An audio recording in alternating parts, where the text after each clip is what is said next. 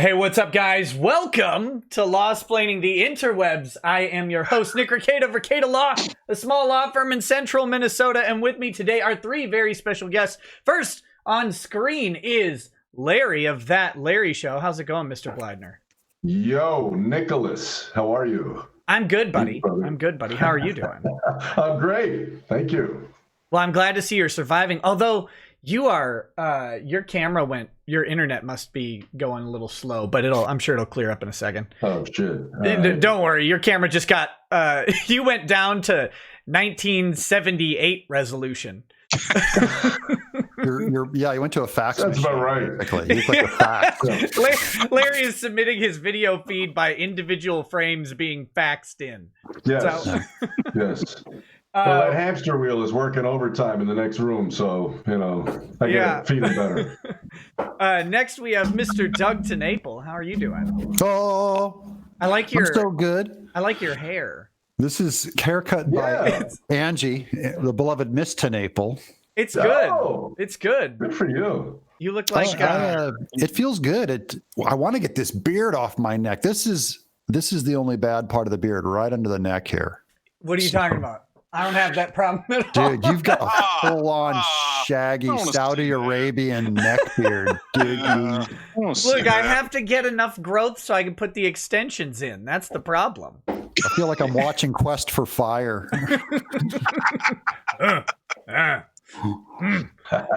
And of course, we also have Mr. Tie Beard rocking a tie, making us look like random schlubs here. This guy's pretending to do work. Well, a man should dress for work.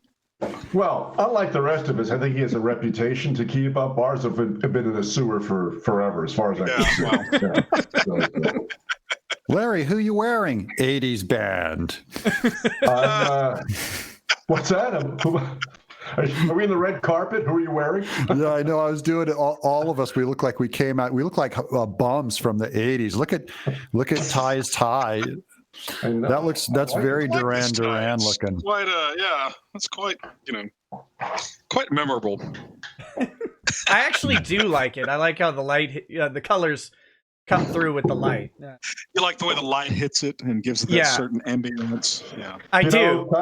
It brings out the fire in your eyes, baby. Really okay. Hashtag no homo. Yeah. Isn't he pretty in pink? Oh my goodness. So we're here to just have our once in a while Chad Dad chat. I figured lockdown was a good time to do so, and I regret to say our dear friend Q, who's going to join us for the first time tonight, was not able to make it. He had a family emergency come up. And so if you are a praying type, just keep Q's family in mind. That would be wonderful, because he's got a little bit of a rough day ahead of him. So, all right. But he's fine. Everything's good on him personally, and he would have loved to be here, but he had to do some essential travel, we'll say. So, where's Peacock? Well, if he would sire some children, he'd be on here in a heartbeat. Peacock. You know him as an LA-based attorney. Oh, that's Peacock now? Yeah, Mr. Peacock. P-E-E cock. P-O-P cock. The guy that's always he looks like he's doing a Gallagher impression. Yeah, he's got the solid mustache, Oh, yeah. All right. Yeah, he had to go under a little bit of a pseudonym, even though everybody knows who he is, because people on Twitter get so hurt by jokes that they contact law firms or something. Oh God. Those damn dirty lawyers. What about we're 50% lawyer tonight. We're taking over. The scum is rising to the top. Larry, did you go to law school? Did you do any law? No. Contract anything? No. But Larry has also... I took the law boards, though, and I made Fordham, NYU, and something else, and then I thought, I fucking hate this, and that was the end of it. Larry has also never done anything unlawful in his entire life. Never. That's the converse of that. Nor have I ever known a felon, either. No. Never. Not one. Never convicted. Well, everything he did's all legal now. Statute of limitations. That's it, Ty. Yes. Yeah. Well, I mean, it just depends on who you are. Because if you're, if you're in Congress, all sorts of things are legal for you. Oh, everything. Like, betting against the U.S. economy, insider trading, all of that, perfectly legal for Congress people who are about to shut it down. They can do that. They can do that shit. But let's not get started on that foot. I don't want to go down that rabbit hole in the first 5 minutes. Yeah, keep your powder warm. That's for after the commercial break. Who's their sponsor? The sponsor today is we are sponsored today by Beard and Harris. We are sponsored by That Larry Show, and we are sponsored by Bigfoot Bill, number 2.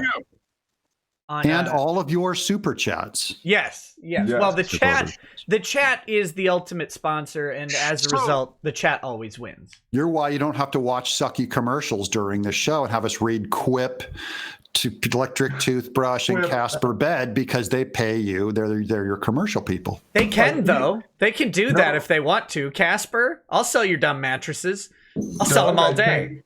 The fact that you mentioned those sponsors tells me you're listening to Andrew Clavin. It's true. All the right-wingers have the same.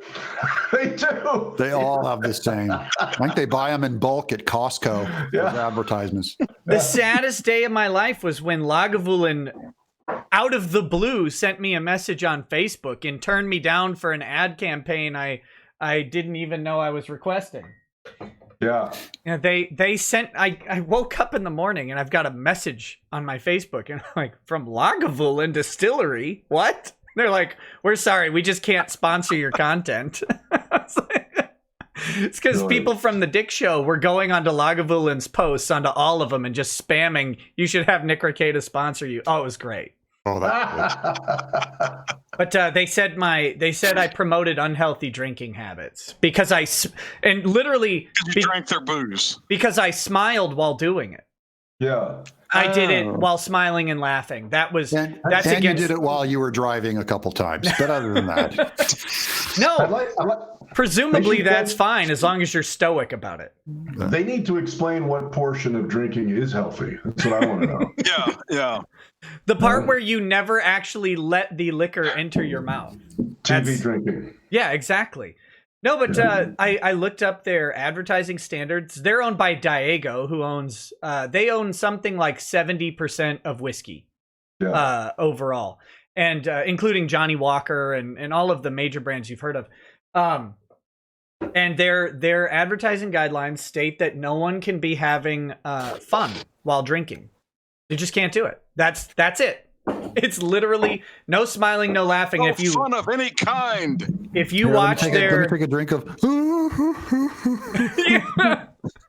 You are selling liquor by the gallon right now. Yeah. So if you ever do happen to see, like they had the Nick Offerman commercials, the guy who plays Ron Swanson on Parks and Rec for Lagavulin. And he's always very stern, and he's never, there's no laughter in it. No. And especially not if he ever drinks anything. It's always very straight man given. So that's how they roll. So that's boring. How they roll. Fuck them. Hey, that's almost what I said to them. Almost verbatim. Larry, you remember those ads in the late 70s for liquor? It'd have like a guy in like a mink coat with like 3 women draped on him around a pool with and they'd all be with a cigarette. I was that guy, of course. Yeah, that's right. That was you in the 70s. Those weren't ads. That was Larry's photo album. You were the whiskey catalog. I was thinking this is gonna make me. I'm already going down old road here, but I was thinking about photos the other day because it was was like for something. It was like submit a picture of yourself for. I think it was one of my kids' like class assignments because they have to do them all online now. Like submit a picture of yourself, and I was like, man, when I was a kid, that would have been a hard thing to get a hold of. Like a current picture of yourself. You can't just snap it and upload it right away. Right. And film was a precious commodity. Oh, I'm also watching The Wire, and like digital cameras were new when the show came out. So they're all taking, these film reels just every single time. And you're like, oh God, how annoying would that be? Oh wait, I remember. It was really annoying. I gotta go to the dark room to go look at this. I'll be at about a couple hours in the dark room. I gotta drop this off at Fox Photo, and I can pick it up tomorrow if they're on top of things. Oh my God, what a disaster! But anyway, so we're here to just basically talk about lockdown, about dadhood, about familyhood, because we're all probably a little closer to our families now. By government fiat, they have forced us all to be inside and hang out with them rather than go do cool stuff like go to work or whatever. Yeah. But I was wondering how y'all are all taking it. Well, how about you, Larry? It's been the longest since I've talked to you. I feel awful. It's been a long time. You know what? It's been, I try to always, this sounds hokey and stupid, but it's true. The silver lining of this is I'm getting to spend time with my kids that I never, ever would have had. My older daughter's home from college. My younger daughter isn't, spending 12 hours a day at school, doing lacrosse and all our other stuff. They're here. And so to me, it's like this incredible gift of being able to hang with them, for a prolonged period of time. So it's really cool. So in that context, I love it. Right. As far as the rest of the bullshit, it's totally odious and possibly largely unnecessary. That remains to be seen, I guess.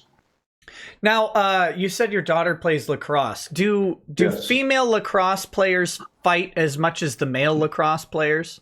No, they don't. At least not in this league. Man, I probably wouldn't watch then.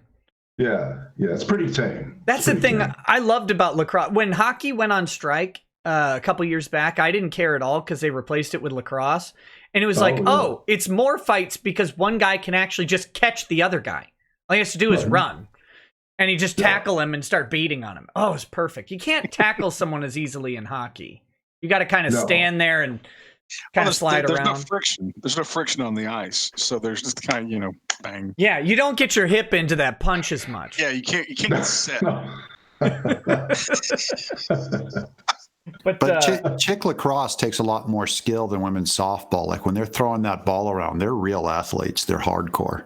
They are. It's true. Way better. They're impressive. Women's lacrosse is crazy in America right now. It is, and oddly, it's sort of ballooning in California. It always had been pretty much an East Coast thing, actually Northeast, as far as I know. But it's really one of those catching fire here. It's one of those like rich kid sports from Ivy League schools that don't go anywhere. It's like it's the John Kerry going octopus fishing of sports. Like yes, you can go or windsurfing. Was it windsurfing? Windsurfing and octopus fishing. I just love it. It's like, well, you go to this Ivy League school. It's like, what do you do? Well, I'm on the rowing team. We have the nationally recognized rowing or yachting. It's like, well, but. Like the guy going to the state school playing basketball is going to end up better off. And I believe John Kerry played on the women's lacrosse team. Yes, he never got a letter, but he did. He was highly decorated for the. He was the team manager. That's right. He was for the 40-yard war medal. Pearl. We killed many babies on the field. We killed many babies. To be fair, on villages. To be fair, his sprints were always trophies over. His sprints were always hindered because he would step on his cheeks and fall over. Like that's the problem. They would just drag down in front of him, trying to get those things out of the way. Yeah, he won a Lurch lookalike contest too. I'm pretty sure. It's what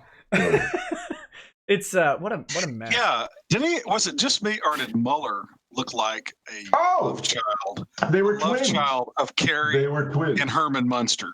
It was scary. It's like, You know what I noticed today, speaking of twinning like that? Oh, yeah? What's that? Zuckerberg and Gates have identical voices. Oh, well, that's because they're run by the same AI. It's yeah. Zuckerberg was killed a long time ago by Facebook. I thought it was the Winklevi took care of him. No. See, he was sitting at his computer, and his computer strangled him with a USB cord and uploaded itself into his body, and then it 3D printed a replacement exoskeleton because or endoskeleton because it all started to break down, and then now he's just plugged in. Well, he's got Wi-Fi now. This early on, he had to stay close to a computer with a cord.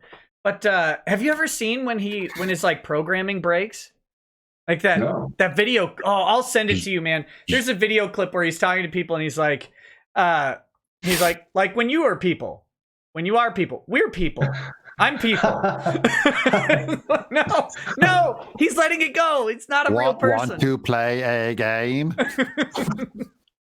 Yeah, just watch there's all sorts of Zuckerberg is either an alien or a robot videos out there. I saw the one where they put in the side scrolling the lizard inner eyelid. Sure, they put those in there. You mean they forgot to edit them out? Yeah, right. They forgot to edit one out. Yeah. They forgot to edit them out. Well, as is custom, there's some chats that I want to address as we get going. And kind of keep up with those so it's not so bad at the end. Gay and Still at Large says, I was gonna have a shitpost question about your son liking traps, but I realized I had an actual question. Dads, how do you decide if your kids are ready for a dog, and what do you personally recommend for a first dog, breed, habits, etc.? Well, I will say, I'll answer first as the host. As soon as they have teeth, and the recommended dog is a hot dog. I prefer mine with ketchup, pickle relish, maybe a little mayo if I'm feeling feisty, and some hot sauce. But I'm not. I'm still considering a dog. I would love a dog. They just seem really high maintenance to me, and I'm too lazy. So I'll bow out on this one. How long have you been considering it? Years. Yeah. It's one of those things where I always intend to do it, like giving up porn. It's like one of those things where you always intend to do it, but it's really hard to pull off. Come on, pull off? Not after a porn joke. Come on, I threw a free one in there for you. That was low hanging. That was low hanging fruit, like a peach. Yeah. I don't know if I would be a good choice for a recommendation since my favorite dog was a Great Dane who lived in Whoa. It was a house dog, the sweetest dog I ever had. Yeah, a dog as big as a house that you can live in after they pass on. Like and you can use their poops as a coffee table. 168 pounds. My favorite Otis was his name. My favorite Otis story is one night I wake up and my wife is spraying air freshener. It's like 3 a.m. I was like, what are you doing? And she goes, can't you smell it? Otis farted. 168-pound dog does that. I mean, Ty's like, right, Otis. Good night. Yeah. He would, because he slept in the bedroom with us. He would sleep at the, Otis, how terrible of you! You managed to Dutch oven it. Bad doggy. Some people throw their voice. He threw his fart right under these blankets. Yeah, I'm not a dog person. When we had a dog, he would be sitting in my office, and I would just, he'd just look at me, and I'd know that 25 seconds later, I was going to be suffering, just as your wife was. It was awful. It's like, what did you eat? We buy all of the good food. What did you eat? Oh my God. Well, Larry has a dog. I do. Moose. He's the official guard dog of the Take No Shit Dojo, and he's pretty ferocious. All 16 pounds of him. And I would say to this guy, hey, get a dog as soon as they're probably 3 or 4 years old, so they can kind of understand that they shouldn't ride it or hold its head in the toilet or whatever. And as far as breeds go, my dad was a big dog guy, and I remember him telling me, when you grow up and get your own dogs, make sure they're mutts. They're a lot smarter. And he was right. This Moose is crazy smart. There's a lot of poodle in him, so he doesn't shed, and there's nothing greasy because he's hypoallergenic, but there's some other crap. He was a rescue, and we said that he was one of El Chapo's guard dogs. And he probably, no lie, I mean, I'm sure Moose has a vocabulary, coughing on 100 words. I mean, he understands a lot that you say, and he can pick up patterns in a day. You do something twice, 2 days in a row, he's got it logged. So he's a lot of fun. I can pick up patterns in 10 minutes. This isn't impressive at all. Well, Moose is working on his law degree, Nick. I think you should know that. Yeah. Look, I've met plenty of lawyers on Twitter. I'm sure he'll do just fine. Yeah, I think if my dog could talk, he would just say, "You gonna eat that? About You all gonna he eat that?" says. That's all he thinks. Yeah, I said, "Boss, I love you. You're wonderful. You gonna eat that?" I mean, Yeah, they are hunger-driven, true. Oh man. Yeah, hardwired for starvation, I think. The main problem I have with dogs is simple. If I'm gonna go somewhere for a week, I have two options. Yeah. Take the dog with me or find a full-time person to watch the dog. Yes. And that is the hardest can thing board to them. do. you can board them. Down here. You there's can several. board them, not out here as easily. That's the Oh, problem. that's right. That's right. You live up in the frozen tundra yeah. He lives on the moon. Above the Arctic Circle. It's Yeah. just there's just not it's mainly the small town, right? Like in the Twin Cities, there are dog hotels and boarding places all over the earth. Up here, you got to like know someone who boards dogs, and there's like a dog Uber boarding service. Yeah. And there's only two people in like a hour radius that do it in our area. And so they're always booked up too. And it's like, Larry's the only guy in LA who raised his own dogs or children. True. True. I have a buddy in the film industry, and he's got this dog, and they actually got it some type of a psychotherapist. I'm not kidding. I love it. I'm dead serious. Why Not a did I go to trainer. law school? Yeah, why? Dog Gotta start therapy. with a dog. Some fucking, hippie chick with a name like Moonbeam or something, comes and visits them once a week, and I don't know if she puts the dog on a couch or something, but it's a therapist. It's not a trainer, it's a therapist. Yeah. So, I met one because our last dog, we did do the puppy training, and then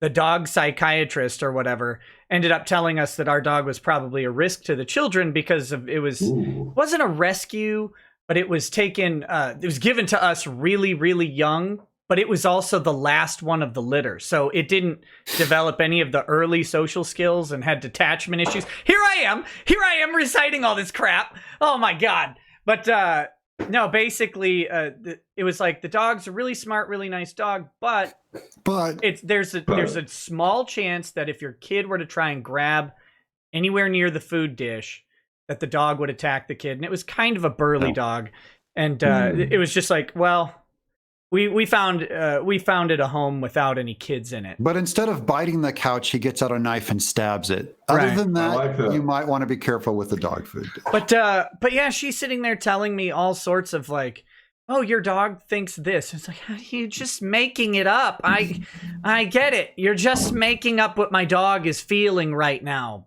because you can't speak dog, no matter how hard you try. It's like those ghost hunter shows. She's like, I felt a 2-degree difference in your dog. Did you feel that drop of temperature? yeah. Did you smell that? About to increase the temperature. Your dog smells nervous. Tarapar says, hey, Nick, just reminding you should have received most of Mabaki today. Amazon borked the order, and for some reason, part 1 didn't ship with parts 2 and 3. Part 1 is still in transit. Should be there soon. Peace. Well, I should have received it, but I didn't go to the post office today. I'll go by tomorrow. Thank you so much for letting me know. Kiwi Goes Live says, I was a latchkey kid, but my dad and I were roommates for the last decade of his life and grew very close. He passed 3 years ago, and I'm having trouble moving on. My HMO won't pay for therapy, and I can't afford it. Advice? Go to church. I was going to say something similar. You go to church, and if you don't go to church, go to a church and talk to a pastor, someone in ministry. They'll just talk to you. Yeah. And if they're putting too much pressure on you, go to a different one. Yeah.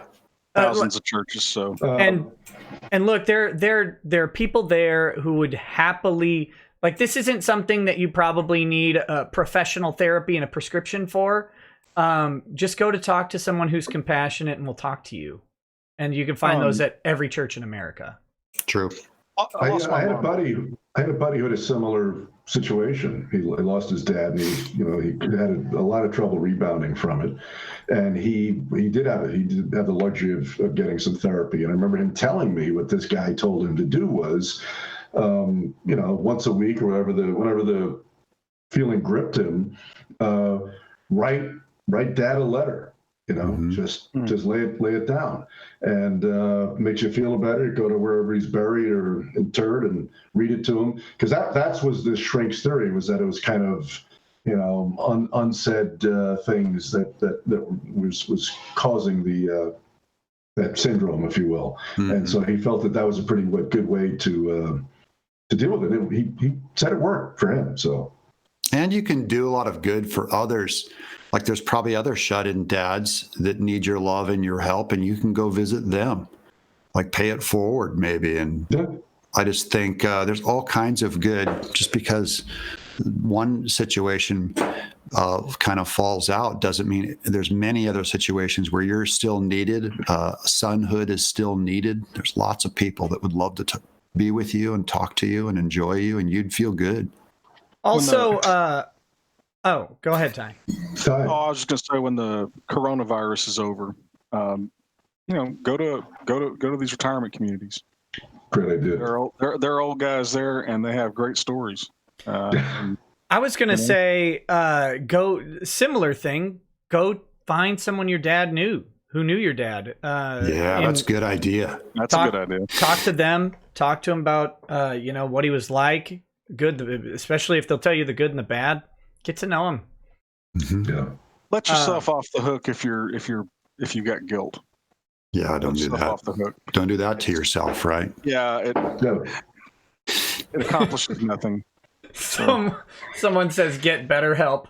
Use promo code Boogie2988. Sent me, so pay him. No, don't go to BetterHelp. What a shame. There's no BetterHelp. Where else will you go?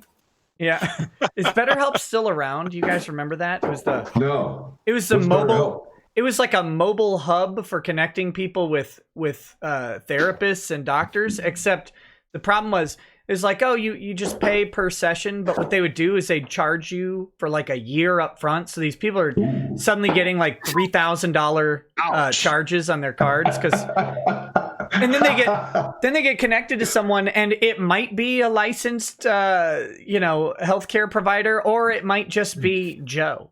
Or it might be LA-based comedian. Yeah. Hi, how can I help you? Yeah, exactly. Sakaki Onsai says, good evening, Chad Dads. The last time you were all on, you gave some wise words about relationships not being over at 40. Needless to say, things are progressing, if you know. By the way, or I think if you know what I mean. By the way, hi to Statler and Waldorf, Doug and Ty. Oh. Which one am I? That reference is too old for me. What is that? Those are the two old guys in the Muppet Show up in the balcony. Oh, okay, that's not too old. Yeah. Okay. I was missing. Yeah. Let's see. Doug, you're the taller one. Which probably Statler. Yeah, I don't know which one. Yeah, that makes you Waldorf. Yeah. Why were they named after hotels? Yeah. I think they were just supposed to be rich old guys. Rich old guys. Yeah. What richer older guy than a hotel owner? Yeah. Proud to represent the rich old guys. Yeah. I'm good with that. Siren Jag says, good Lord Rackets, either trim up the neck or install some cornrows in that thing and make the drape smash the carpet. Tough crowd tonight, man. It's okay. See, they will be doubly punished, because once this quarantine ends, there's going to be a Mason-Dixon line right across that mustache, and everything else is going. And I will have full-on state trooper mustache. Oh, God. I'll march down to the courthouse on the opening day and just hang out with them and check people's stuff at the metal detector. Sounds fun. Agreed. BTL Video Production says, have Drex and Ty been on the same stream before? Briefly on the 24-hour stream. Not at the same time, though. Oh, yeah. Not the same time, but yeah. No. Also, if you've been a judge since 1996, you've been in way too damn long. # Box Elder Justice Court. Okay. I mean, I guess. I think if you've been a judge, you've been a judge too long. Timothy Reaper says, the title says Chad Dads, but I only see one Chad Dad. The others are a hobo dad, a rockabilly dad, and a wilderness wild dad. Can you suggest a good attorney to sue you for false advertising? Yeah, unfortunately, he went out of business in North Carolina. Acebrain 2003 says, YouTube's algorithm recently recommended me a video by Greg Doucette about vegetables that make you fat. Surprise, I checked the vid and it was actually just some random roided dude. Not the T Greg Doucette. How disappointing. That random roided dude has like 3 million subscribers. It's so funny because by birth, SEO killed him. Killed any chance he has on YouTube because he will never get to compete with that under his own name. He'll have to pick some random name. Oh, God. Fate hates that guy, and I can't stop laughing about it. Ransu says, Doug and Nick, either sign a contract stating that you will raise Masterson's kid if he doesn't want them, or stop telling him to start a family. Show some conviction if you truly believe he should start a family. That's quite a clause. That's kind of a, that's a lifelong commitment. But I would be willing to bet. I'd be willing to bet that he would love it. I'd be willing to bet that. Oh, I think he'd be a great dad, especially how much he likes the Little Irishman. Yeah. See? Yeah, he should. RZEQDW says, since I became convinced that coronavirus isn't a big deal, I remembered all of my problems from last year haven't gone away. How do I get back on track to have a life that isn't sad, lonely, and pointless? Oh, God. Do stuff. Whoa. Well, he can't right now. Oh, Yes, he can. Yes, Sure you can. I'm assuming this is a male, correct? And he's not quite in your neck of the woods, but pretty. Yeah. Go to Ty's house. He's in your state. go over to Ty's house. Well, yeah, we're only as big as about half the rest of the country. Excuse. No, do stuff. There's nothing worse for a guy to do than just sit around being completely idle. We're not wired for that. We're wired to want to work. We're wired to want to do things. Get a ham radio license. I'm just throwing stuff out, but there's all kinds of stuff you can get from home while you're quarantined. But do things. Write if you have any writing ambitions. Do that. Whatever. Well, he used to write a successful blog. I did an entire episode about this 2 episodes back. It was making lemonade in a crisis. Mm-hmm. And there are guys right now are making fortunes while this shit's going on. And there are other guys that are plotting to do fantastic things. This is this is an opportunity. And to sit on your ass and zone out, you're going to regret that. There's so much you could be doing. Just because you can't do it with other people, sometimes that's the best way to achieve things solo. Well, you got to break out of the pattern because you don't. You sit around not doing anything, you get depressed. Mm-hmm. Depressed, you don't want to do anything, and that's right. You just kind of spiral down. So take up a vice. Become an expert. Become an expert. No, but become like a cigar expert or a cigar sommelier. Cigar lounges are a great place to meet guys. Shoot heroin. There you go. Grow your beard out like mine. Shoot heroin and hang out under overpasses. You can't find. It is not good for man to be alone. I think you just need to find one friend. Instead of going big and trying to fix everything at once, you find one bromate, one guy who you can talk to and who likes being with you, one friend.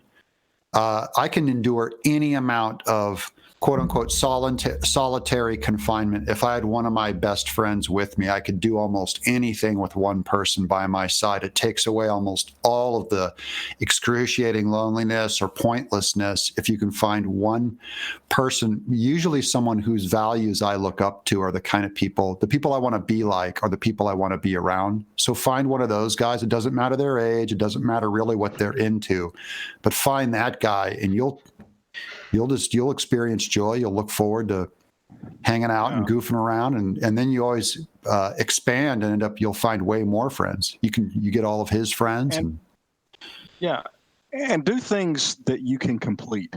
See, your brain doesn't know the difference. Yeah. Your brain is satisfied when you complete a task. It doesn't matter how trivial the task is. True. But don't. I mean, this has got to be a real rough time on people who tend towards depression. Sure. Because they're being forced to be isolated, and I think there's going to be a lot of mental health problems coming out of that. But you are not going to die of coronavirus, but we could die of loneliness. I think he already lived through coronavirus. That's what. Because he used to be really concerned about it, and then he was told that he probably had it, and then now he's alive. But I think to summarize what Doug was saying, go make friends with Ron Jeremy. What you got to do is you got to hang out with someone who does the things that you like and you look up to for their accomplishments, and you can accomplish those things pretty quickly. I'm thinking lots of task-oriented work going on there. It's perfect. Thanks, Doug. That was good. Well, see, there you go. You've got a spectrum of advice. And that advice is on the spectrum, that's for sure. RZ people on the from guys on the spectrum. RZEQDW says, P.S. Oh, so the same guy says, P.S. Ty, if I get arrested for going outside my home in Austin without wearing a mask, can you fix it for me? Can't fix it for you, but I'm sure you can find legal. I can get you legal representation probably. That's a problem. There's actually going to be. You can't fix the arrest. There's going to be a protest tomorrow, I think, in Austin. So we're doing one in Nashville this weekend. We're doing one. Yeah, I encourage that, and I especially encourage everyone to go armed. I agree. I noticed that the Michigan police really didn't want any part of that protest that happened in Michigan because those folks were very well armed.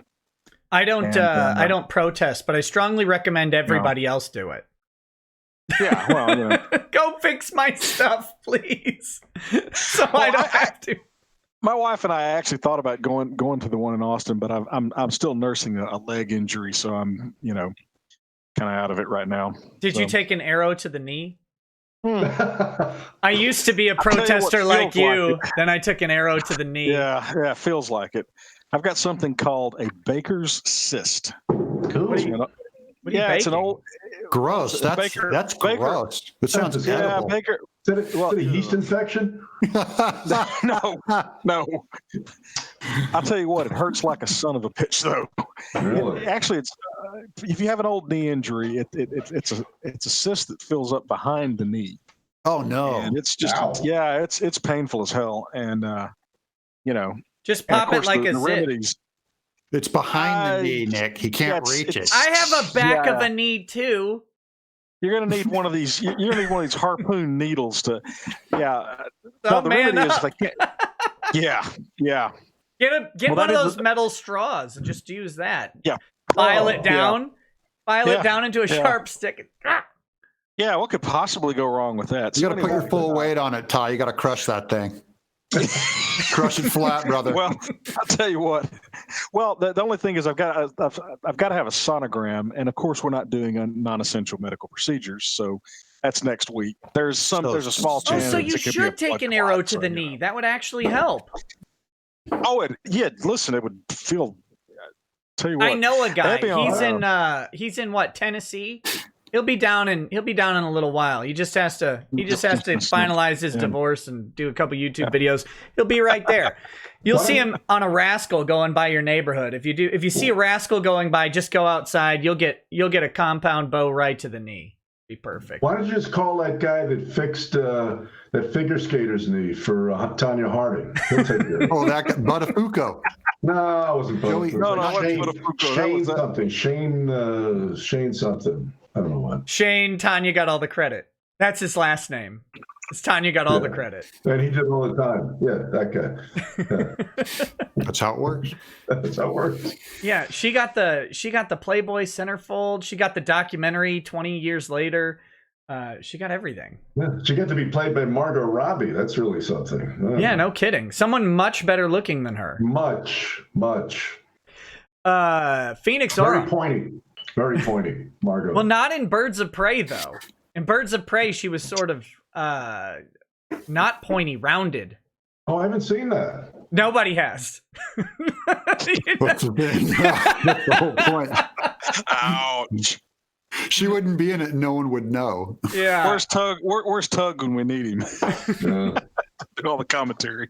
Let's see.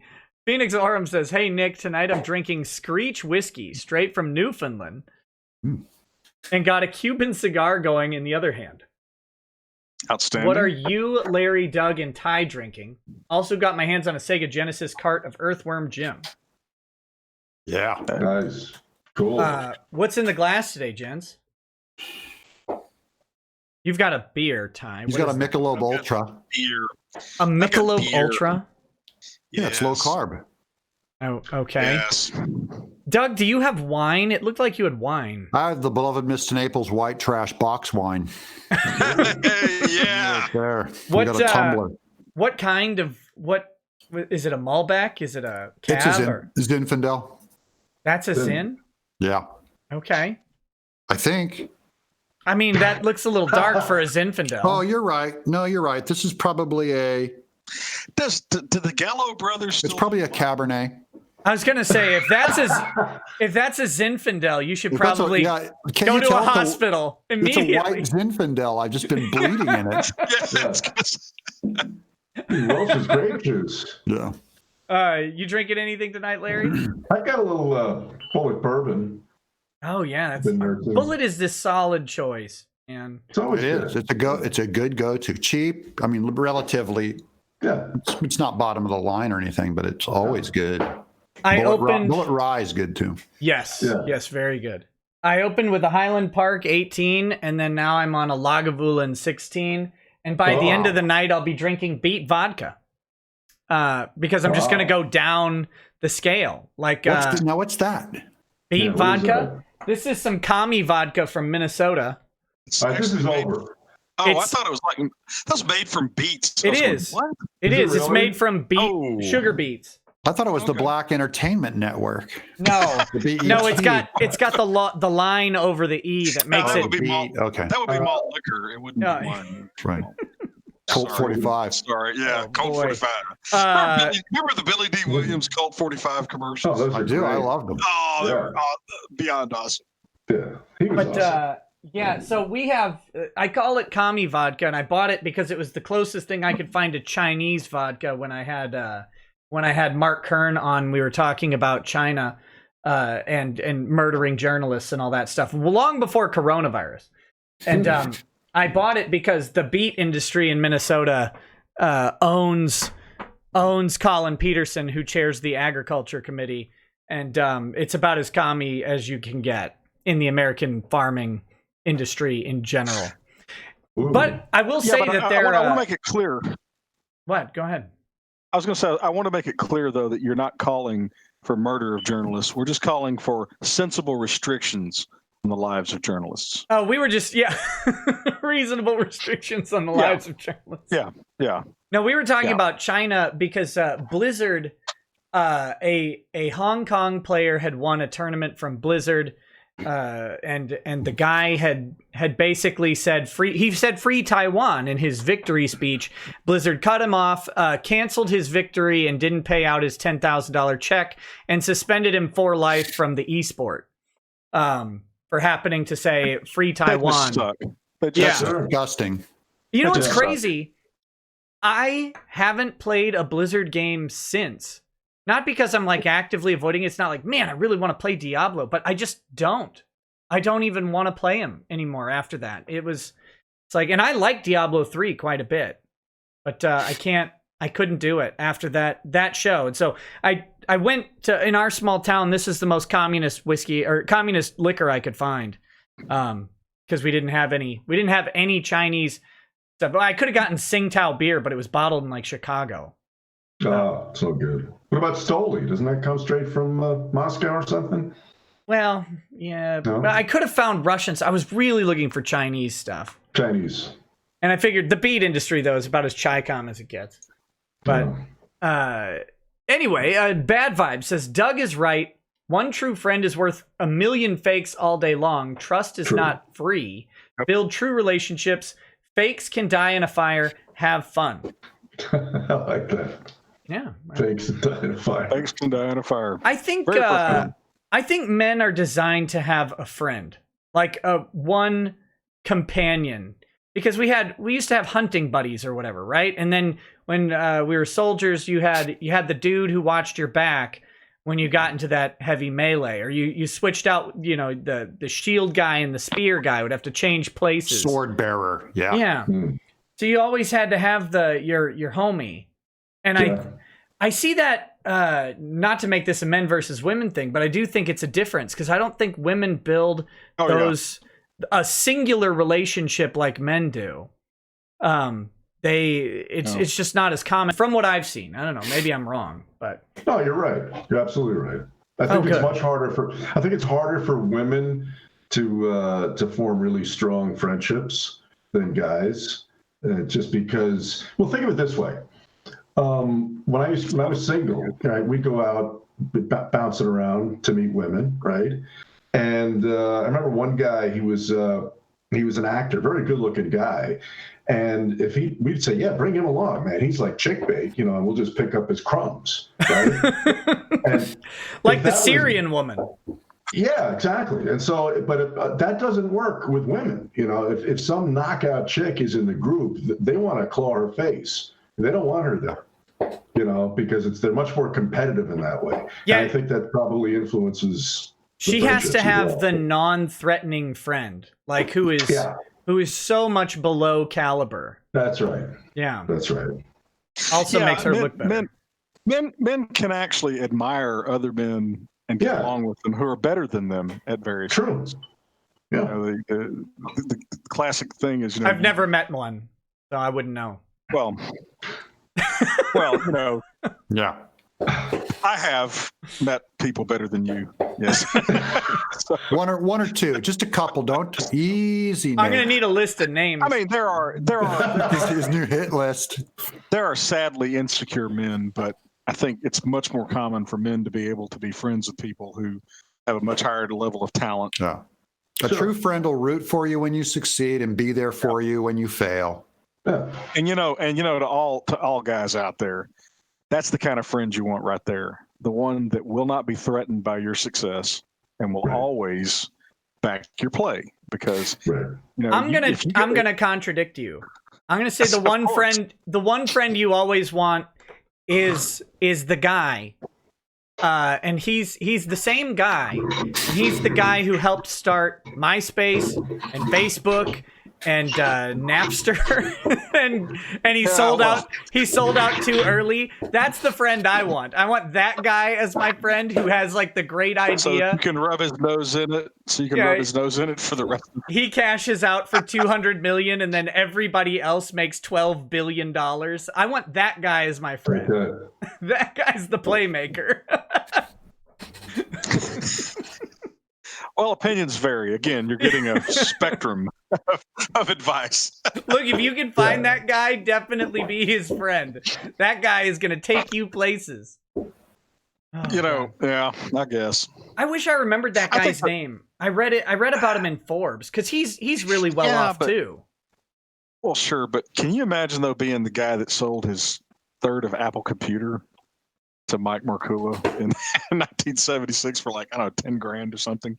Can you imagine the guy who? Don't you know he hears about that from his old lady every week? Can you imagine the guy who spent like 400 Bitcoin on the first Domino's pizza order? Yeah. The guy bought like a pizza that ended up being worth $30 million or whatever. Sure. Ouch. Yeah. God. Oh. That'd be hard to take. That pizza is still more than most people are going to get out of Bitcoin. TV Goes Live says the last movie I saw with my dad was Guardians of the Galaxy 2. Fate has a cruel sense of humor, but he loved the movie, so it made me happy. I played Father and Son by Cat Stevens as his funeral in tribute. Oh, how cool.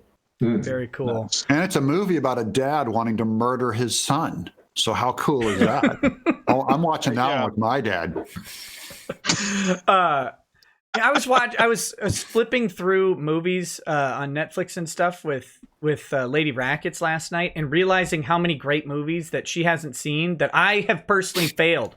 Like I've had like 17 years to show you American History X and we haven't watched that. I swear we watched it. And then I'm like, oh, look, In the Mouth of Madness is only an hour and 35 minutes long. I swear that movie was 6 hours long because it's a slow plotting movie. And she's like, oh, I've never seen But have you seen The Notebook with your wife? Several times. Oh, you Never. Sorry, man. Didn't mean to rip that scab off. Hey, I'm not sorry. I'm not sorry about watching. I will watch a Nicholas Sparks movie with my wife any day of the week. Your grandmother dragged me to a Nicholas Sparks here in Tyler. Which one? Both of your uncles. He came to the Cowan Center here. Oh, to see him. Not a movie. Okay. Both of your worthless uncles bailed. And so I'm sitting at this table. You're right. You have met people with better skills than you. Yeah, I'm not going to see Nicholas. I'm not going to see Nicholas Sparks. I'm a man. Yeah, I'm sitting at the table, and this guy is beside me, and he's kind of going. He's sitting there, goes, "I'm here because my wife's here. Why are you here?" I said, "Peaches asked me to come." Yeah. And it really wasn't a request exactly. It was kind of a, So yeah, actually, the guy is quite interesting. He was an Olympic caliber athlete, got injured, and he literally sat down and decided to become a best-selling author. Did he cry when he got injured? He didn't really seem to be all that effete. I was surprised. No. But I mean, I think that's what I'm getting at. Is I bet he cried that one time in his entire life when he got injured, and then he decided to take revenge on the rest of civilization by making people cry constantly with every stupid pile of garbage that he wrote. Well, yeah. Anyway, so yeah, that was. Yeah, I got to pay your uncles back for that one. Oh well, we'll come up with something. We'll come up with something. Yeah. But okay. What was I going to say? Oh yeah, but In the Mouth of Madness, which I know she's watched because I made her watch it back in college. She's like, I don't remember this. I'm like, Sam Neill, Sutter Kane. It's one of the best horror movies ever made. Period. Like, oh, disappointing. Bald Eagle 1787. It's got Jürgen Prochnow and Charlton Heston. What, In the Mouth of Madness? And David. Yeah, I've never seen it. Holy crap! It's I was looking at the cast. It's one of the best movies, horror movies there is. I'm gonna look for. I never even heard of it. I gotta look. You got Sam Neill. You got Jürgen Prochnow. You've got Charlton Heston. John Carpenter is the director. Yeah, I just remember that one monster that runs David after Warner. Sam Neill. It has like a head down here on his belly or something. Yeah, it was really a weird. Gross. It was cool. Holy mackerel! No, it's great. I'll have to add that one. I mean, like, imagine if Clive Barker, his books became so popular and people believed in them so much that they became reality. That's kind of the synopsis of the movie. It's great. I know why I didn't see it. I was in law school when it came out, so you're busy. Complete. I watched it in law school, and I'd seen it like 12 times before that. But I actually wanted to be a real lawyer. That was your bad. You didn't want to be. Nick was studying for his YouTube career. Yeah. No, Internet Shockjock. Yeah, exactly. I've seen it in the legal papers. Yeah, it's in the law now. Yeah. He's cited in some stupid God, case. that is so pathetically early 90s. Shockjock. Yeah. I'm here to do it. I'm here to shock the jock. Bald Eagle 1787 says, Cato Sicarius approves of this message. High Lords of Terra, please bestow the knowledge of preparing for retirement upon us plebs. Also, 999 other people and I get to ride in a black ship to meet the Emperor. How lucky am I? You're one of 1,000, buddy. You're on your way. You're going to make it straight to the top. To see. Hey, and by the way, before anybody asks, I did finally get to see the one where if the Emperor had a text-to-speech device. And I nearly had an aneurysm laughing so hard. God almighty, that was funny. It's a good series. When the Primarchs come in dancing and singing, and he's like, "What the actual fuck is this?" Anyway, just great. Okay, stuff. so there is in code in there is a prepare for retirement. How do people prepare for retirement these days? Except that you are actually going to retire at some point or be at that age. I would start with that. I'm not. Never retiring. No, you're never going to get old. Talk to an investment advisor. Good God, there's zillions of them.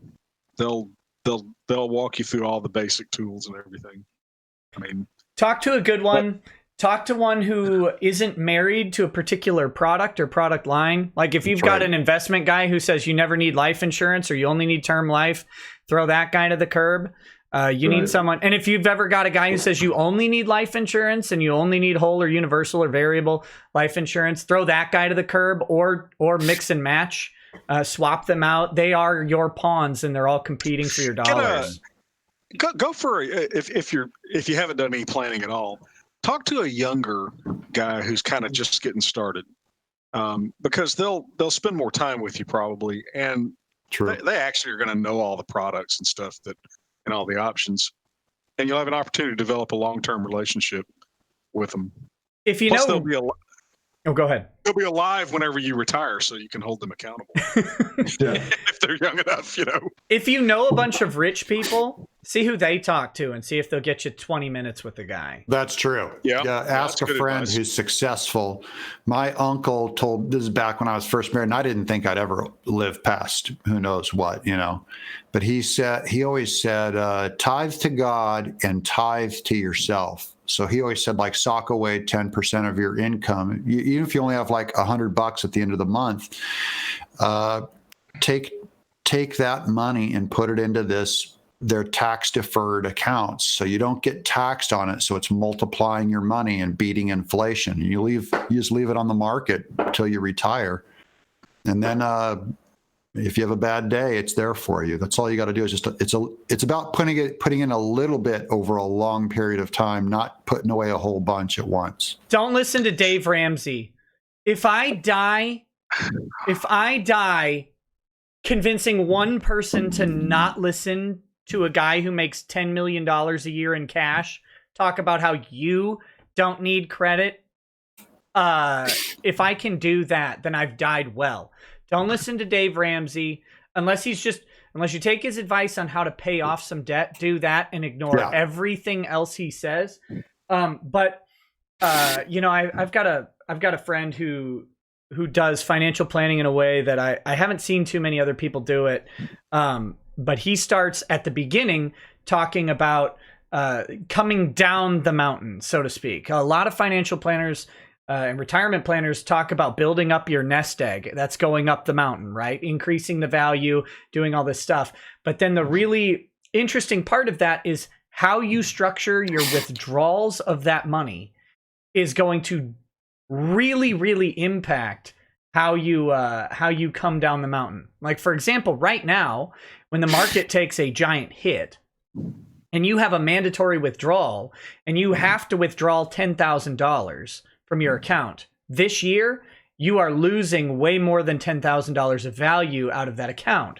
So if you have some sort of alternative structure, like, for example, a whole life policy with a whole bunch of money sitting in it that you can borrow against temporarily, you can take your distribution from that. And then, you can use that to offset the down years. Everybody will tell you that the 30-year average of the S&P is 15% per year, which is great. And it is. In just about any 30-year period in American history, you'll have a 15% growth average in the S&P. But those all include 30% and 40% losses over a single year. And I'm sorry, but if you lose 30% of value of your total value of your account in 1 year, it doesn't matter that you gained 15% last year, because a 30% loss is much bigger than a 15% gain. So you got to know how to structure your withdrawals. And if you're talking to a financial advisor who doesn't know how to do that, you might not be adequately covered in your preparation. I'm just saying, find a guy with experience, good recommendations, find people who deal with them at the beginning of their planning and at the end of their planning. Get some word of mouth. If you need help, I know a lot of financial planners who are really good at their jobs. I can actually recommend you. They can practice across state lines. So, there you go. I agree, though, with LT. You shouldn't listen to Gordon Ramsay. Way too much profanity. Dave Ramsey. Gordon Cook. Yeah. Don't overlook the other side. Beyond the financial, arena of that. I knew a guy, actually an attorney years ago. He's a very smart guy. And never met a smart attorney. Sorry, go ahead. I've known a lot of smart ones. Really. If he's so smart, why is he an attorney? If he's so smart, why is he not alive anymore? Yeah, I don't know if he is. Well, anyway, his thing was, retirement is very much an American concept, and so the thing is, people who spend their careers with an eye toward retirement are in the wrong career. This guy was in his late 70s and still practicing and loving every minute of it. And that's part of the idea, to do something you like doing. And why the hell would you stop doing it if you really do? Unless there are some guys who just want to go play golf or fish or whatever, and that's cool. But in many cases, somebody who's really, on the edge of their seat looking for retirement has had a shit career. Yeah, true. Oh, I honestly can't see myself retiring. I love what I do. Exactly. Yeah, most guys, we'll do it till we drop. I'm making comics at 53. I've never had more fun and never had a better time. This old lawyer mentor of mine, he was a crotchety old trial lawyer. I'd like to go out like he did. He died at 88 practicing law. He died in court after closing arguments. Not quite, and won. Almost. He was. If anybody could have, but no, he was sitting he was in his hospital bed reading deposition transcripts. There you go. I mean, that's badass. By the way, Nick, real quick, I need to do something here. I've got to. Shoot. No, you can't. You can't. I got to get my. Hold on. Yeah. You need to wait for me. Okay, sure, of course. Let's talk about it behind his back now while he's gone. Yeah, God, what about that neck? Jeez, I don't want to see that. Did y'all want to see that? Such a.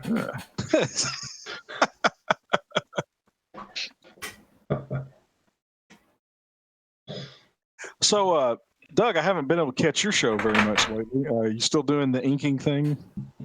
Yeah, I've been inking pages. I'm penciling pages right now. I'm telling you, it's like a latter-day Bob Ross. That's right. That. It's just strangely relaxing. I just like drawing. I just figure I'm going to throw a camera on if I'm going to have to draw. But today we hit 150,000. That was the thing. Everyone's like, "Oh, what are you going to do in the financial crisis? What are you going to do?" We're blowing up. We've never done better. Good for you. I was gonna. That's great, Doug. Thanks for blowing that. I was going to announce it in a little bit. What? Rude. I just stole your thunder. Sorry about that, buddy. Ty? Well, actually, you took your thunder back from Nick. Yes. Okay, so this is a shout out to some friends and clients, and you know who you are. One of our enemies died a horrible death, and we're now drinking from the skulls. In Minecraft. Salud. Yeah. Very good. Okay. Sorry, I just didn't want to forget that. What did you? What were you drinking from the skull there? I just poured some beer in it. Beer? It was bile. Human bile of my enemies. It's a symbolic act, Nick. It's not a. Listen, here I am drinking Bareface whiskey. Well, we all can't be you. Thank God. I mean, unfortunately. No one actually died, guys. It's a proverbial death. It's a proverbial death, and it is not anyone you're thinking of. Probably. Right. No. So just anyway, yeah. Let's see. Intimidator0108 says, "Good evening, everyone. Nick, I don't know if you've shown it yet, but I'm currently trying to load Forza Horizon 4 and live stream on Twitch. If you want to show the Ty beard design that way, I can DM you the link on Twitter." Well, Ty, this guy, he designed a car. Oh, cool. In Forza Horizon 4 for you. Okay. I'll have to find it. You have to send me the. I'll send you a photo, or I'll have to send you. Let me see. I'll pull up just for a second. I'll pull up one of the pictures for it, Okay. and then you guys can see it too. It's pretty cool. This guy puts a lot of work into his Forza cars, real quick. So here you go. There's the car. Oh wow, that's cool. beautiful. That's cool. Yeah. Damn it, Nick, realistic. It's got the Beard and Harris logo on there and stuff. So. That is cool. That's very slick. I lost the case. Very slick. I'd actually like one of those. Well, it's not. It's in a video game, Ty. But I still want one. Yeah. Well, I guess one. I'll Sell get you. one. I'm gonna gift you on Steam Forza 4. Yeah. I'll get it over to you. Well, I actually represent clients that have car dealerships, so I'll just go to them and say, "Can you get me one of these?" There you are. Can you get me a wrap on a 1992 Corvette? Just get a garage-sized 3D printer, and you could print it up. Do that. Yeah. Do that.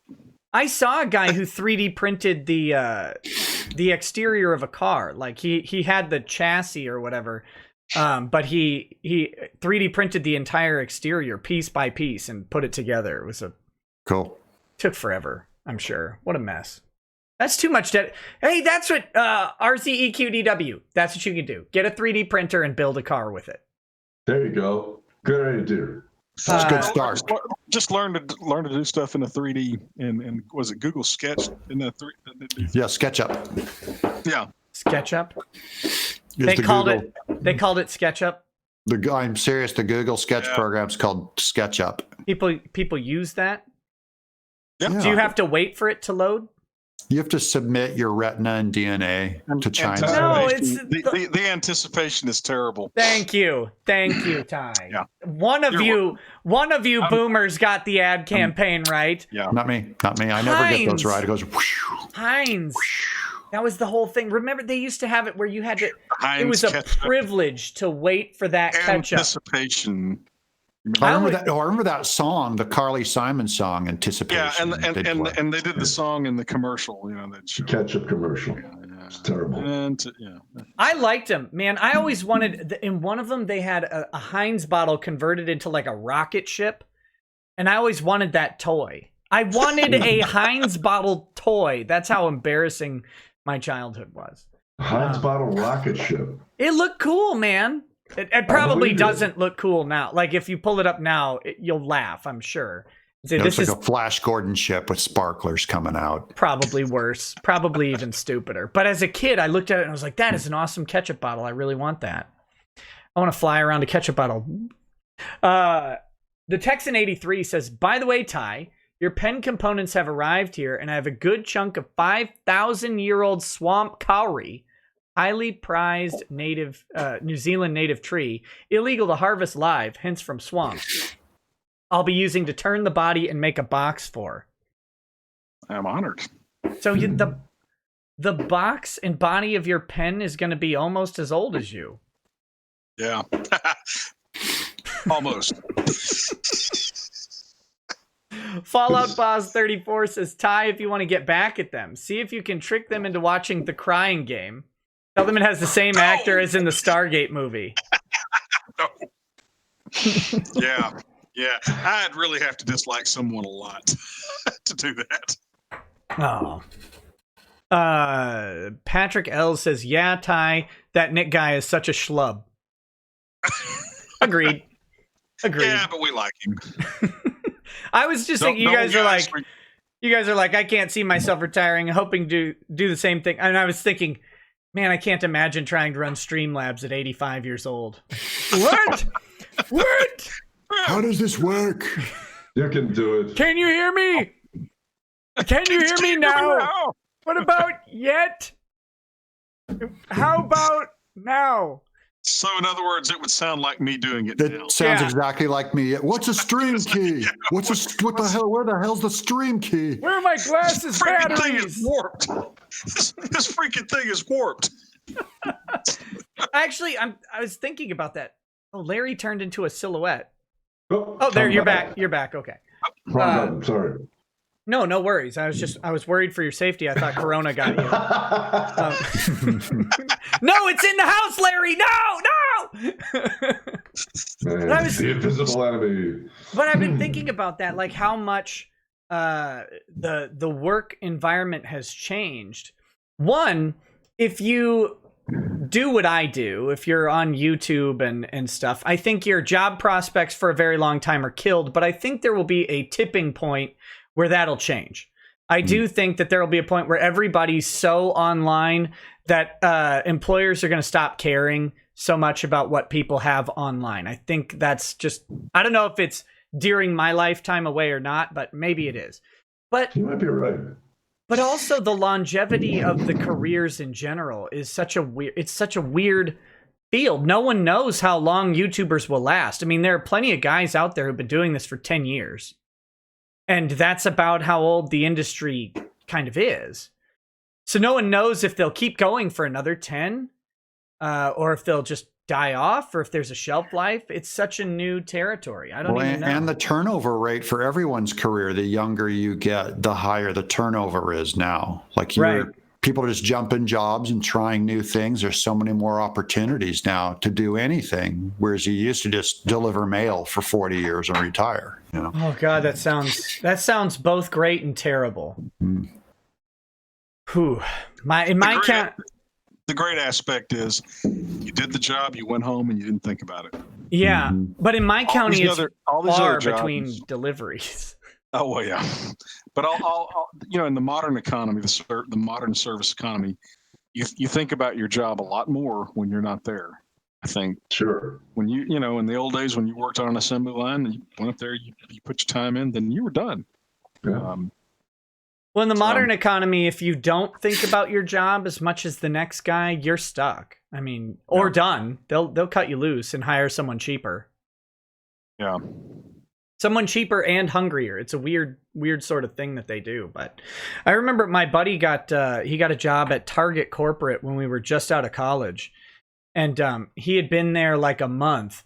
And they sat down for a 30-day review, and they're like, "Okay, where do you see yourself in 6 months?" He's like, "6 months, right here." And they're like, "No. Wrong answer.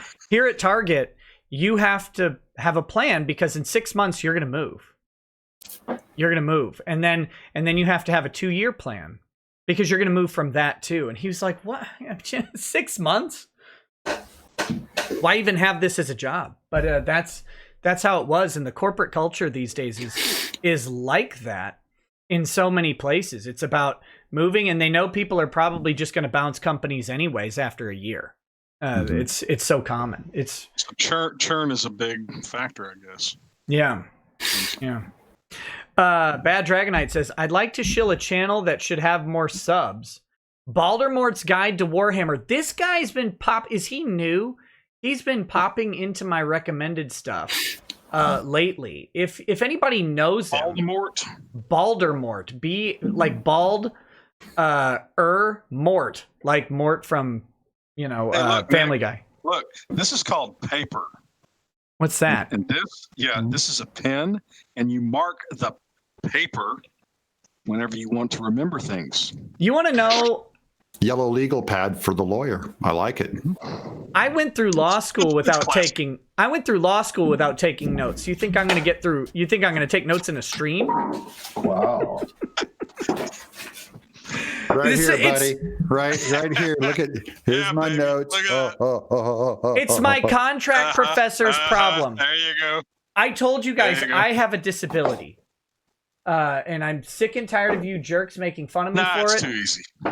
I'm sick and tired of you jerks making fun of me for it, but I have a disability.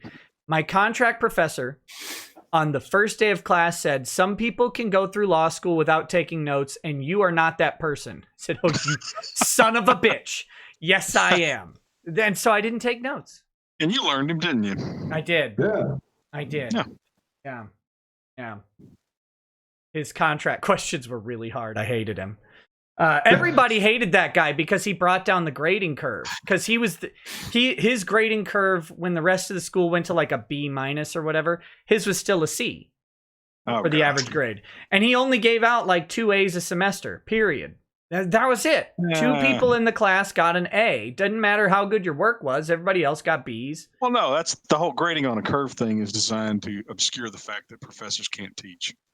Yeah, he was the former dean of the school, and he was approximately 2,000 years old. He was almost as old as the wood that's going to be in your pen. Now, my criminal law professor was a former dean, and he was great, but that was just our experience. My criminal law professor, we got to the part on sexual assault and criminal sexual conduct, and she said, I think we're going to skip this part. What? And I was like, What do you mean we're going to skip this part? Because that doesn't happen? Don't we need to know how to defend?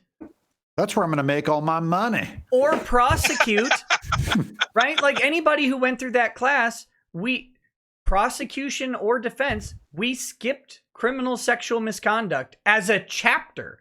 No rape, no touching, no pedophilia. Because of triggering, I guess. I don't know. She just decided that we weren't going to do it. She didn't give us an explanation. That's what it was. These idiot professors do know. No, I'm sorry. Speaking of professors. Hey, Nick, did you hear that Comic-Con got canceled? San Diego Comic-Con? San Diego got canceled. Today, 125,000 visitors a day. All the hotels. It's one of the world's largest conventions. Dang. Not moved, canceled. Oh, so they didn't move it till like August or something. They're just going to do next year. They said, see you next year. See you next year, sure. They're big enough to weather it, I bet. That's true.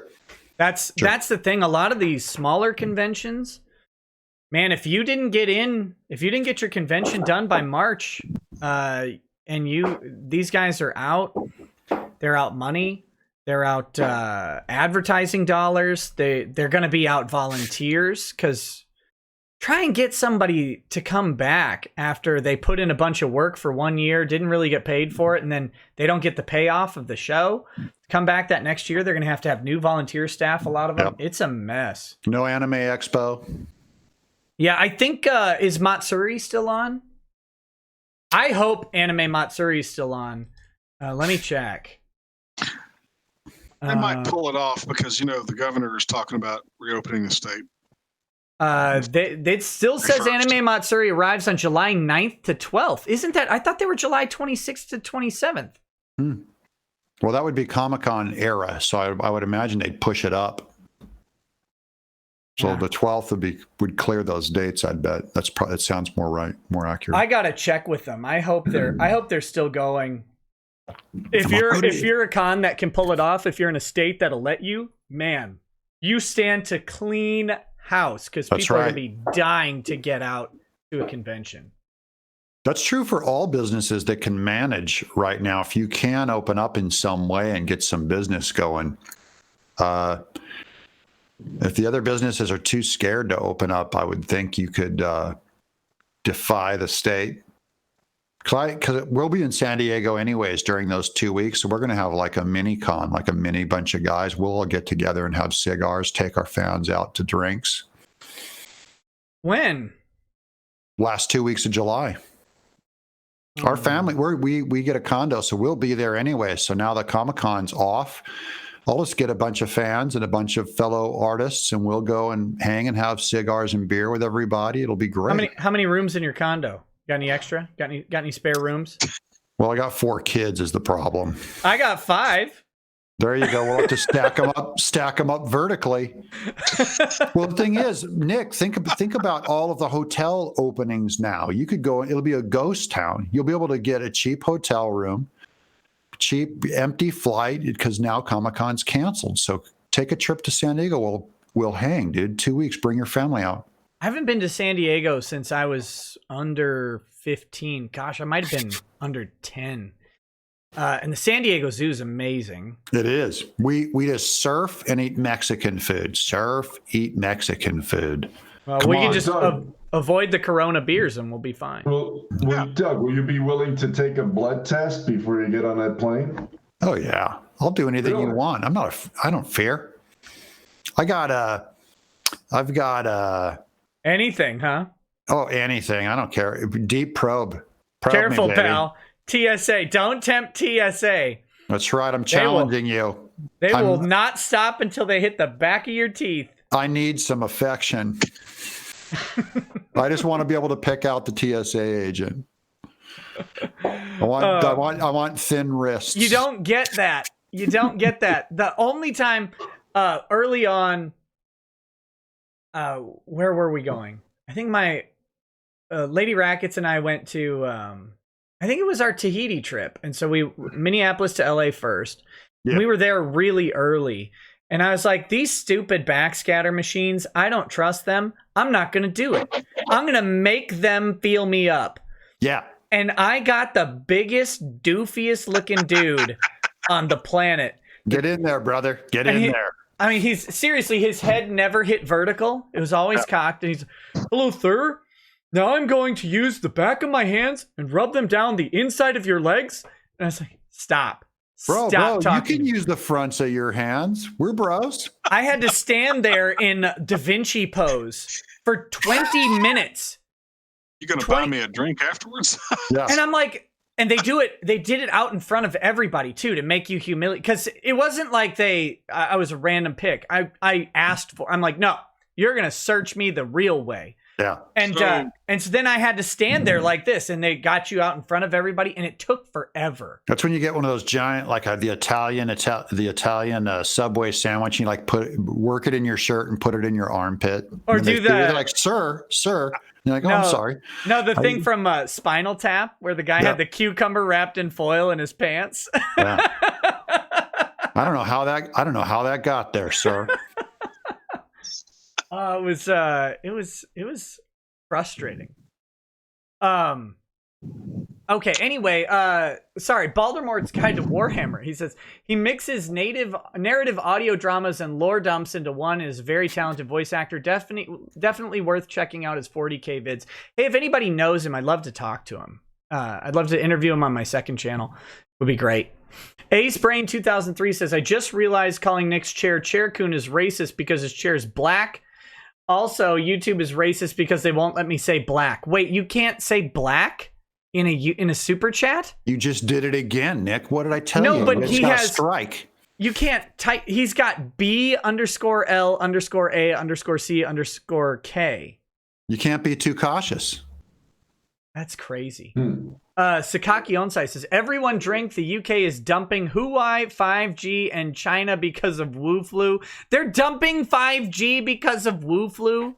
Woo! Really? Woo! I'm for canceling all China. Cancel. Yep. I'm drinking to that. Just a second. Let me get this. I've got Calumet Farm bourbon. Look at this. Seen this, Doug? Oh, boy. Calumet, I haven't. Calumet Farms Kentucky Bourbon Whiskey. And this I like is that. Small batch. It's good stuff. I like the bottle. Yeah. Is that corked or does it have a cap? Does it have a decorative? The last cap I bought was Fuyu, and I won't do that ever again. But no, this is a good solid. Thump. Yeah. Here we go.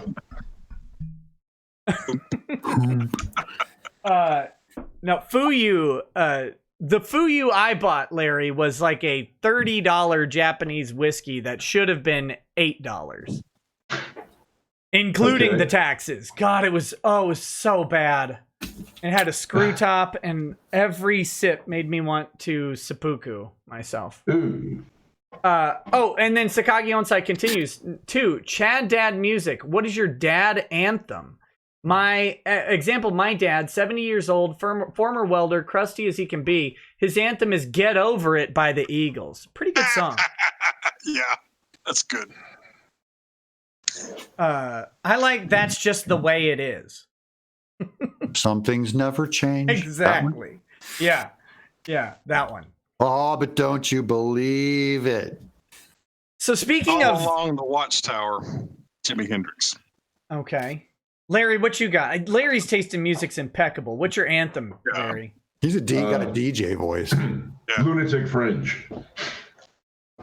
Lunatic Red Fringe. By who? Red Rider.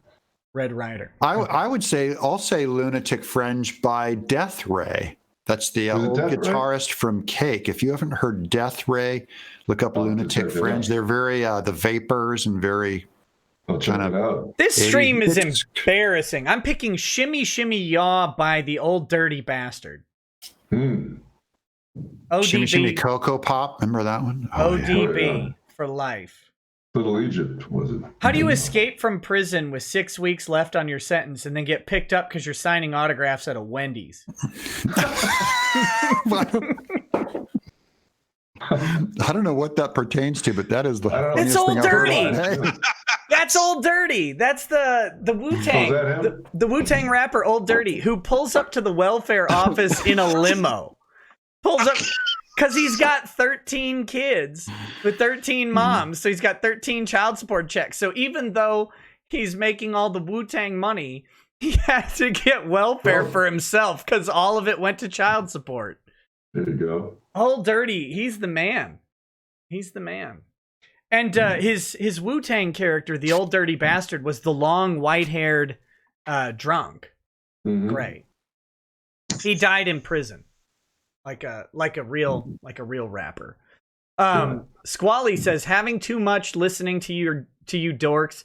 Toss a whiskey to your grifter, oh valley of plenty.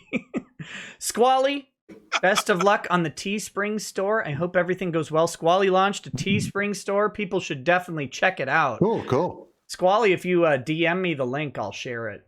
Or if you, I don't know if you can DM Corona or something, he'll share it too. You I'm can sure. screen share the product and take a look at what he's doing up on Teespring. She. I'm sorry. She. Where is it? Yeah, Squally, DM me the link on Twitter. Where did I put my Twitter window? Oh my goodness. And I will feature it. I'll be waiting for the link. I'll be back. Oh, I thought you were actually leaving for a second, Larry. I was going to wait for you to walk away. I You're just did my Terminator line. That's all. No. Did you, speaking of Terminator, and by Terminator I mean Rambo, did you see the latest Rambo? No. Rambo Should I? Last Blood? Oh, jeez. I think it's like Rambo Iron Port Blood. Rambo ready for for a transfusion. Rambo, not kidding this time. Well, Doesn't John- he fight like the Mexican drug gangs or something? Yeah. Yeah. Oh, it's awesome. Like, I don't know. I Really? haven't even watched the whole movie. I've just watched the last 30 I've been minutes. meaning to see it. I hadn't gotten to it. It's free now. It's out now on like Amazon Prime and all that stuff. So Oh, you don't have to pay for it. And even if you don't want to watch a full movie, just watch the last 30 minutes and you will get to see the full glory of Rambo. Rambo. So you know what's interesting? Watch First Blood, the original Rambo movie. It is Oh, Rip completely Brian different. Dennehy, by the That's way. right. Yeah, the great Speaking Brian of- Dennehy. Yeah, here's to him. And remembering his greatest work, Gladiator. Wait, Gladiator. Not that Gladiator. one. Not I that know. one. I was going to say, I love Gladiator. I don't remember him in that. Oh.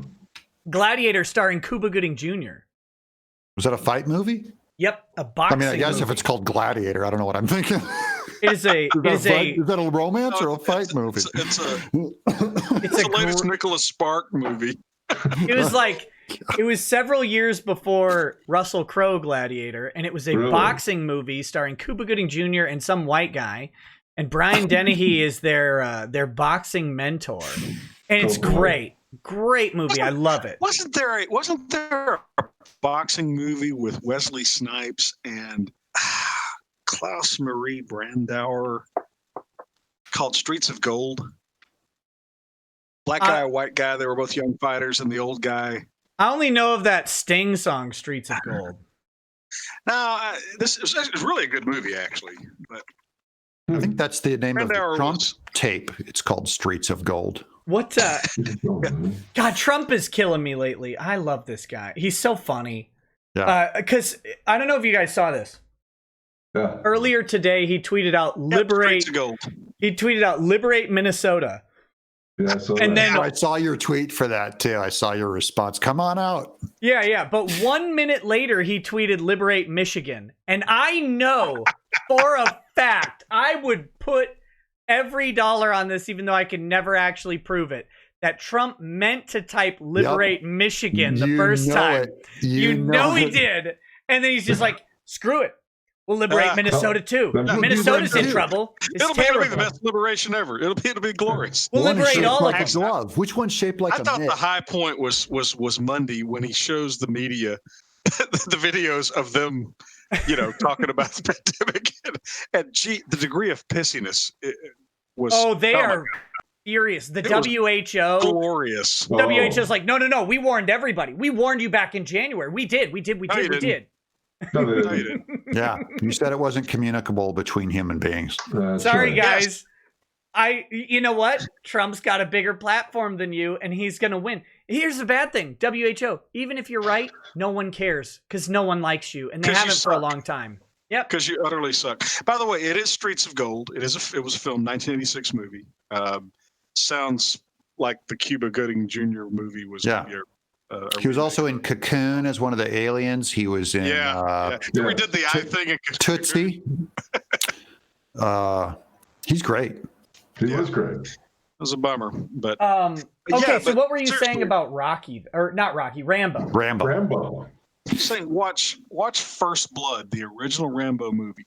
Totally different in tone, totally different in everything than the subsequent films. It's really a very, very good movie. Well, I Yeah. mean, didn't it win? It was nominated for Best Picture, I believe. Yeah. If it didn't win. It was really a good. The whole Rambo thing became a thing with the second Rambo movie. But First Blood was really just a very, very good movie. Dennehy played this. The body count is 1 in the original Rambo. It's just Brian Really? Dennehy. Yeah, Really? and he was and he wasn't killed even. I mean, I'm sorry, spoilers, but yeah, it's a good. If you need a spoiler alert on 1978's Rambo or whenever it was. Hey man, it wasn't that far back. There's a statute of It's an limitations 82. on spoilers, I think. I think we're 1982. safe. Oh, is to it give 82? Was it 82? I actually took a girl to that movie. Really? He blows up the shark at the end? Yeah, that's right. 1982. Spoiler warning. I think Rocky was late Jaws. 70s. Yes, well, Wow. Okay, I'm trying to find it. I had a. Rocky was 76, I think. Yeah, that I think sounds so. about right. I Yeah. think so. Okay, so Trump gave his little speech on the WHO, and this is what I like about Trump and always have, and I think this is why he's so popular. At the end of his speech, he says, he's talking about the WHO, and he says, there's some line that they say, and he says, I don't think so. That's it. And I think people have been waiting for decades for the politician who will say, I don't think so. I don't think so. Well, hold on. I'm going to find the exact Defended moment. the actions of the Chinese government, even praising China for its so-called transparency. I don't think so. Oh, yeah. He says the WHO has been defending China, even praising China for its so-called transparency. I don't think so. I don't think so. And it was like, that's it. That's why Trump won, and that's why Trump stands to probably win again, is that because people don't care. They don't care about all these big things. The guy just said to the world, I don't believe this BS, and neither do you. And he nailed it. That's it. That's what everybody's been waiting for. Stop lying to me. He's going to curb stomp that creepy derelict. When's he gonna get everybody back to work? Is what I Don't worry, wanna know. Joe Biden will be making sure people arrive at the polls in December of 2023. I have a theory that Trump is attempting to goad the blue state governors into completely destroying their state's economies. I Really? really do. Yeah. Well, screw you if that happens to mine. Tim Walz can go. Liberate Minnesota, indeed. You That know, guy well, sucks. but I mean, but they're so Pavlovian that Trump knows that anything he says, he can count on them saying no. Doesn't matter how reasonable or rational or well considered he says is. So I think I'll bet you money the blue states are going to be systematically wrecking their economies well into the summer. Yeah. While the red states are busy trying to recover. What do you think the odds are of this thing tumbling into not a recession, which we're in already, but a depression? You know, I wouldn't have thought much of those 2 or 3 weeks ago, but we're destroying about $2 trillion of wealth a month. Yeah. I mean, that's our, you know, if you shut the economy down for a month, you're vaporizing $2 trillion of wealth. Sure. And I don't know how much of that you can do. The business climate out there is horrible. It's absolutely horrible. Nobody is doing business. And I think the coronavirus is going to become a huge bellwether. It is politicized and will continue to be politicized. Oh, After everyone decides to go back to work, it's going to become a virtue signal on the left to keep wearing your mask and not going to work, and everyone else is going to go back, and it's going to be a big political divide. Well, if the blue states want to commit economic suicide, I'm all for it. I'm pretty sure my state won't. I want to address this real quick because I'm getting a lot of feedback from people in comments where they say, hey, looking out my window in New York City, I disagree. Oh, okay, listen. New York has over a third of the United States death toll. Right. Mm-hmm. Right. Minnesota, and this is all of Minnesota, has 111 deaths. New York is pushing 15,000. Okay, look. This is the problem. This is why you can't shut down everywhere. It doesn't matter what you say, ever. We will not be hitting 15,000 deaths in rural Minnesota. If you need to shut down New York City, shut it down. That's right. I'm not opposed to that. Stop shutting down the whole nation. Wyoming has 5 deaths. You have to try to infect someone in Wyoming. Yeah. ARP, Texas does not need to be shut down to the degree that New York City is. I'm in Tennessee, and everyone's terrified to go shopping, and then lo and behold, everyone goes grocery shopping. California is under 1,000 deaths, and they have LA, San Francisco, San Diego. They have huge cities, dense cities, and they don't have the same issue. That's because they've been pre-exposed to the virus. They're saying that it could be that it's already worked its way through certain populations, not New York, but LA, because they have 32 flights to and from Wuhan in Wuhan, China, daily flights from LAX that probably pre-exposed LA, and it's the herd immunity. They're saying, I'm just quoting these counter theories and the idea is that you could actually be damaging a population by over quarantining them absolutely. Unless you max out the hospitals. That's all we got to do is keep from maxing out the hospitals. So do shut down New York. Don't shut down the rest of the Midwest. You know, the hospitals are laying off employees, and in places like Michigan, which, by the way, Michigan, way to go on hiring a governor even stupider than New York and California. Yeah. She's terrible. We're gonna have a problem storing. We're gonna have a storage problem for all the ventilators. Ty, you probably didn't see this. I had a guy he's an insider. He's a legislative aide in Michigan on, and we were talking about a different subject, but the governor of Michigan made a campaign promise that she would not pass any bills with an attached. She would automatically veto any bill with an appropriation that wasn't a budget bill. Okay. But in Michigan, you cannot do anything without an appropriation, including paying out lawsuits. So the Republicans in Michigan proposed a program for people who were wrongfully incarcerated to have where they appropriated, enough funds to fund out these guys who'd been locked up for 20, 30 years on a wrongful conviction, to pay them, I think it was $50,000 per year, basically, as compensation for being locked up for 20 or 30 years. And which is by the way, a perfect Democrat program, right? Okay, this guy gets out of prison because DNA evidence shows that his conviction was wrong. He shouldn't have been there in the first place. So he goes ahead, sues the state just for the fact that he's been locked up in prison for his entire life and his whole life is ruined, and he should be compensated a little bit of money per year. And she said, no, I'm not going to pass that because it has an appropriation. So now the state can't actually pay out lawsuit awards because there's no appropriated money. She's just a stupid would-be little dictator. It's crazy. Every liberal female governor appears to be Nurse Ratched. And every male liberal governor, except for the goofball, except for Fredo the Elder in New York, every male seems to be a particularly effete version of Dean Wormer. I mean, and I honestly think that a lot of this is driven by the fact that the left, the leaders of the left, desperately seem to be obsessed with punishing Americans.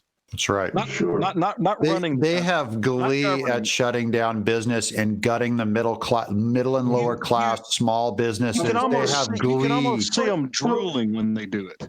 Well, you know what? Here's the thing. I laughed when people said, oh, the Bernie bros are so disappointed Bernie's out. Who gives a shit? Coronavirus is going to accomplish his agenda. That's right. It has. That's right. What do you guys think? I have a theory that coronavirus is actually a bioterrorism weapon designed to murder Italians, and that's why New York and New Jersey and Italy. Seriously, you want the 3 worst hit places on the planet: New York, New Jersey, and Italy. Run it down. Aren't you Italian, Nick? No, I'm Polish. You're not? I eat sausage, not pizza. # no homo. I actually don't even like pizza that much. But I can bake I can bake a ziti. Make no mistake. Yeah. I like better Italian food than pizza. Yeah. There is no better Italian food than pizza. Oh, yes, there is. Oh, yes, Larry, there hit me is. with a good Italian dish. I know you know Italian food. Oh, God. Well, my wife is half Italian, so yeah, mustacholi and I actually make a killer lasagna. I'll tell you a quick story. I got I earned my mother-in-law's eternal enmity some years ago. Stop an Italian. The family, everybody was at the house, and it was Christmas or some big holiday, and so my wife says, "Oh, make your lasagna." I said, "Okay, sure, I'll make lasagna." I could tell my mother-in-law's back kind of went up, but she didn't like anybody in her kitchen, Says, "Okay, I'll make the lasagna." And at the same time, her mom made ziti, right? Ooh. And so my brother-in-law, who's a classic pot stirrer, he's like right away, he's like, competition, whoa, let's see. He's trying to get you killed. Yeah, like, Dave, shut up, just shut up, So anyway, so I make this massive, tray of lasagna. She makes this huge bowl of ziti, and at the end of the night, my lasagna tray looked like, a gang of coyotes had licked it clean, and there was still 4 inches of ziti sitting in her bowl. And my brother-in-law goes, well, I guess, look, he holds it up. Look who, I'm forever on her shit list. Forever. I used to go, you mentioned one of my favorite Italian dishes that I never knew about until I worked in downtown Minneapolis. I used to go to this place for lunch, Cafe di Napoli, and they had a baked mastacholi. Oh my gosh, it was good. I love it. Yeah, it's good. It's good. Yeah. I love that. I loved chicken parmesan. There's a place in Denver.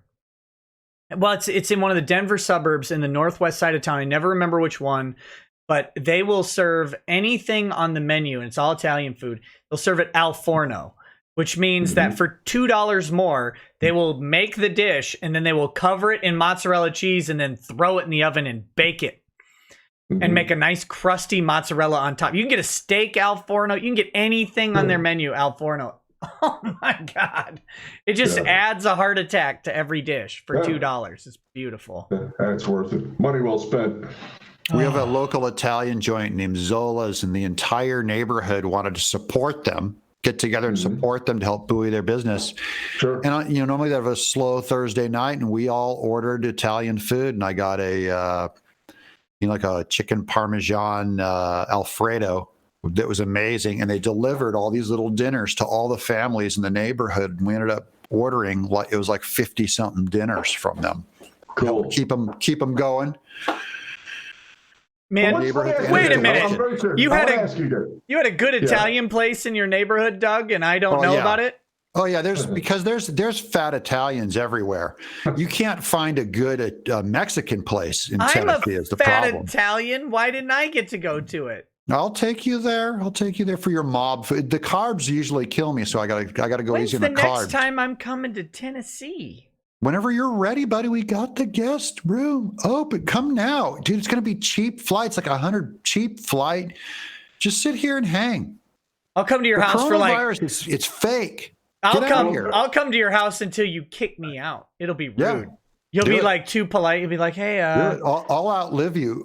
You will go crazy. I will drive you crazy. I'm going to be the obnoxious roommate." I'm all, little did you know, I'm the more obnoxious host. Oh, you have no idea what I can do. It's like a horror movie. I can ruin your life in minutes. I will bring Doug get out of the shower. It looked like the Skeksis from Dark Crystal. I will just be like, Fans, I need your help. I need a hentai playlist. I'm going to Doug's house. Oh no! Oh no! Wrong house for that. That'd be bad. Say, I got. Go ahead. I'm curious though. What is the vibe like in Tennessee and Michigan and Texas or Austin? I don't know what Michigan's like. I'm sorry, Minnesota. Thank you. Excuse me. I'm Thank just you, like Trump. I'm mixing my M's. Because in LA, people are terrified. Yeah. Okay, terrified. I go out, all the time. I'm on my bikes as the gym's closed. I walk moose, right? And they walk across the street. I've seen people actually running away. Okay, people are wearing masks inside their cars. Everybody has this criminal. Everybody looks at everybody. It's like there's some kind of a criminal. It's horrific, man. They're compliant. They're naturally compliant. Well, not just state order. They're totally compliant, but they're totally scared shitless. Okay, to the reason and rationality. I mean, because you could be 30 yards from someone and they're running away as if you've got a fire hose of coronavirus. Yeah. I mean, it's absurd, man. So what is it like where you guys are? It's the opposite. In all my animator friends in LA, you can see all their avatars. It says like "Stay the F home," and they're like peer pressuring each other to out COVID each other, and they're a bunch of like hemophiliac albinos who are they're so terrified of like touching anyone. You go out to Tennessee tonight. Our neighborhood had a happy hour where we all gathered together. Nice. And we all made old fashions off the back of a quad, and there was like 8 of us and just had a good time. No one's like, licking each other or anything, but we're Doug just admitted to criminal activity online. Thank you, Doug. I love it. Hey, the higher percentage of guns in a state, the more likely they're going to go back to work. I guarantee you. I guarantee you that the South will not stay quarantined for long. I disagree, and I present you as evidence that I am going to come to your house with a bunch of guns just to lay siege to Kentucky, because Kentucky has the biggest cuckold governor I've ever seen. Andy Bashir, that guy needs to be thrown out of office. They will throw him out of office, Nick. They will. I'm not sure they will. Kentucky has been have you seen the media? Look at how handsome Andy Bashir is, as he lords over us like a tyrant. Oh my God, it's just there's a lot of vomit daily. Yeah, there's vestigial Dixiecrats still around, but they'll turn. They've got to get that guy out. I hope that Kentucky goes Republican for the next 100 years because of that piece of garbage. Yeah, he is one of the worst offenders. So far, here's my shit list so far for coronavirus. Andrew Cuomo, but Andrew Chomo. That's what I call him now. Andrew Chomo, Fredo the Elder, but he's already just a chump, so I don't like him. That's what the ch stands for in Chomo, is chump. Definitely. Andy Bashir, because I hate that guy, because he's the guy who first locked someone in their house without a hearing. I hate the Michigan chick. She sucks. Michigan chick. I don't know her name. She needs to go. She's not a chick. She's not a chick. She's just a stupid woman. She's a scumbag, and she is a danger. Yeah, she's garbage. And then now, what I learned about today is this Wisconsin sheriff who I put out a video on this guy. Have you heard about this?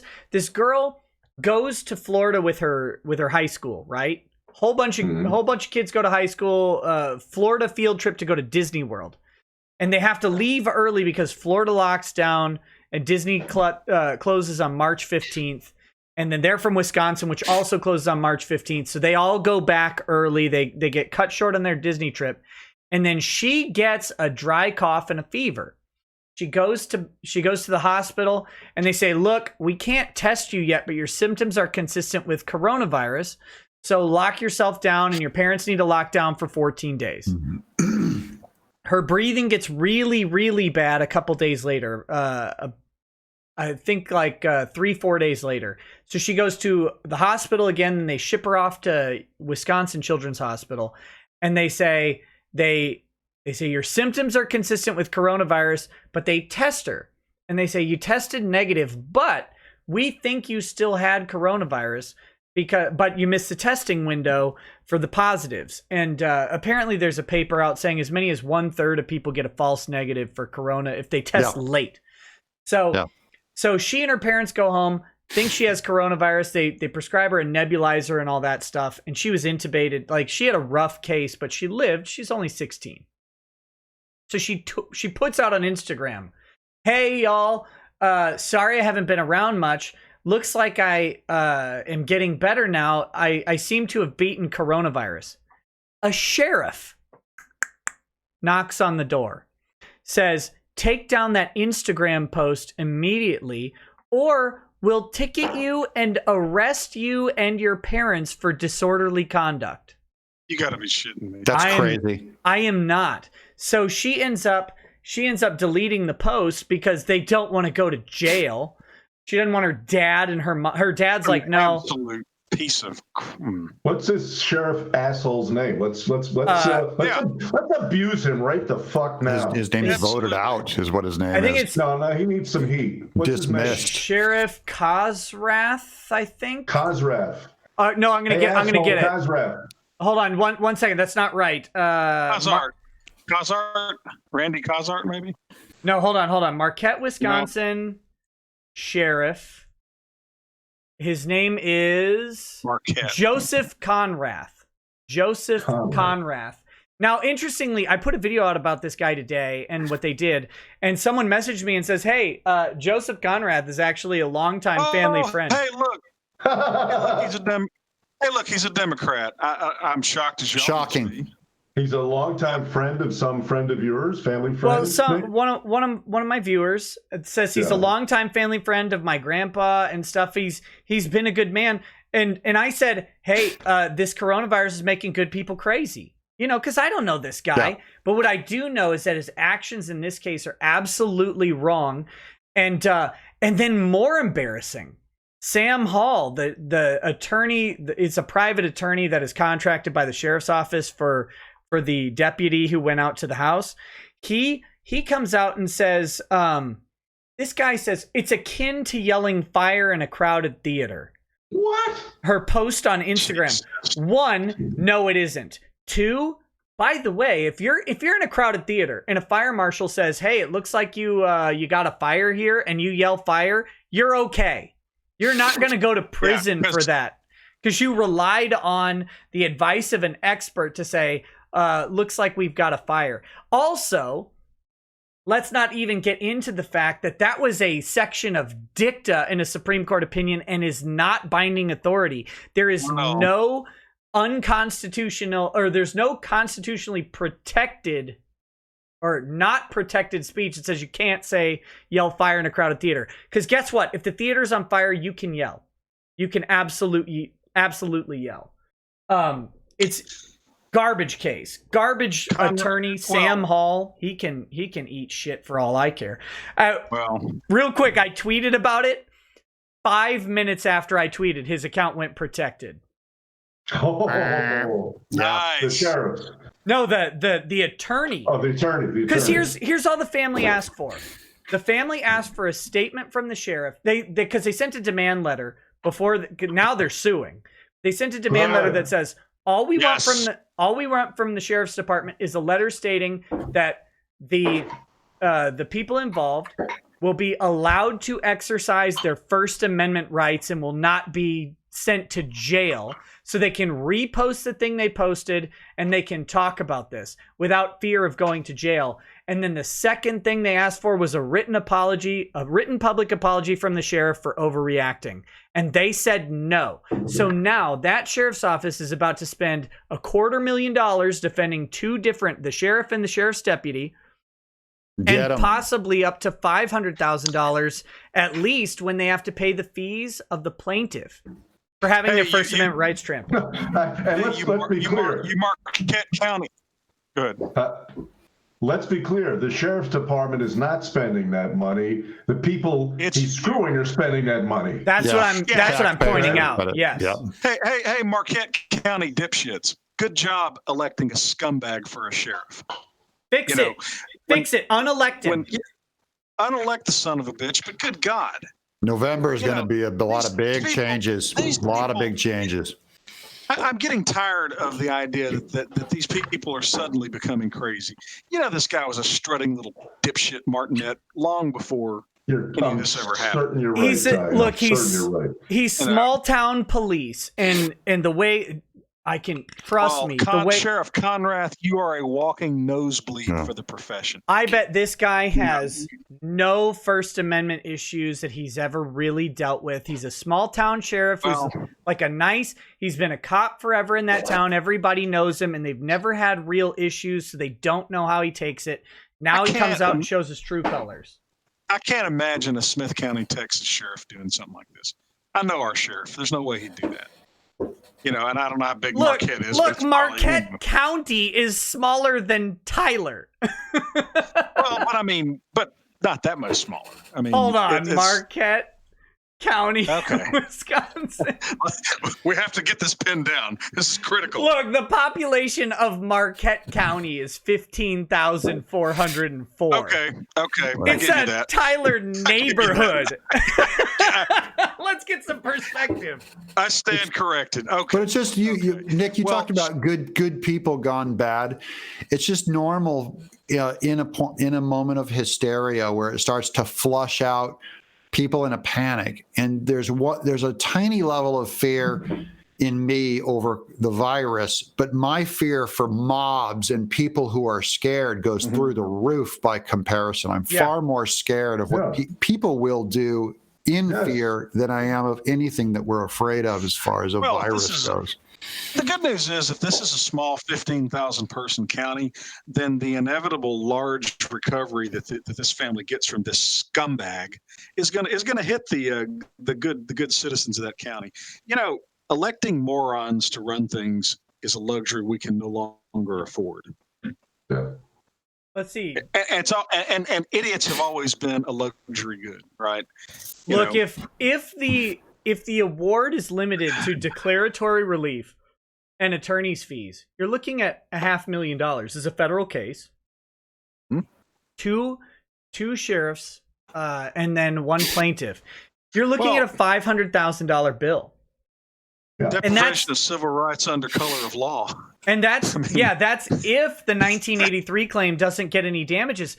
But here's the crazy thing. The school superintendent tweeted that the child, or not tweeted, sent out a letter to everybody saying that the child was a liar doing it for attention. And now here's the thing.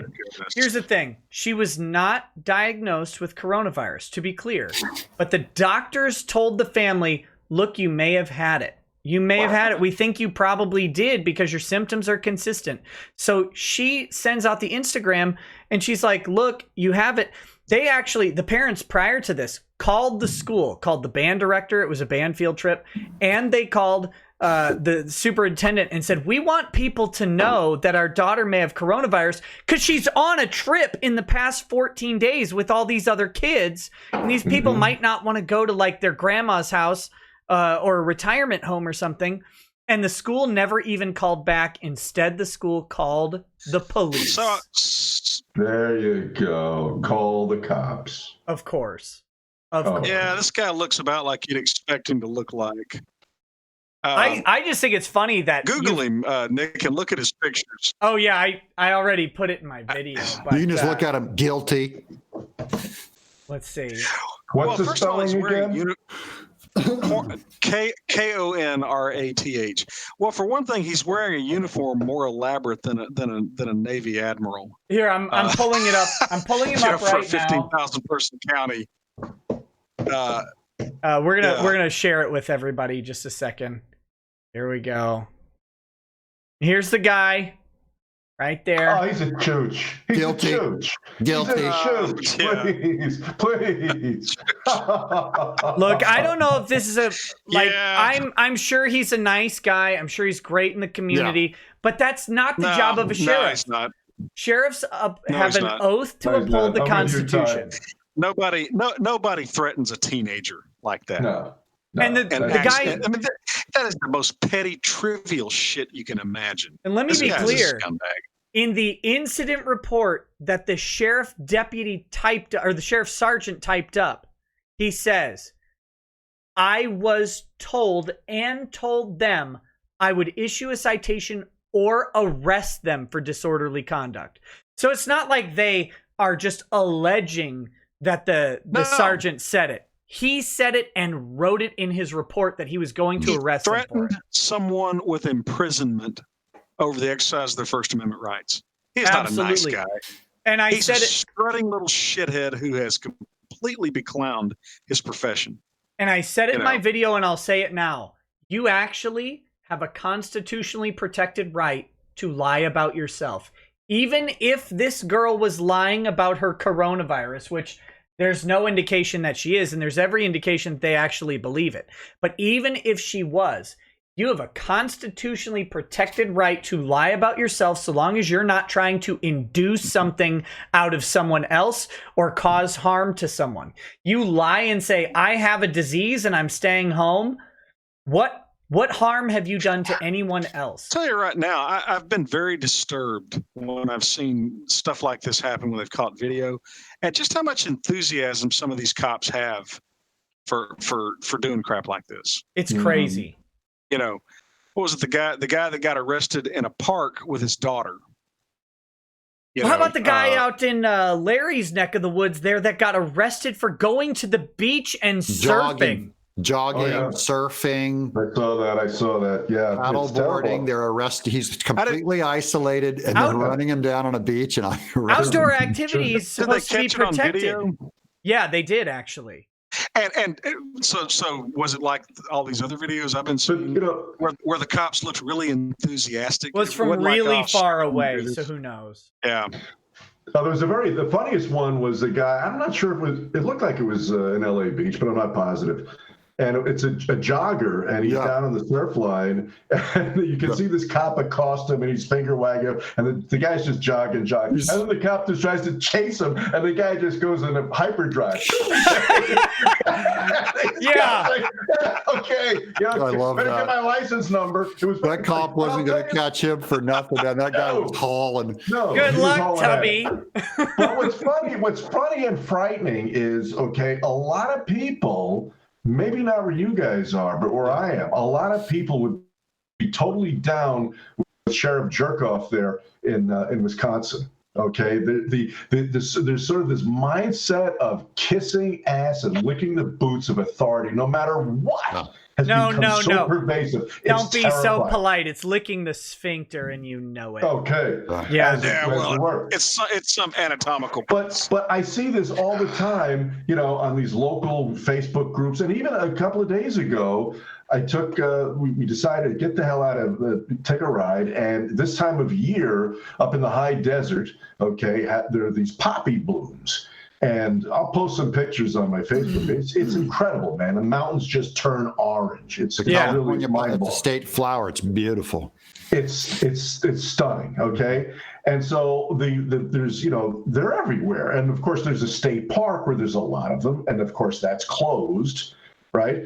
But so plenty of people anyway just go out, and you don't have to pay admission or cut through a park gate. I mean, there's poppies that are not in a park. That's we looked at, and there were a lot of other people out there. It was shocking how many assholes would drive by. The wind's blowing at about 40 miles an hour. There's windmills in the distance. It's in a big wide valley, the Antelope Valley. It's enormous. And these assholes are screaming, "The park's closed! You're disobeying! You're disobeying! Get fucked!" God. I mean, I can't believe the park is closed. the park is closed. Shit. Exactly. And that's land. All of those tattletales that we used to give wedgies to are now not enough wedgies. That's the solution. You go out there, you find a tattletale who's like a 45-year-old man rocking a man bun and no chin, and you just wedgie that asshole and you drive him right up the flagpole. You see him tattletale. Hey, remember this? Should be considered. Frontal wedgie. Should be considered. I think we should drive a bus around with a bunch of lockers in it instead of seats. What's this? Yeah. Get in, nerd! Shove him in the locker. Lock him in there. Shut up, scumbag. We hate you still. Safe distance. Yeah, don't worry. You're in a locker. No one's getting COVID from you, you scum. Oh my God. Yeah, swirlies for everyone. Shiro H says. Wow. Oh my gosh. I share your outrage. That really pisses me off at an atomic level. It's crazy. And in Minnesota, you're asking how it is out here. I go to Walmart and it's generally, well, everybody's there because they all need stuff. Shockingly, and they just concentrated people into specific stores that are still open as opposed to everything being open. But the only weird thing is a lot of people have masks on. But we live in Somalia Importville. Wilmer, Minnesota has a third of its population is Somali, a third of its population is Hispanic, and a third of it is white, roughly. And there's like 4 or 5 non-Somali black people too. That's not a joke. That's just how it is. The outside of Wilmer is like 99% white. That's the demographic makeup. But when you go into Wilmer, so all they did was they just added the ninja mask to the hijab. That's basically what happened at the Walmart in Wilmer. But people are a little bit weirder. When I was grabbing a pack of Oscar Mayer hot dogs, right, for my kids, and I was at the end of someone's cart, and she was talking to someone else that she was with or whatever, and she looked at me and saw that I was at the end of the cart, which is probably 4.5 feet instead of 6. Right. And she went, "Oh my," and backed up. But then she looked at me and she's like, "I'm sorry." Like, she realized how ridiculous it was. I was like, it's fine, but people tend to maintain their distance. But I didn't ever talk to anybody at a Walmart anyway. So it's not like that changed. This is voluntary slavery, and we deserve to be buckled under the oppressive government that's going to happen. We deserve it. If you're not willing to fight back and buckle against this, we deserve the voluntary socialism we're about to enter into. The thing I hate the most is that I can't go sit down at a restaurant and let them deal with the dishes and the garbage. Right. Sure. Like, I can go to most restaurants in town, except for the one I want to go to because they decided to renovate now, which is good timing, smart move, but I really wanted them to be open so I could get some wings. But wings. I can go to most restaurants in town. But you need to be punished, though, Nick. Yeah, that's true. But the thing is, when this shit is over, first of all, the media and a lot of people have a very vested interest in prolonging this as long as possible. Absolutely. Okay? This is millions of dollars for them. Trillions of dollars for them. Okay. They want they want the government to flip. They want the economy on their ass. But even, 18 months, 24 months out, people here, I guess, unlike in Tennessee, have been so thoroughly terrorized. I can't imagine them going back into a restaurant and sitting down. And they're already talking about even that shithead up in Sacramento, Gavin Newsom. Captain Hair Gel. okay, is saying, well, we're going to have to reconfigure the restaurants when we reopen. There's going to be fewer tables, maybe staggered seating, loose barriers. Okay, less than 1,000 deaths in California. No shit. But that's what they're talking about. A state with 55 million people has less than 1,000 deaths. It's the biggest state in the entire country, and its death count is somewhere in the middle. You're fine. Well, go ahead. Sorry. Like you guys said, though, that's going to turn into the new virtue signaling. Yes, of course, it already has. They get politicized. It already has. Imagine though, when you went to Walmart, everyone funneled through the same line. They touched the same counter.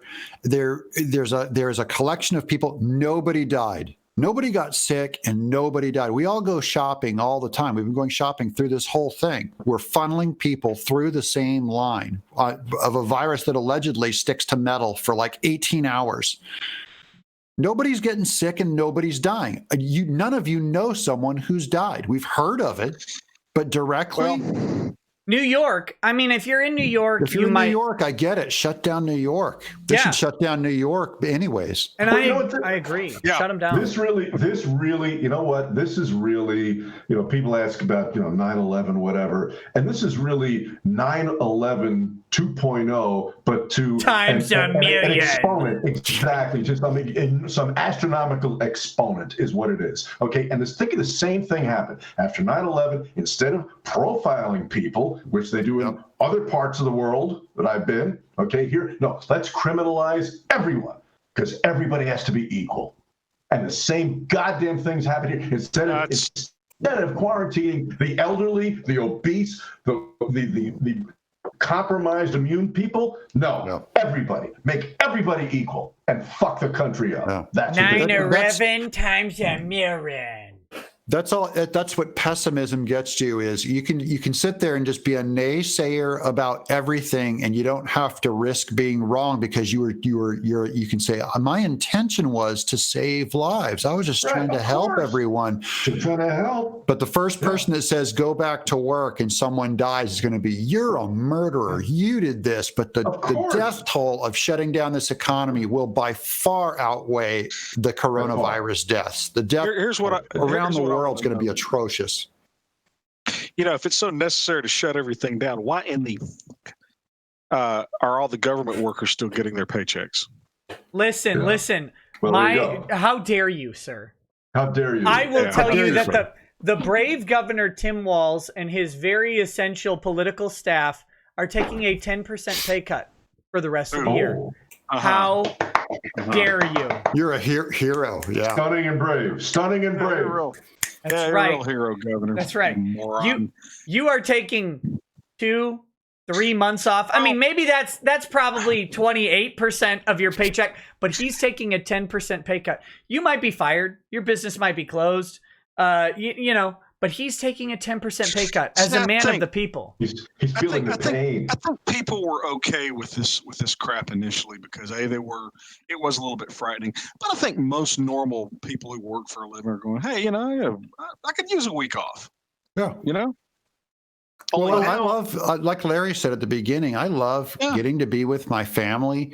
Yeah. I work at home and we're getting closer and having fun together, and our neighborhood is starting to bond and look out for each other a little more. There's a real good side to the quarantine, a very humane side to it that I like to see. Sure. But it's the economic side. We got to get back to work. Well, that's the problem. I think we may be reaching an inflection point where enough people are going, holy crap, I'm about to lose my job.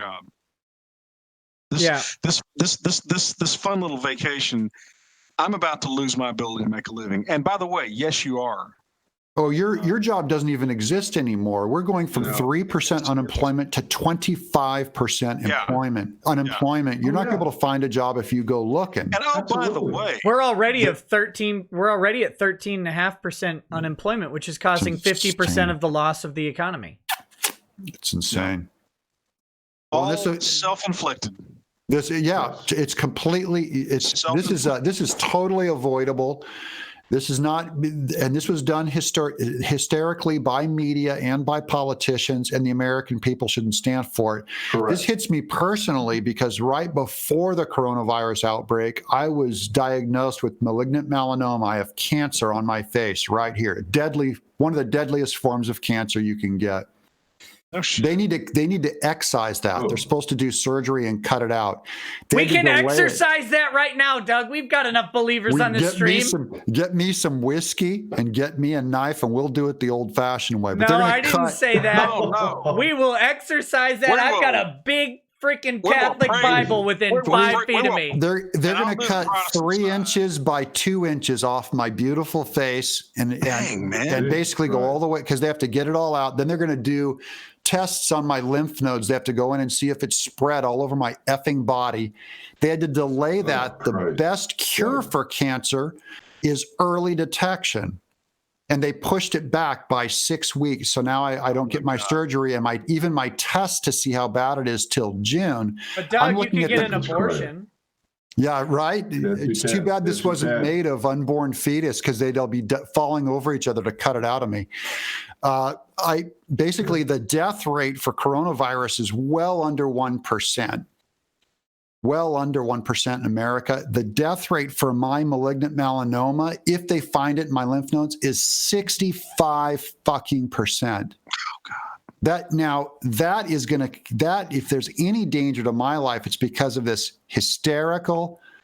My doctor even said, like, Doug, I'm sorry, this is a state mandate. The delays were imposed on them by the government, how long they had to wait for my level of cancer. It's an outrage. I go, I'll sign any waiver that says I waiver any risk or any problem that I might have.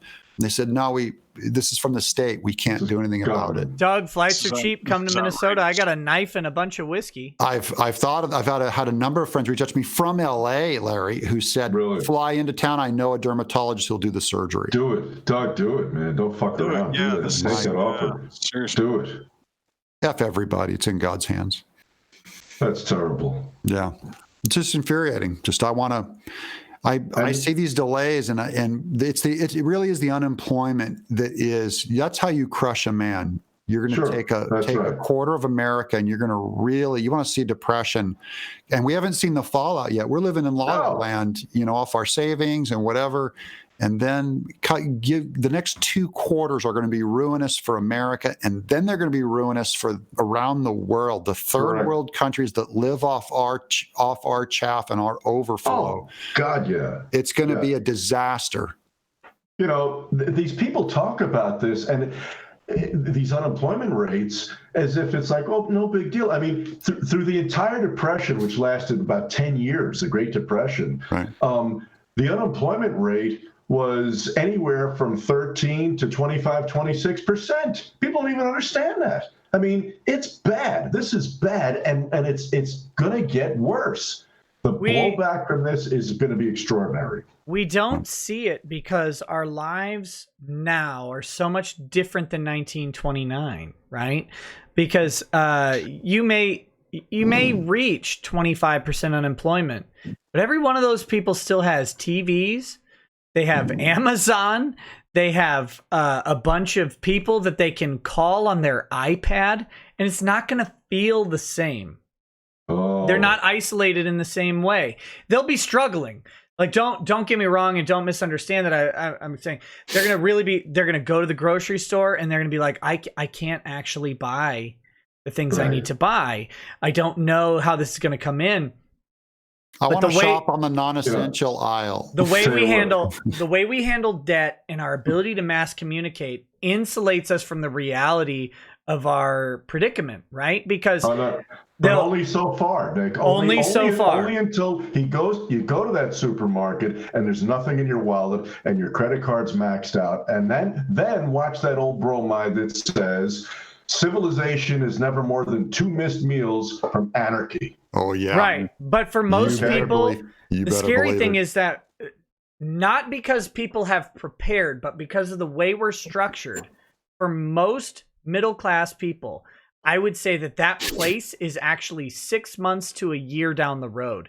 because we have such an availability of credit. And that's not a good thing.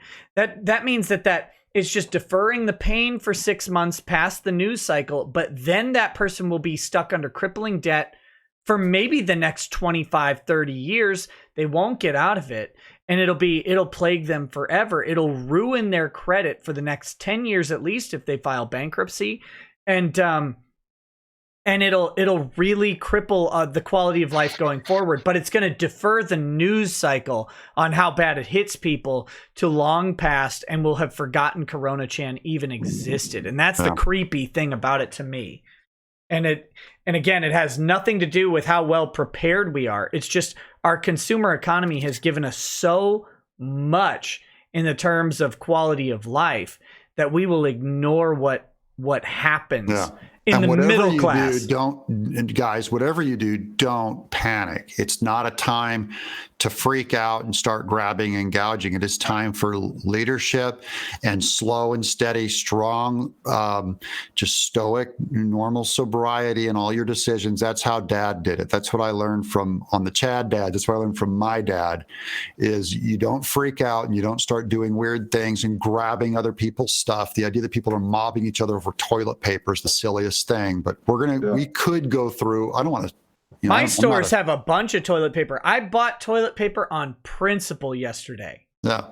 I've got an Aztec temple of toilet paper. I'm gonna roll some heads down it. I already had some, and I bought a 64 roll pack or whatever. Not really, but it's like quad rolls or whatever, these super rolls. So I bought a whole bunch of those, and I was like, well, I have plenty, but you never know how long this thing's going to go. But there was actually a bunch available. You go to Walmart and there was a bunch of toilet paper.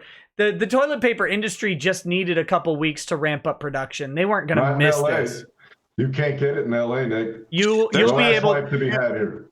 30 days, and you'll be able to buy more toilet paper than you've ever dreamed of. They'll be using respirators and masks for toilet paper in a month. They'll have so many laying around. Yeah, maybe money. Buy a bidet. Well, I think buy a bidet Doug's from Amazon. I think Doug's point bears repeating, though. We're angry, but we're not despondent. That's right.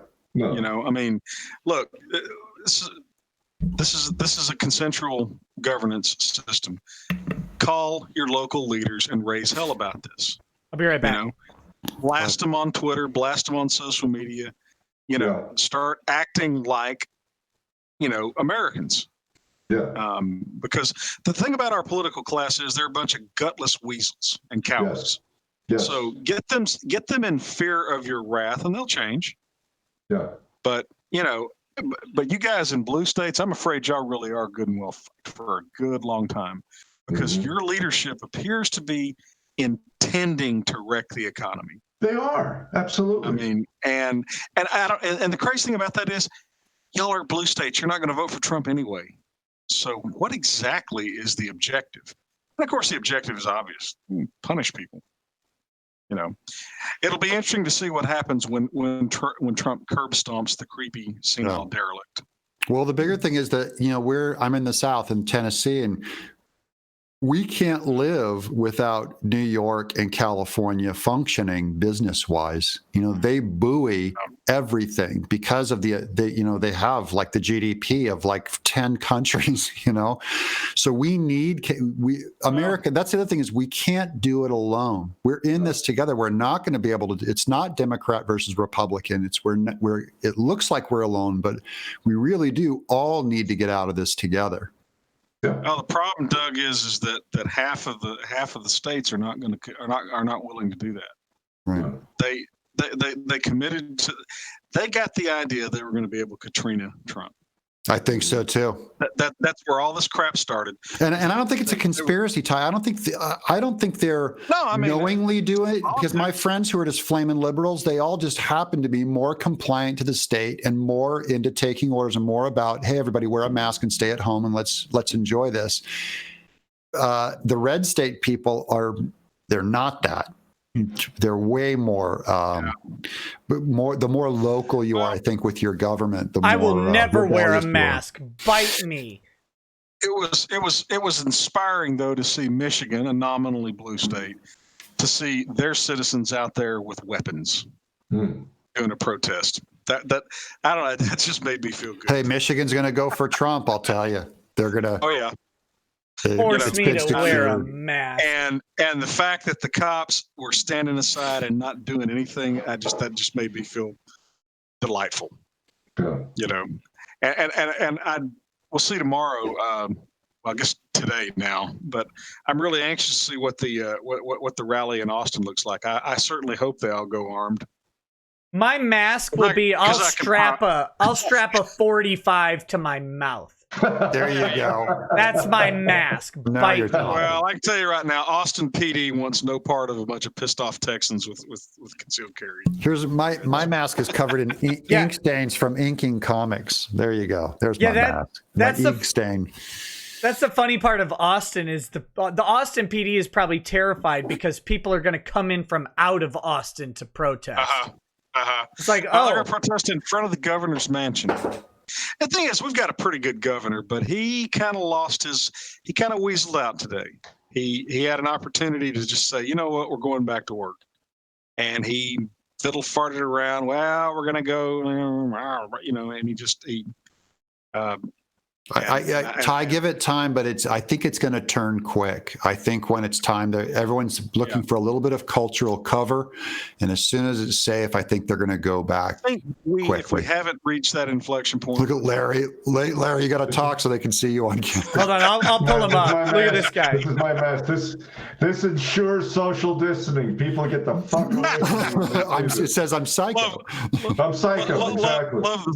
Well, the skulls and the shades. I mean, it's a perfect. Yeah, it's a package. Shades at night always spell insane. That's why I wear them. Yeah. My admiration only grows. Okay. Larry doesn't even have eyes. They're gouged out. They're bloody holes. Exactly. It's true. Okay, we got Nick's Hex. Nick's Hex says, Nick, maybe if you would have taken notes, you would have made it past TCPA instead of ruining Vic's life. 17-0 squawk. Oh, you're banned forever. Ace Brain 2000. he's just kidding. Ace Brain 2003 says it feels like all these mayors and governors are in pissing contest to see who can get the lowest corona deaths at the expense of the economy in an election year. Sickening. Yeah, that's it. Nicholas Smith says, in my opinion, the problem right now with any sort of conversation that doesn't support the media government narrative is akin to being labeled as someone who didn't support the troops back in 2003. You're right. Yeah, that's right. You're right. Eric Red says the vast majority of deaths in New York City, Michigan, New Jersey are very old people like 75 years plus. New York City stats also counts people, quote, foreign residents treated in New York City facilities. Most of the New York City deaths have underlying conditions. Most deaths have underlying conditions. Doesn't mean it's not bad for the one teenager who dies from it. It is bad. It's bad for anybody who gets it. Of course it is. But the reality is, so is actual influenza bad for most people who get it. Like it sucks, and for some people it's really bad. My kids had all had RSV except I think one of them. So guys, we had kids about every 2 years, and every 2 years, about 9 months to a year and a half after we had that kid, we had to spend 3 days in a hospital with our kid with RSV because their oxygen levels dropped to dangerous parts when they slept, and you had to sit there awake every night wondering if your kid was going to live through the night. It's awful. It sucks. I hate it. But I've been through the same type of stuff where you don't know, and it's just like, okay, this is not in my hands. But we really do have good medical systems, and people go through this stuff, and that's part of life. Death is so much a part of life. Doug, I was listening to you on the Dick Show. Yeah. And I kicked myself for not listening to it sooner because it's a really great segment and I haven't finished it yet. But you were talking about how people used to have 12 kids and lose 6. Yep. Right. And if you read about any past president or business tycoon from the 20s, and you read about the kind of loss that they sustained in their families at young ages. Like, we live in a blessed time, and even with a horrific virus like this, you're still so much more likely to not suffer tragedy today than at any point in history. And it's we got to keep that stuff in perspective. Really. And where's the spirit of America that give me liberty or give me death? That's the thing. The value now, it's like, do anything you want. I'll sell out anything you want. Just don't take my life. I'll do it. I'll live as a volunteer slave. Don't take my life. There are worse things than dying. And rights don't matter if you sacrifice them when there's danger. Like, you have to let people engage in the dangerous activity for right to matter. It's also a liberal conceit that they think that every liberal somehow thinks that they personally will be spared the consequences of liberal governance. Everyone else will be ground under the boot heel, but not me. So, they'll get you too. Absolutely, they will. I guarantee you, Stalin gunned down tens of thousands of little wussy liberals who thought that they were going to be the ones holding the guns. Sure, useful idiots. Yep. But it's an interesting thing, like the nature of rights. What? What's that? Well, I'm sorry, I was going to completely disrupt everything. Do you know there's a law professor at the University of Tennessee Law School that teaches a distilled spirits law class? I did not, but I'm thinking of getting disbarred and going back to law school now. Isn't that the truth? How did we not get that? Right here in my state, guys, come hang, let's go. Reynolds. He's a conservative commentator. He has a blog, Instapundit. He's a smart guy. I'm gonna call that guy and see if he'll come on the show and teach me whiskey law. Why have I not done this? Listen, that's what I'm telling you. Let me tell you, Reynolds is something else. He really. I mean, I like want to be him when I Instapundit. grow up. Me too. I love Instapundit. Yeah. Well, anyway, distilled spirits law class. At the very least, find out if we could audit the class. Yeah. Oh, wouldn't that be fun? Go audit it. Yeah. Listen, yeah. I want to make something very clear to the chat, because the chat seems to misunderstand things. And some people, I know many in the chat don't, but here's the deal. When I'm sitting here saying, like, look, I'm not going to wear a mask, I take tons of precautions voluntarily. You're not going to force me by government fiat to wear a mask. I'll stay away from people. I don't lick the cart. I don't breathe in people's face. I don't breathe in people's airspace. I practice my social distancing. I do all that. You don't need a gun to get me to do it.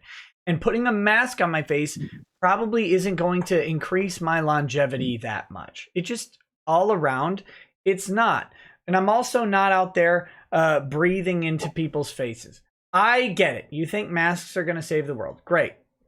But I generally am not going out very often and doing this stuff around other people because I take tons of precautions on my own. But there is a limit, and your rights don't stop in a pandemic. And if they did, they're not rights.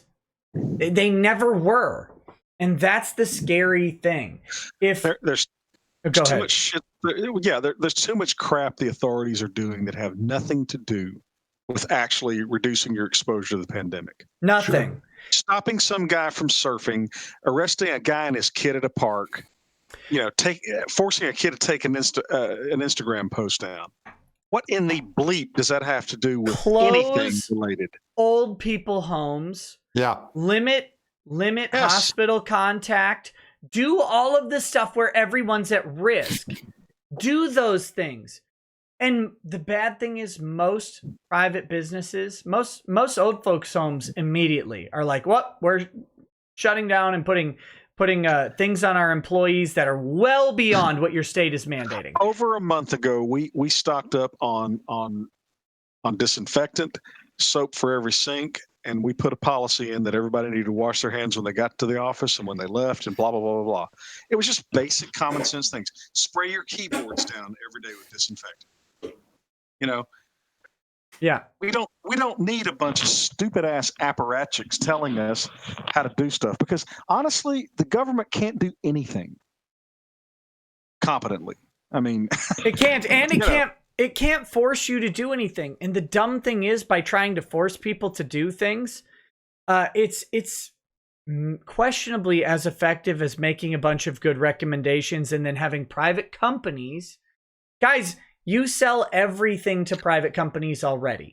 We listen to private companies more than we listen to government on a daily basis because you have an Alexa in your house, you have a Google Home in your house, you have a Google phone or an Apple phone. They can do all sorts of things, and this is how we have it set up, for better or worse. Having those private companies implement the measures voluntarily would have done wonders for you. That's right. You wouldn't have gone to the bookstore that extra time because you'd have said, you know what, I can wait to go to Barnes & Noble. But Barnes & Noble could actually stay open and say, hey, if you're in our store, please go ahead and stay 6 feet apart and don't pick up a book unless you want to buy it. Just do that. And you would have done it. You would have done it without a government telling you to do it. It's shocking, I know, but you would have, because you would have gone, you know what, that makes sense. I'm not going to grab and flip through a book right now like I normally do. I'm not going to lick the hentai manga that I picked up like I normally would. Because And lick look, it like you normally would. yeah, It's exactly. Look, because I lick the 2D girls. That's what I do. But Nick, it's odd. You remember the Office? Yeah. It's art. This is hentai and it's art. It's Yeah. art. But you wouldn't do these things. We don't need the government to hold us at gunpoint for this. That's the difference, because you would already do it, and Well, I'll so tell would you most what, other people. I am just not I am not inclined to be lorded over by imbeciles.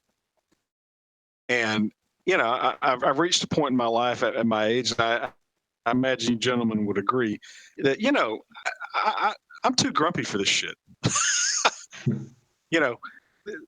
The government can't do a damn thing competently. They couldn't even set up a website. And of course, all these brilliant stimulus programs that they're trying to pass have been a complete cluster, as anybody knew it would be. So yeah, you buffoons are gonna boss me around. Yeah, I don't know. That doesn't work for me. Yeah, I had to go shopping, had to get some milk. I went to the store. They're out of milk. They're out of flour, because I see all the actors baking bread. So now everyone's baking bread because everyone's got to just fall in line. So I go to the Mexican market, where there's no honkies going in there, and I put on the mask. Exactly. They sell like carved up donkey and stuff. I put the mask on and I walk in there. I'm the only one in the place wearing a mask. I felt like a total asshole. Like, why are all these? They're all sitting there like, oh, having fun, having a good time, Mexican music. There's like the streamers all streamed inside of the store. And I went and I bought some chorizo. They had milk. I got a ton of milk. And they were happy and fine. As soon as you leave our culture, which is all a little too quick to follow what TV says and what government says, and they're fine. They're not dying, in exorbitant rates. We just need to stop being pussies about this. Yeah. I'm sorry. That's at the end of the day. I read the most frustrating comment section ever today. It was a dairy farmer went on Hannity, and he basically said, look, people don't understand that when you're shipping dairy, when you're shipping raw milk to a cheese factory that produces 25-pound bags of cheese for commercial buyers, you can't just start sending that to a bottling company. You can't just ship an 8,000. The exact wording was, you can't ship an 8,000-gallon truck of raw milk to a food shelf. They don't have the ability to process it. And the comment section was littered with absolute morons. Or like, well, we did it in the 70s. Or, oh, well, they already put it in cartons for kids at schools. Have them do that. It's like, no, you don't get it. The cartons for kids at schools processing facility, first of all, might not be open or is only operating at half capacity because you don't have kids at school. So you don't need as many cartons. Second, they have to pay for the labor. You can't just ship it to a food shelf because there's no one buying the milk. to then put into a carton and buying the cardboard to make the carton and then shipping that out. You can't just do it. And people are like, well, why can't they? Why are they just throwing the milk away? It's like, because you can't use it. Yeah, dairy farmers are warning they're going to start. They have to start dumping milk and putting down cattle. Down here in the South, they shut down the largest pork packing plant in the world. It's 5% of all American pork products, bacon and everything, is shut down. They laid off the workers. They gave them a $1,200 check, and those guys are not going to come back and slaughter meat when they have a free check, and they're told to stay at home. Now, when that fallout hits America, that just taking 5% of pork off the market will skyrocket the price of meat. And you're not going to, these are all lagging indicators. You're not going to see it now. You're going to see it soon when you go try and buy milk, meat, anything trucked, anything involved processing and packing. And all the Hollywood people that are singing their John Lennon song are going to go, where's my prepackaged meal and everything? It's gone. Where's the food? It's gone. It's like you cut this off at the factory level. The first thing that gets nuked. I'm sorry, go ahead. Sorry. I was going to say the first thing that gets nuked when these socialists get control of stuff is always the agriculture. Sure. That's the one thing socialist countries can never do is feed their own damn people. No. I don't think that's history. Is that pork outfit Smithville in Virginia, Doug? You're talking about? I don't think so. South Dakota. Yeah, because Smithville was in I don't think that's the one that I'm thinking of. Because there was one, the one in South Dakota. Okay, that's the one. I was listening to another podcast today, and they were talking about that. Yeah. And apparently, those guys, according to what I heard, that pork company provided 25% of all pork products to the United States. And they didn't and a couple of years ago, it was bought by Communist China for I think it was 34 billion. It was a big number, 34, 38 billion, something like that, which was vastly above market value. Okay, and there was some type of a government investigation, which I guess didn't go too far, because the point being was, wait a minute, other companies might want to have bought that outfit. How the hell are they going to compete against the Chinese government? They can't up the ante the way they can. Okay, now here's where it really gets kooky. This pork processing plant, they assume because of all the Chinese. I'm looking at an article. It is that one that's over here is Smithfield. It is Smithfield. Okay. They were shut down because they had off the charts coronavirus infections there. Yeah. So it's like, it's just when you think it couldn't get any weirder. The closure comes after 300 of the facility's 3,700 employees tested positive for coronavirus. There you go. Which, by the way, 300 people they're not going to die or require hospitalization. It's going to be maybe 2%, maybe 1 or 2% would die, which would be 1 to 3 people would die. Yeah. But my point is they shut down the meat processing. And that's not the only one. They're shutting them down across the United States, according to this news thing I'm looking at on wait 60 days. And it's going to be good luck. Go beef, baby. Hey, buy a freezer, man. And freezers, you can't even buy them anymore. Don't count on beef either. No. Cattle cell barns are getting killed. In fact, I got clients in that particular business that I need to talk to. Look, go out and hunt down governors and carve them up and put them in. Just kidding. I'm kidding. YouTube, I'm joking. Oh, Nick, you'll wish you had a dog. There's not much meat on a governor. I've seen them. Yeah, it tastes like chicken. Tastes like shit, if you ask me. Yeah. I myself, I want to make a call to. I want to say that once we get our stockpile of masks, our national stockpile of masks handled, we need to start working on our national stockpile of tar and feathers. Yeah. That's a tradition that we need to revive. Look, go out and hunt yourself some wild turkey. Totally not the bourbon. Literal wild turkey. Yeah. You'll have a stash of feathers real quick. You find an old man and he can pull all the feathers off in one pull. And the neck. Well, and I don't want to get too doom and gloom, right? We're making doom and gloom predictions based on the idea if nothing changes, and of course we know that things will change. One advantage we have is whether you love him or hate him, the president is a businessman. I agree with that. That's one thing that brings me peace. And that's if that's one break that we caught, because being a businessman, he is keenly aware of the economic damage that's being done, and he really cares about the blue collar workers and their jobs. So I'm saying if he's willing to go this long, then I kind of trust him. I'm just I'm hoping he puts it back. Running. I think his patience is run thin. He'll turn quick. I'm telling you, it's going to turn quick. Yeah, and I think Trump has a very intuitive, in my opinion, very intuitive instinct for what the folks want. So when the folks have that inflection point where a critical mass of them are going, you know what, enough of this, we got to get back to work. He's already tweeting out to liberate states individually. Yeah, there you go. That's the he thinks the inflection point's already been reached. Oh yeah, and it has. And like you said, I believe, and I trust his judgment on that, because he's been every other time. Protests today in Minnesota. You have protests yesterday in Michigan. You have protests tomorrow in Austin. You got protests. Popping up. You said there's one in Tennessee coming this weekend in Nashville. Yep.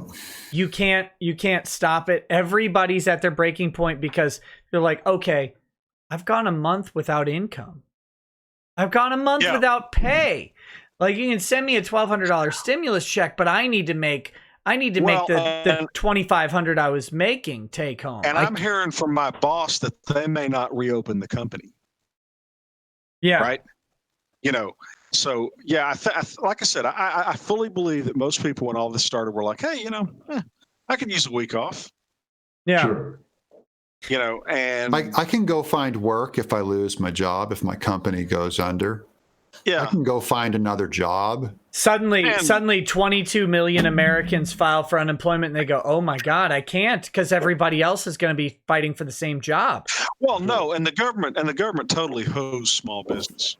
They absolutely hosed them with that first stimulus package, which dumped those unfunded mandates on them that are basically unaffordable. And then this cluster, which is the this paycheck protection program, which has been a complete cluster from one end to the other. They're out of money. They funded the program. Literally, they funded about 50% of the money. And this was known. All right, this didn't sneak up on anybody and go, oh my God. They knew going in that they only put up 50% of the money necessary.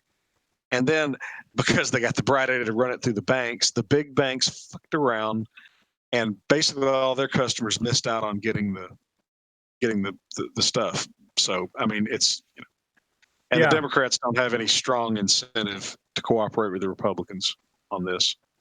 So yeah. By the way, Doug, did you know you qualified for one of those SBA loans where they just give you money and forgive it?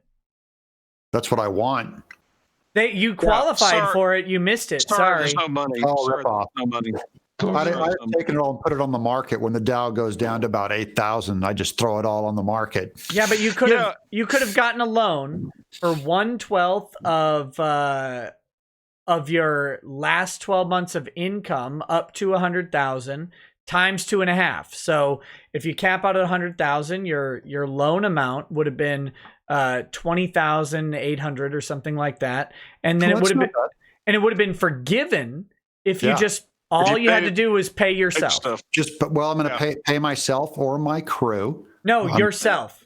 Because that's it. That's all you had to do. Because I'm my own employee, right? Yeah, you can't do it if you have independent contractors. You would have to have actual employees to claim their income. I'm my own employee, but I also have independent. I would redistribute it to them to keep them. They could file on their own as independent contractors. Yeah, you actually don't get credit for paying it out to other independent contractors. Rip off. Then maybe I'd have to keep it all for myself. It's a government attempt to save the economy. Yeah. And then it's a mess. Who could have imagined it would be a complete cluster? This is what, guys. This is why I sell my books independently, because I don't have to ask the government's help to make that work. my goal of being an independent businessman is to try and cut off the kinds of idiots who can actually damage my business. And we've done pretty well with that over the last couple of years. It's been you're working. fortunate, though, because the government can't really effectively shut you down. Can't touch The problem is the vast majority of small businesses, the government has literally by fiat said, you can no longer operate. Yeah, I'm worried for my neighbors and everybody else. I'm not worried about me. I'm worried for them. Okay, so I got a bunch of chats to get through here. We've got Ace Brain says it feels like. Oh wait, I read that one. Sorry, Nicholas Smith. In my opinion, the problem. I read that one too. Oh my God, Nick, what's wrong with you? They owe you more money. They owe you double now if you read it. Yeah. This is the. Have we succeeded in boomering Nick out? No, this is the problem. It's empty. Oh, okay. Oh. Well, It's there you empty go. for the severalth time tonight. Dave to save 26 says Texas governor wants to open up on the 20th, I believe. What are your thoughts, Ty?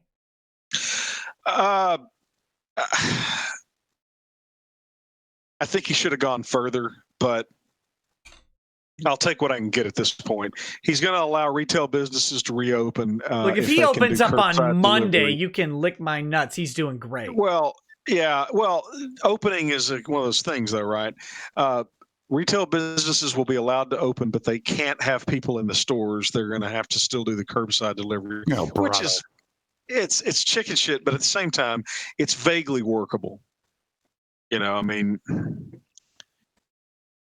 I think the governor. I think our governor. He's a pretty good guy, and he usually has great political instincts. I think he kind of blew this one a little bit. I believe that he'll get that message tomorrow with the protests in front of his mansion. Yep. Mm-hmm. Gay and Still at Large says, I've come to make an announcement. Joseph Conrath is a bitch-ass motherfucker. He pissed on my fucking... That's harsh but fair. He pissed on my fucking rights, and he said his dick was this big, and I said, that's disgusting. So I'm making a call-out post on streamlabs.com. Joseph, you have a small dick. That's brutal. Harsh but fair. Harsh but fair. Family hour. Yeah. This family friendly. Kids need to know how to properly call government to task. Absolutely. Weirdo. I gotta give that one a golf clap. Weirdo with a cello says, Twitter friends, no, you can't just go outside for any reason whatsoever. Me. Haha, freedom go brrr. A's Brain 2003 says, people in LA are scared because the mayor announced they would reward people who snitch on those who violate the quarantine orders. Did you hear in New Zealand? New Zealand is sending like cops door to door to knock and make sure people are home. Mm-hmm. What is that? What's the reward?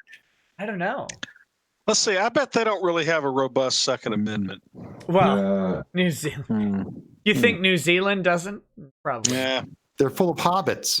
You know, and what I would say about this, enabling snitches, I think that society should deal with the snitches and, quietly the way we always do deal with snitches. I heard a story from a guy. I was watching Ghost Adventures, which I really liked that show back when it was on the Travel Channel. And they went to a penitentiary that had been shut down. They interviewed some guy who allegedly was at the penitentiary while it was in operation. He talked about a prison riot. And there was a snitch, and they caught him in the kitchen and allegedly threw the snitch in a pot of beans and cooked him till his meat came off.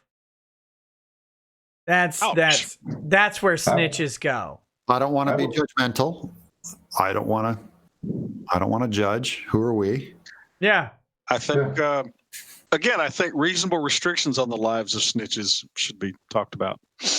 Reasonable restrictions on the lives of journalists. On the lives, that doesn't roll off the tongue as a bumper sticker very well, Ty. Let's put reasonable restrictions on the lives of New York Times reporters. I'm sorry, not reasonable. Common sense. Common sense restrictions, on the lives of snitches and journalists. Missy Ann, thank you for the donation. Nova Zero says, defecation and defenestration. This sheriff definitely deserves one or the other. This virus is absolute. Oh, embrace the power of and. Yeah. This virus is absolutely devastating, but what government bodies are doing with it is absolutely deserving of communal coofing. There you go. Bad Vibes also says, food for thought. Going after religious gatherings benefits two religions, atheist and agnostic groups. Then consider 80,000 people died in 4 months winter in 2017-2018 of the flu. We aren't even close with the CDC lying. Look, I'm not here to compare it to the flu because it's happening in addition to the flu largely. That doesn't matter. But I wanted that First Amendment, that pesky First Amendment in those religious gatherings that are being stopped. I had a discussion with Q yesterday, and more importantly, Q's brother. I'm like, you can't just stop people from going to church. And here's a dumb thing. The churches where they're ticketing people and arresting pastors and all of that stuff, guess what? They were all practicing social distancing in the building. Churches are big. I don't know if people realize that, but there's a lot of space.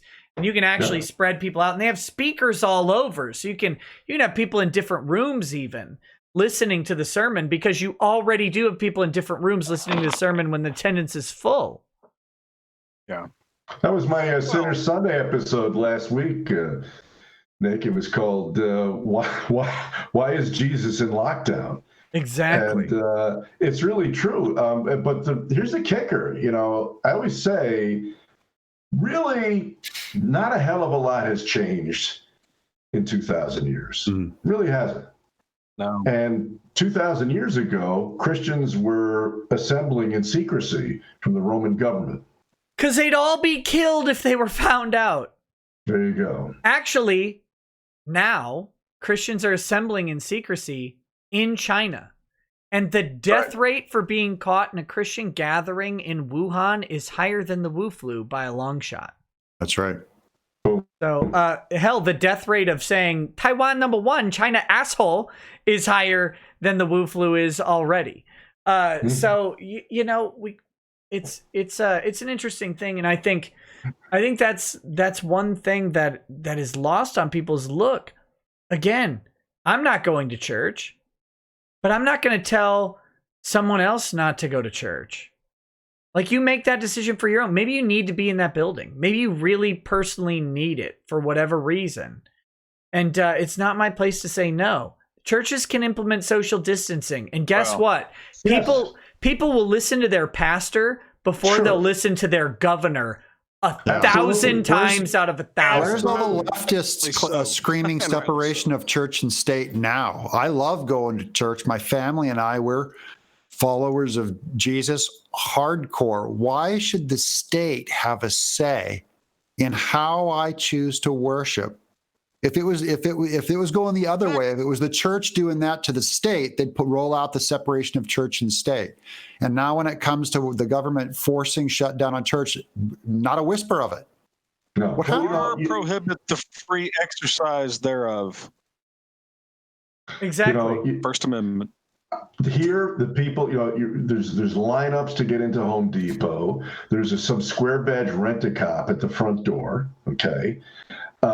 And then, of course, they've got their little footprint signs laid out by the cash registers and so forth. However, on those aisles where the merchandise is stacked 30 feet high by forklifts, people are congregating face to face, left and right. And what are they going to do about that? However, to your point, Doug, churches, other than Notre Dame-sized ones, are completely open. You can space people out like checkers. Wherever you want, and see what they're doing.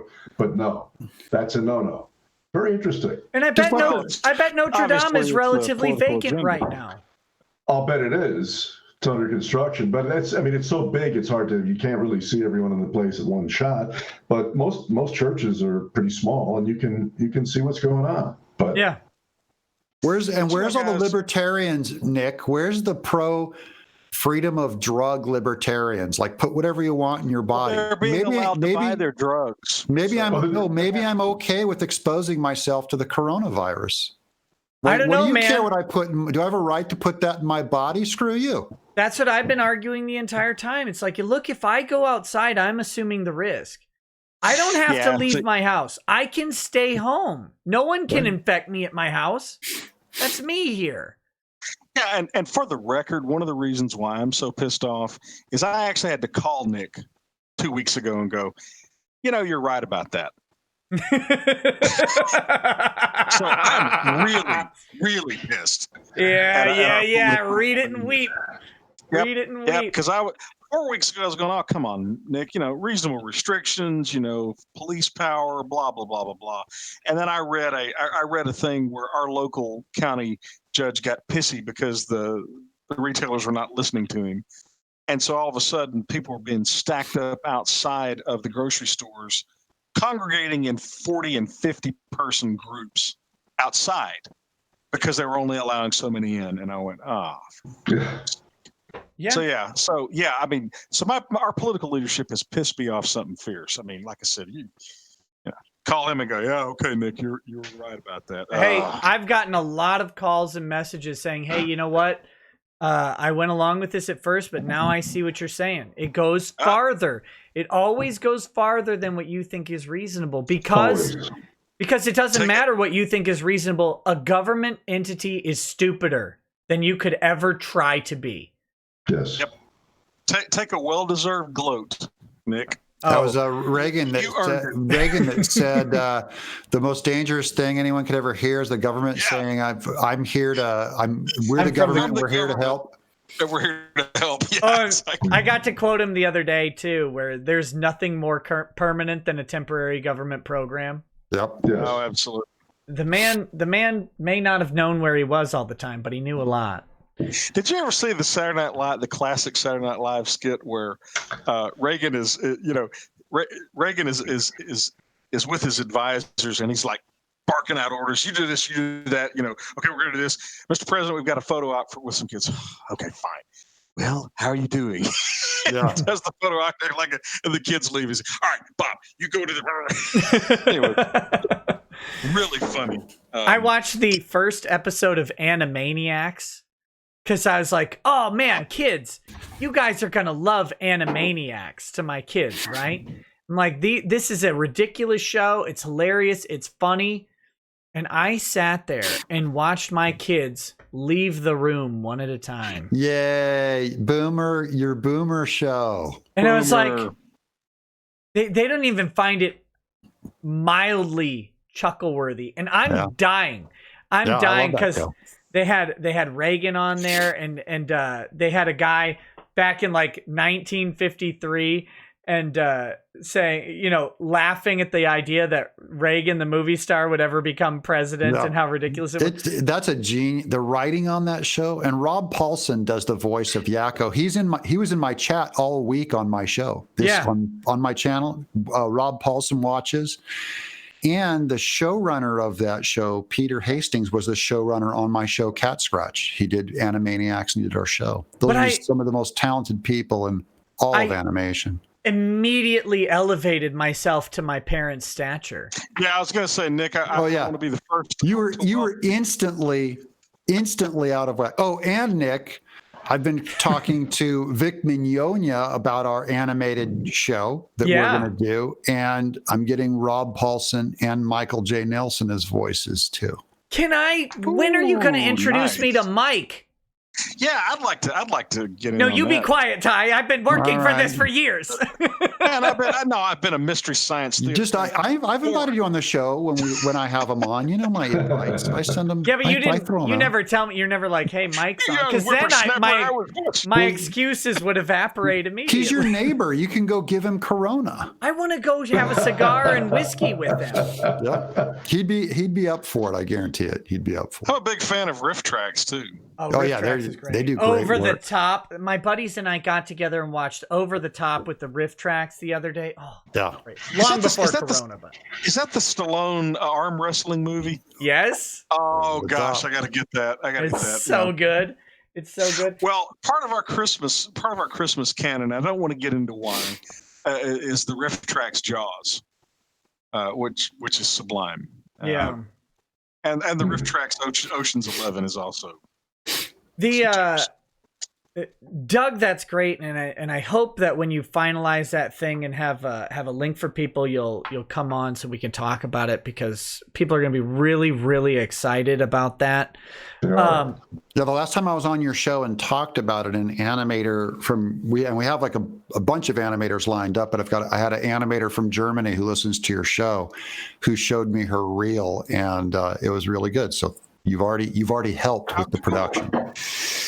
If you need a voice actor, I know a guy who does voices. If you need an extra one, just saying, I know a guy. That's what we say to make fun of you people.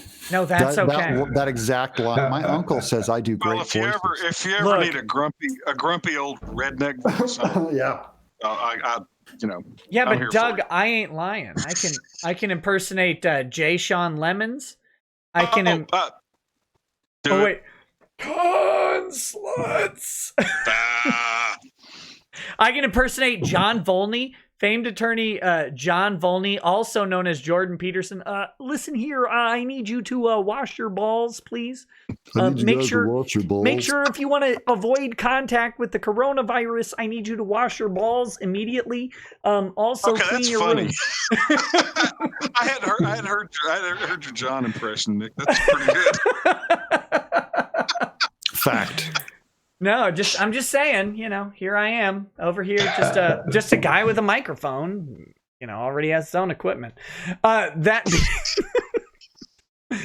being said, Morty J says, prior to this, I had escaped a psycho girl and was lucky enough to meet a sweet Southern belle soon after. Things were going great. Now we are forced to only talk over phone calls and texts when all I want to do is go see her. Well, just do what the sheriff up in Wisconsin would do and stalk her Instagram and stare outside her window. Yeah. That was probably too far. Go see her. You can't stop. Life will find a way. That's Jurassic Park. Life will find a way. This is your epic opportunity. Didn't you watch Hairspray? I broke the law. What was that? What was that, Nick? You can't stop the beat, man. That's Ricky Lake you're quoting. No, I'm quoting Hairspray. No, that's what I mean. Ricky Lake was the star in it. That's the John Waters version? Is that no, I'm talking about the movie version. Ricky Lake wasn't in it. You sure she was? Yeah, she was. Yeah, she was the fat girl. No, John Travolta was the fat. No, I'm talking about the new one. That's the new one. The old one had Divine. I don't care about that. Right. I don't care about the old one. The good one. Okay, let's. I got to veto this whole line of talking. We're not going to be talking about Hairspray anymore. Malik Foxon says, skip on a bit. I'm trying. Testosterone drop. I'm trying to go now, and you won't let me. How dare you? Look, Hairspray makes fun of fat people. I've got to watch it. Malik Foxon says, food businesses starting to refuse service if you don't have a mask around the Austin area. I'm going to end up being Karen if one of these places soon. In one of these places soon. Let me coof on your manager. Soon going to be canceled for not wearing one. Good luck, buddy. Austin thinks it's Berkeley is the problem. Yeah. Austin. I don't like Austin. When I am in Austin, I try to eat in Lockhart. That's how bad Austin is. Austin has a city council almost as stupid as Seattle's. And, you really got to try hard. To get to that. By the way, I wanted to jump back to the previous super chat, dude. Oh, you want to go back to Hairspray now? Now you do? Okay. No, not at all. John Travolta or Divine, Ty? Oh God, y'all are killing me, dude. Go see your lady. This is a great opportunity for you. I broke the law to go see you. Yeah, be a hero. Am I right? Am I right? Absolutely, 100%. Stand outside with a mask on and a boombox right outside her window. Hey, and if you get pulled over by a cop, just tell him, dude, I was going to see my lady. Yeah, you might get lucky. Look, No, don't tell him what you're doing. Yeah, don't tell him. Don't talk to him. Where are you going, son? Hey, piss off. I'm not discussing my day. Yeah, I don't have to tell you where I'm going. Piss off. Well, Nick Rekieta told me not to even answer you. That's non-essential travel. How do you know? You don't even know where I'm going. Or, hey, here's the thing. I'm going home. So, what's funny on that point here in Smith County? Our local county judge, because county judges in Texas are given this power, locked everything down. The sheriff's department and the police department declined to enforce it. Yes. There are good sheriffs out there. Because we have a sheriff because we have a very good sheriff and we have a very good chief of police.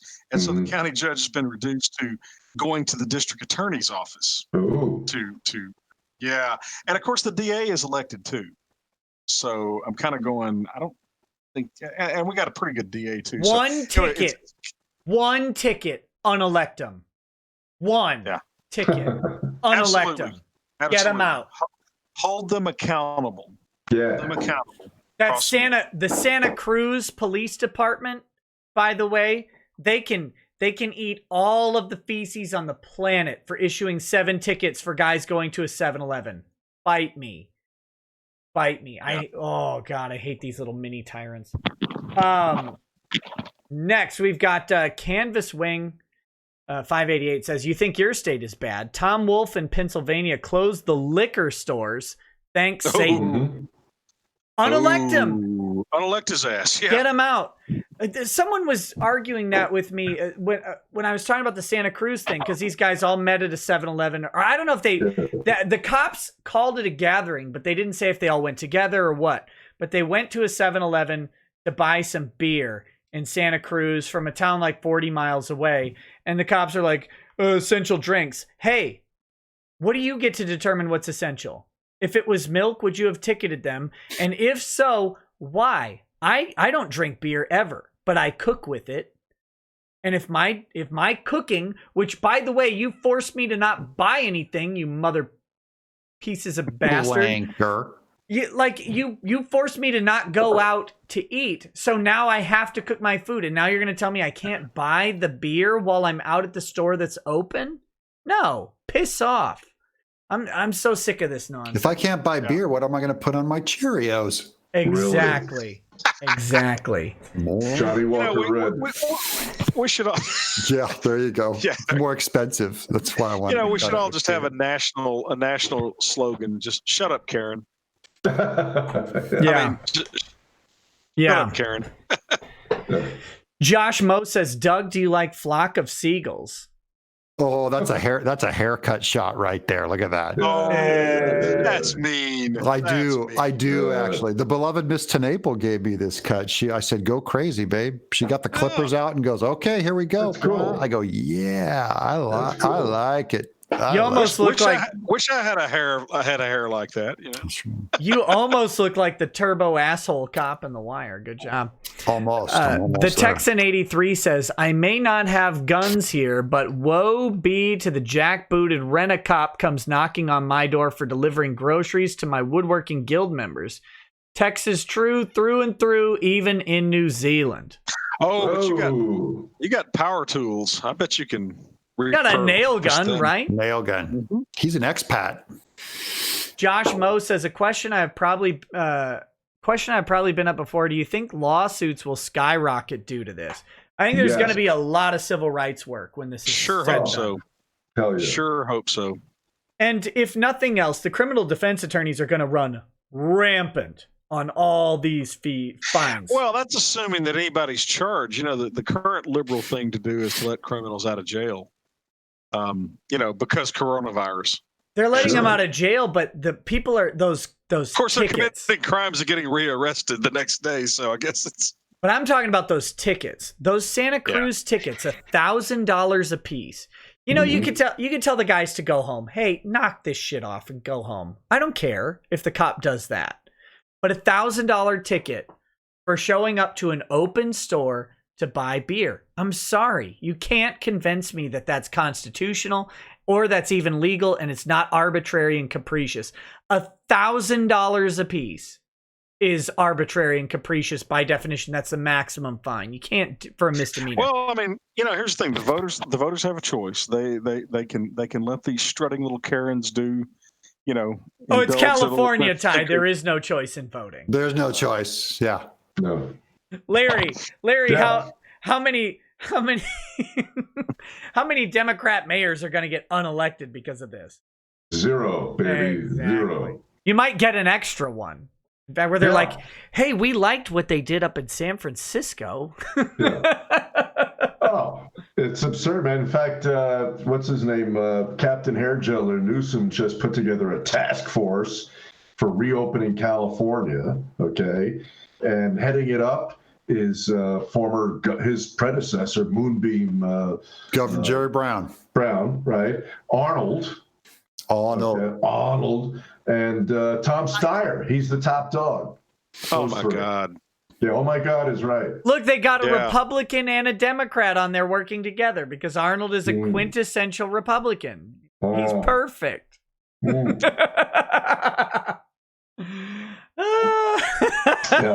R.I.P. Larry. You can't make this stuff up, man. No. You're toast. Let's see what else we got here. Still not. Oh wait, Night of Hopex. This is from yesterday. I want to make sure and address this. I wanted to address this from last night. You said dubbing isn't hard. It's just expensive to get the license.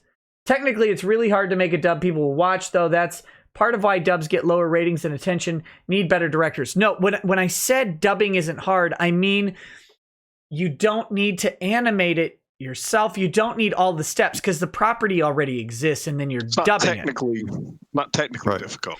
It is kind of for the person doing the dub. The individual recording artist has to match their lines in a different language to the mouth movements that are already drawn of someone else. Whereas in American animation, you voice the line and then they animate the mouth to match the voice. Here, you have to voice the line to match the existing animation. And they've gotten a lot better at it since the 80s when you had Speed Racer and stuff like that. All that crap is gone. That being said, that's not what I'm talking about. And I'm not talking about the individual skill of the dubbing artist. I'm talking about the overall. I'm talking about the overall production. To dub something, you need an audio engineer and enough recording artists to do the voices, and that's it. You already and someone who can edit that's the audio engineer who can edit the audio into the video. You don't need an animator, you don't need an illustrator, you don't need a writer, you don't need the production crew other than your audio. That's all I'm saying. It's a smaller scale production. You're not having to create an animated series. Right, you have a smaller scale production team that's just focused on one thing. Now the individual has a lot of work to do as a recording artist, but that's not what I was talking about. So I just want to clarify that. Still not impressed says, Nick, you did not understand my last chat. If we boycott anime because of what Funny is doing, then we will become a non-factor in the creation of anime, just like how soccer moms are a non-factor. Soccer moms are not a non-factor. Make no mistake, they are not. No. Indie dubbing won't help when Funimation has a hand in Japan. Sure it will. Of course it will. Because indie anime is coming too. That's right. It's a step behind. And if Japan is not putting out anime that you like, trust me, indie anime is coming. Just like in every other industry, you've got indie video games that are producing hentai sex stories that are being sold on Steam for $2. Trust me, indie anime is coming, and it's you would know that. You would know that how? Because I have a Steam account. And I see the new releases. You can see. And it's hard. Yeah. No, you can. If you turn off your parental controls on your Steam account, you will see that every week there are new in the popular new releases that there is some hentai visual novel released once a week for dirt, created by some dude in his basement with access to basic illustration tools. You think that we won't independently produce whatever offensive anime you want? Of course it's going to happen. Of course. And Funimation will accelerate their competition. Yeah. Comics are one guy, an independent anime studio is 10.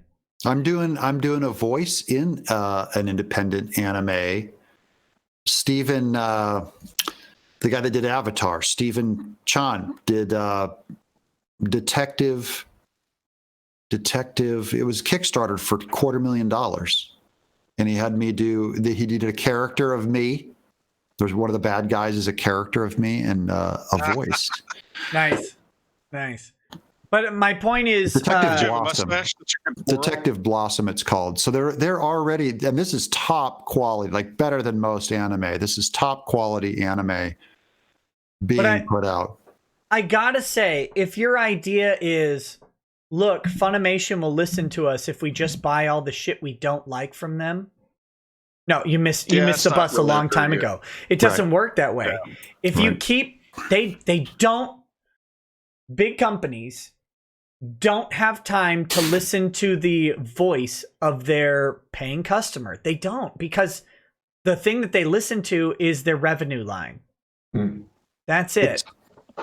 It's called Detective Blossom Detective Homes by Steve Ahn. AHN is the guy that did he did the Legend of Korra. He was the director on that. Oh, okay. Very cool. But it's totally independent anime. That's going to be I'm telling you, that all that crowdfunding independent stuff is going to be how it's done in the future. It's coming.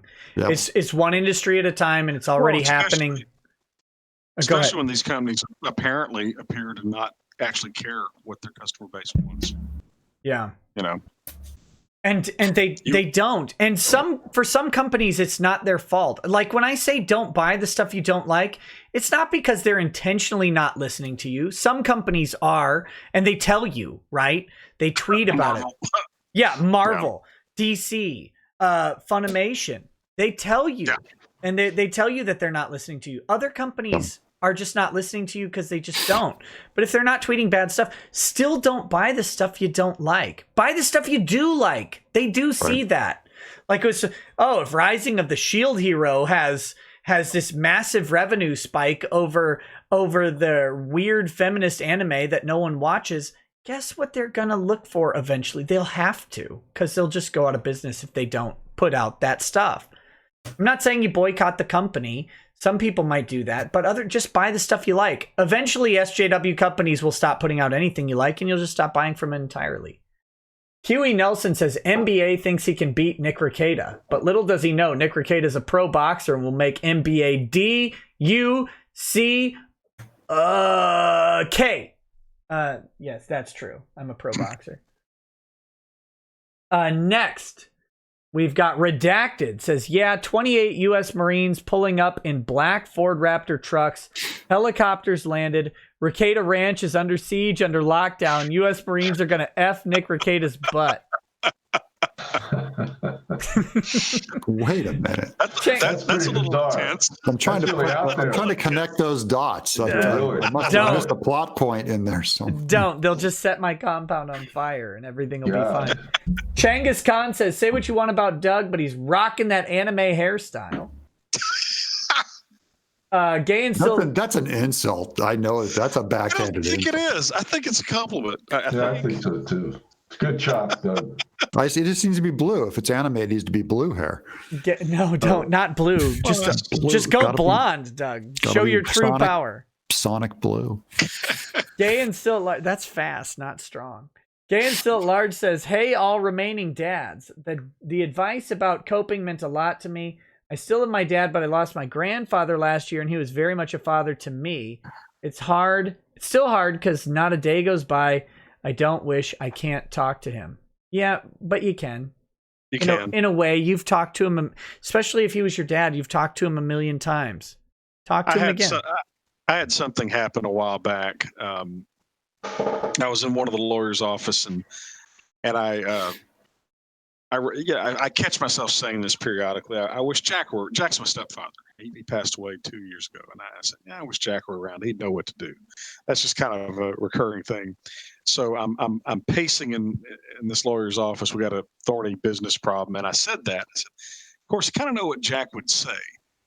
And so he'd say, "Well, Ty," and I'm walking back and forth talking to myself, doing like this. And Brianna later says, "So, Dad, you had a seance with Jack in so-and-so's office?" I said, "Well, sort of." That actually works, though. Yeah. Imagine them saying what you can hear their voice. You can imagine their voice, and just what would they say? You've got a lifetime of conversations locked away, and you do. Right. You need to do the weird thing. Your brain will create whatever dialogue is necessary. It was surprisingly. I found the solution to the problem I was trying to solve for by doing that. But you need to you need to unabashedly do it. Talk to him. Yeah. Have that Now, conversation. you might not want to do that in front of other people because it does kind of look like you're doing a seance. But listen, if they give you any grief, you punch them right in their stupid mouth. just fire them. There you go. Just if you really want to bug him, just float the table off the ground. That's Yeah, it. That'll there show you 'em. go. Well, in this particular case, I was trying to help this lawyer with this lawyer's problem, so the lawyer didn't complain too much. But it's always good to have the respect of your children when they say things like that to you. I don't want their respect. I want their fear and terror. No, I'm just kidding. There That's you a joke. go. It's all the same thing. That's actually let me caution new and young dads about that. You are wired. This is real. You are wired as a male to relish the fear and compliance of people, and you will be tempted to parent your child through that fear and compliance. And it's very macho and memey to say that your kids are going to be scared of you. But when your kid is properly fearful, and I'm talking biblical fearful, of respectful of you, it's not because they're afraid. It's not because they're afraid. It's because you follow through on what you say. And they're not scared that you're going to do it. They know that you're going to do it, and what you're going to do is not going to harm them. It's going to teach them in a way that's uncomfortable. So be very cautious about that, because it's really easy as a young dad to get caught up in the fact that you have power over a small being, and remember that dads don't do that. Yeah, they don't. And guys, being a dad, for me at least, was the easiest job in the world. All you got to do is love your kids. I mean, it's really that simple. You're born to do it. Everyone did it. Everyone came from a dad and a mom, so it's not luck. No. Somehow we got by. Yeah. Hey, But- Nick, I gotta jump. It's 2:30 in the morning. I gotta get up early and work. Crap, it sure is. Listen. Yeah, man, get out of here. I know. Thank I know you. this is still early for you. It's not. Well, Larry, it's barely past midnight for Larry. Some of us are not corpse vampires. Listen, not this week. Some jackass had me waking up every single morning this week when I would normally sleep till noon. Yeah. So, Who was that jackass? Man, I'm not talking about it. Nick, you really ought not put up with that from that guy. That guy sucks. I'm gonna come Yeah, he to his does. house and kick his ass. Yeah, I've heard about him. Can't really. All right. Hey, Larry, Nick, Ty, great hanging with you guys to chat. You guys stay As safe. always. Guys, Great hanging with you, Doug. Guys, check out Bigfoot Build 2. It's in the description. Doug surpassed 150,000 tonight. Puts gold. That means these gold gilded edges go on Good for you. Bigfoot Bill. Look at this gold gilding on this beautiful. Oh, isn't that slick? Look, And we got a 24-page comic that Wait, Mike put it- Mignola did the cover for. Put it back up. Here. Yeah. Okay, so there it is, guys. This is Earthworm Jim 1, but Look at that! Look Shoot at it that up on the gold gilding! screen. Look There at you that go. gilding there. That's cool. it is hard to find books like this. You know, It is. a lot of guys are out producing your normal comic book, which is a great thing. Produce a comic book. Doug produces books that happen to contain comics, and they're very well crafted and constructed. Give it a check out. It's an unprecedented value for your dollar. Yeah, So- and Nick Rekieta shows up in this one in hell. We put him in heck. I am in there. Yes. You'll know him by the nose and the drunken bubbles around his head. You when made he me shows him. short, and I will never forgive you. I'm going to come to your house in stilts. You've been to my house. You seem small to me, but it's not Next fair. time, I'm going to tower over you, and you'll be in fear. God bless you guys. Have a I'm great not a big night. comic book guy, but I may have to buy that one. You got to get in there, Ty. You will be when you read my books. Have a great one, guys. Be safe. God bless. Good night, Doug. Be Peace. well. Be well, See you, man. Doug. Yep. Take care. All right, back to the task I have at hand. Back to the desk. Night of Hopex says hindsight is 20/20 can often be a cautionary aphorism. It took the guy trading 10,000 Bitcoin for a pizza in order for it to grow and have any value later. Also, the guy who gave up a third of Apple might have run it into the ground eventually. Nobody knows. Look, I sold something like $80,000 to $100,000 worth of Apple for $100 when I was a kid, because my uncle worked for Apple for a long time. In fact, if you have any Apple networking product in your home, my uncle wrote the code that made it work. He just did. Especially if you have like an airport base station or a MacBook Air, all of that networking software, my uncle had a hand in it. And he gifted me 10 shares of Apple back in the 90s. When it was at he gave me 10 shares because he gave me three shares when it was $30 a share, and then for my birthday, and then literally a day later it dropped to $10 a share. So he's like, well, I wanted to give him $100, so he gave me 7 more, and I sold it when it was worth about $1,000, and today it'd be worth like 80 to 100 grand. Wow. So, well, when I was making light of that guy, I didn't mean that he made a bad decision. What I meant was he had to go face his wife every day. After that was lest the stream misinterpret what I was saying. He probably thought he was getting a heck of a deal. Nobody gets through life without their Pete Best moment, man. Right. So Bad Dragonite says, I'd like to shill for a channel that should have more subs. Oh, we already read this one on the regular thing, but it's Baltimore's Guide to Warhammer. He mixes narrative, audio dramas, and lore dumps into one. He's a very talented voice actor. Definitely worth checking out his 40K videos. See, I wrote it on this paper with this pen. So paper. Never heard of it. Sounds like something I wipe my butt with. Night of Hopek says that job bouncing is gross. Night of Hopek says that job bouncing is part of Masakai's continuous improvement management process. It's a system of keeping workers worried they're not doing their jobs well to motivate them. It also increases suicide rates. Its ethicality will be questioned eventually. I've noticed we do borrow a lot of Japanese employment practices in the US and call them automatically good. Like the whole Six Sigma. The Six Sigma process is borrowed entirely from Japan, and it's automatically wise because it's Japanese, because #racism. Yeah. The Six Sigma thing was actually from an American consultant who brought that to Japan after the Second World War. So it's actually an American thing that's just boomerang. No, it's just the Deming. Are we talking about the Deming management? Yeah. Deming, right. Yeah. Okay, well, screw you. He brought it to Japan as a play test, and then he's like, okay, I can ruin American lives with it. That's the funny thing about all that is the American manufacturing and business acumen in the early 20th century was unmatched in the world. True. In fact, our business experts went over to Russia and helped Stalin put together his 5-year plans, which ultimately allowed the Russians to defeat Germany.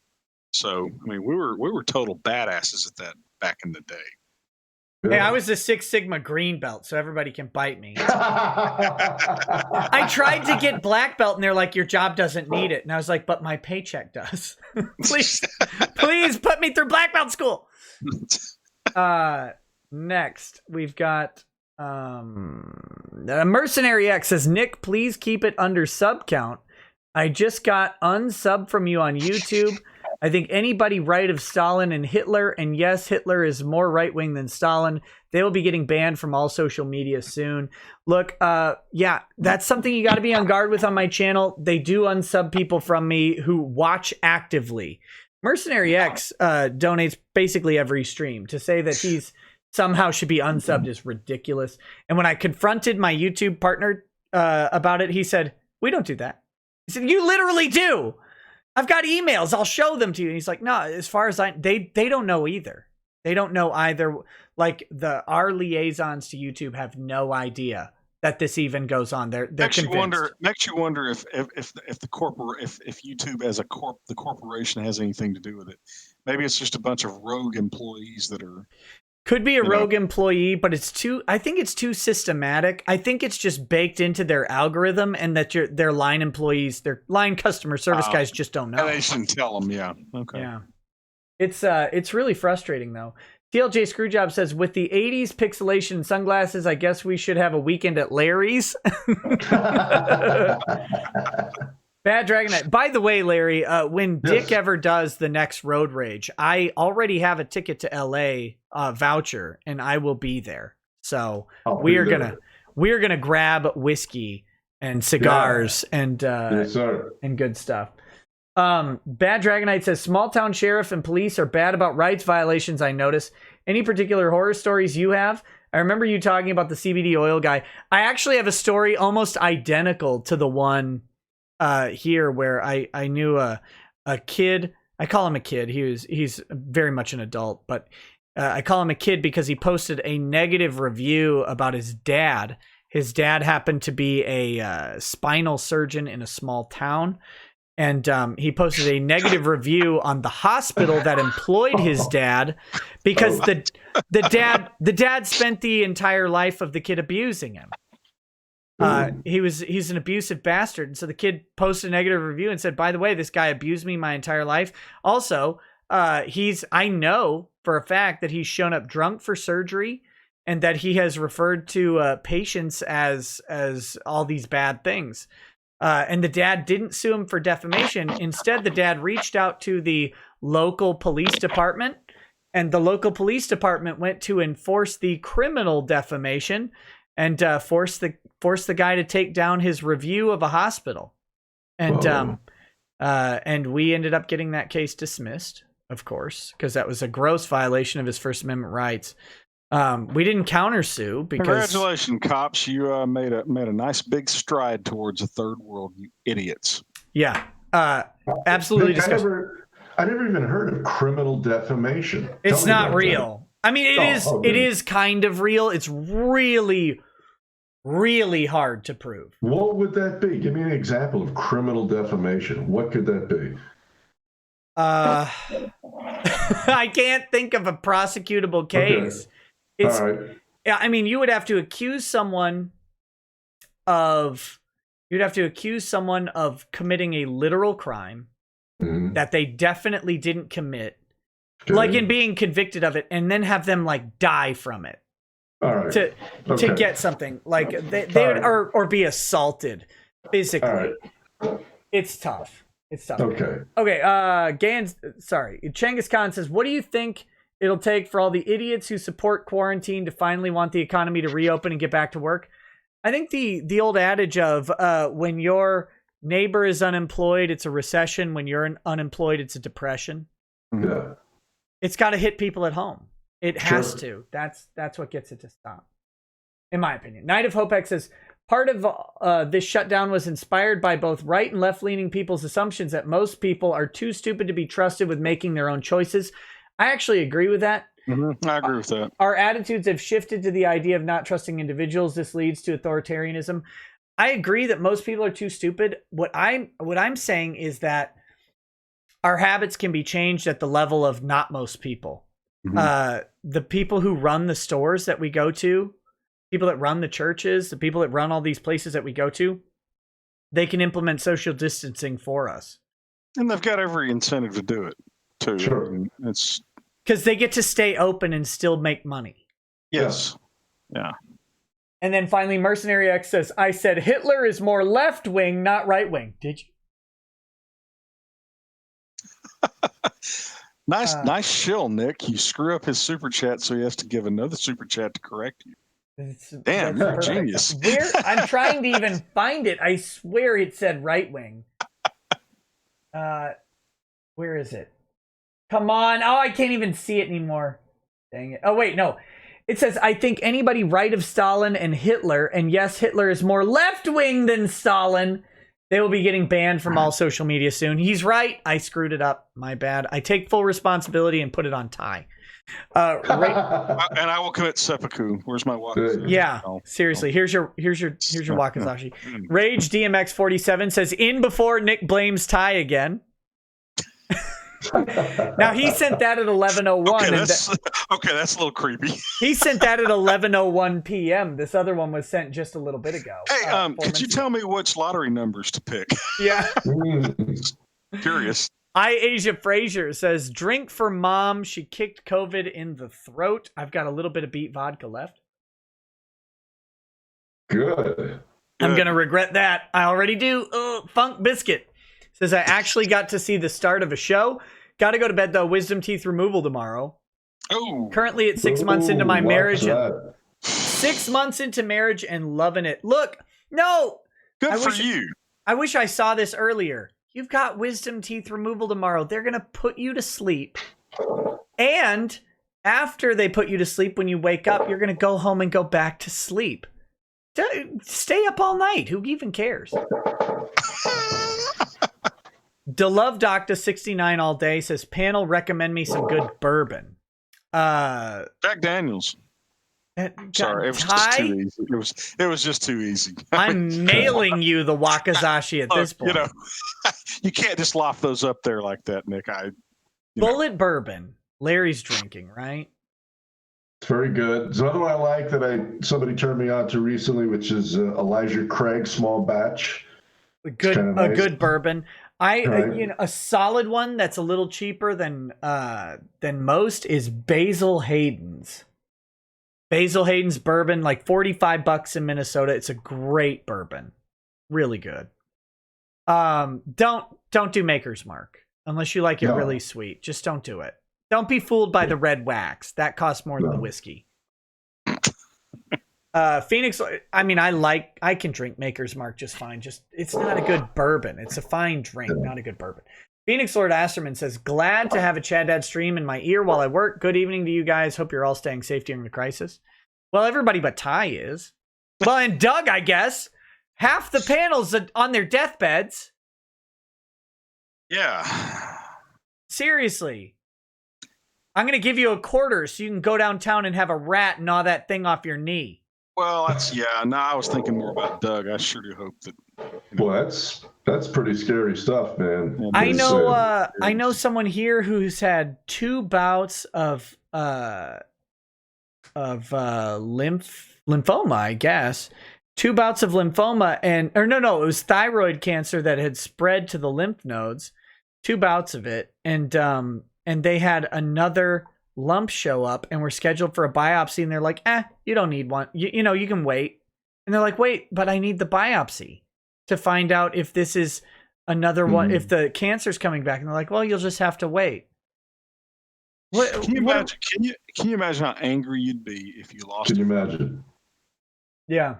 It's, I mean, kind of bullshit. I mean, and there'd be nothing you can do by the time it's over. It's like, well, if we would have caught this long ago, we could have excised it, could have done radiation therapy, but now it's spread to your lungs. Now our idiot governor just decided by fiat that it just wasn't that important.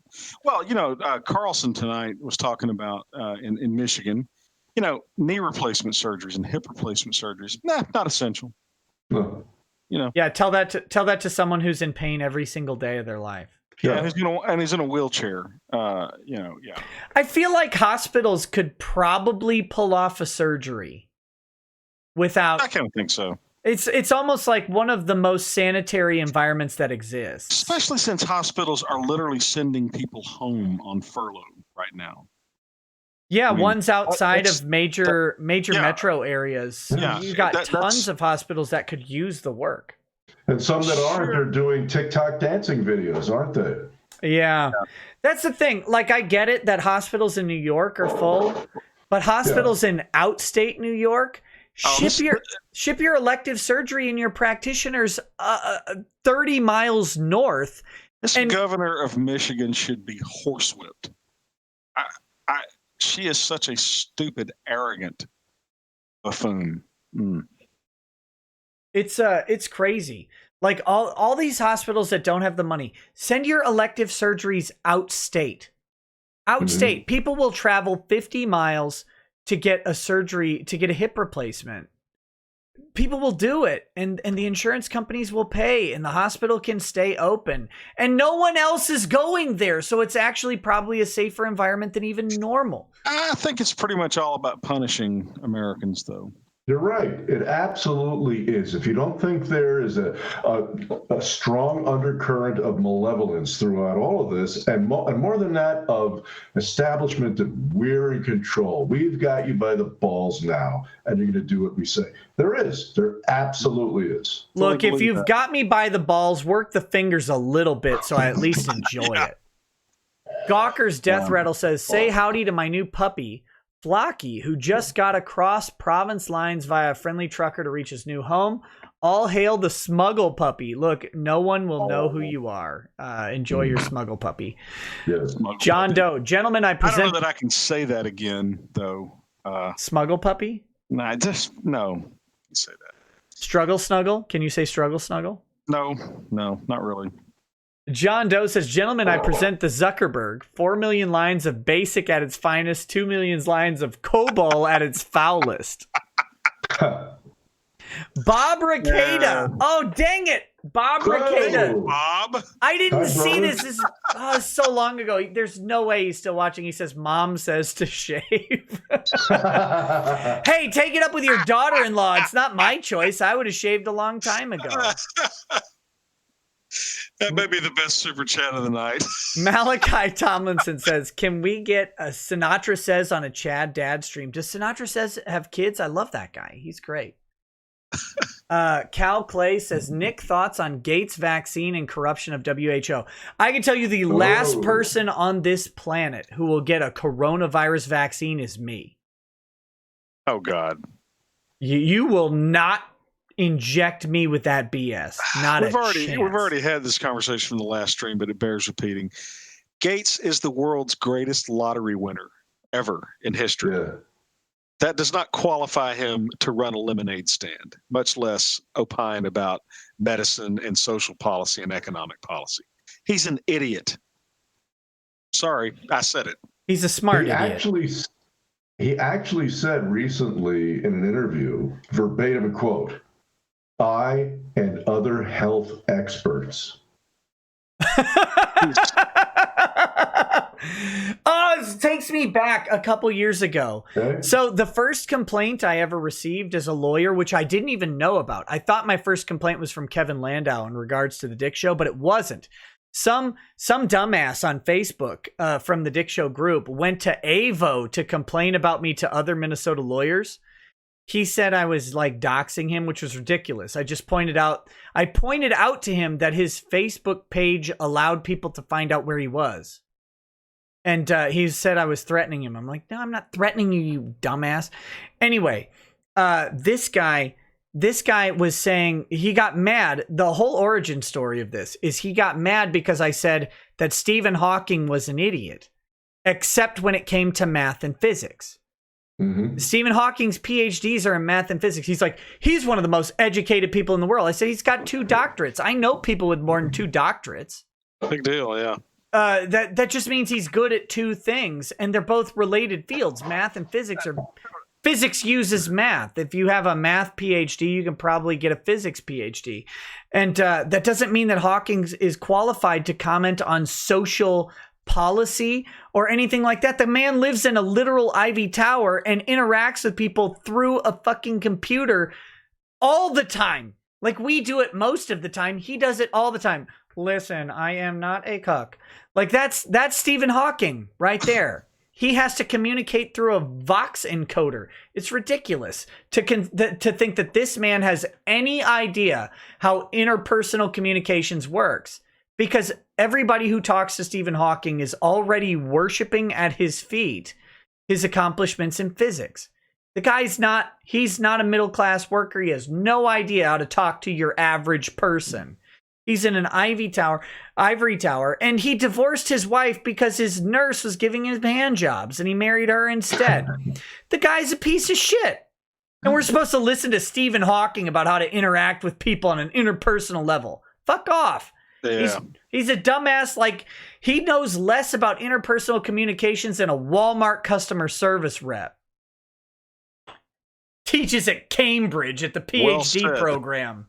Bite me. This guy knows nothing about talking to anybody else. He can't stand up. The man has less skills than a 2-year-old. Sorry, I didn't mean to yell in your ear. So how did that translate, though, into you getting a complaint? Hawkins wasn't dead at the time, but he is now, and peace be upon his corpse.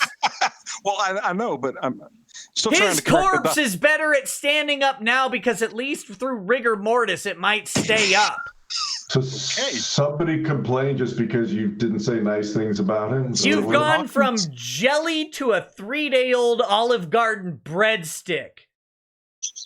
I can get a 3-day-old breadstick to stand up. I can't get jelly to stand up. Dead-ass Stephen Hawking. And who could argue with that? Nobody. Nobody. Stretched out like a... Not only is that an example of authentic internet gibberish. No, it's truth. It's truth. I want to thank Nick Johnson for saying what needed to be said. Sorry, this is a Blazing Saddles reference. You're probably too young for that. I will come at you, you bitch. Come on. Now I'm going to complain about you, Nick. I'm just going to feel terrible for laughing about this tomorrow. Why? The guy, look, read his theories on physics. They're amazing. It's great. He's a great physicist, fantastic mathematician. But if the guy's trying to tell you how to order at Denny's, don't listen to him because you're better at it. That's right. I mean, it's the age-old thing. And like I said, back to Gates. Gates is the luckiest man alive, and good for him. I don't say that out of envy. It's just a simple fact that someone was going to get rich selling IBM an operating system for the PC. Yeah. It just so happened that Gates bought it from somebody else and resold it to IBM. Listen, I don't ask T. Greg, greatest middleman, you know? Yeah, true. I don't ask T. Greg Doucette how to be successful on YouTube, and I don't ask my garbage man, or I would ask my garbage man how to clean out the back of a garbage truck. Sure. And if I tried to tell him how to do it, he'd laugh in my face. He's better at it than me. He knows what tool to use. He knows how to get the sticky bits. And I don't. I'm going to defer to the experts where they are, but I'm certainly not going to defer to someone who can't even stand up on how to communicate with a person in a normal way. It just doesn't work.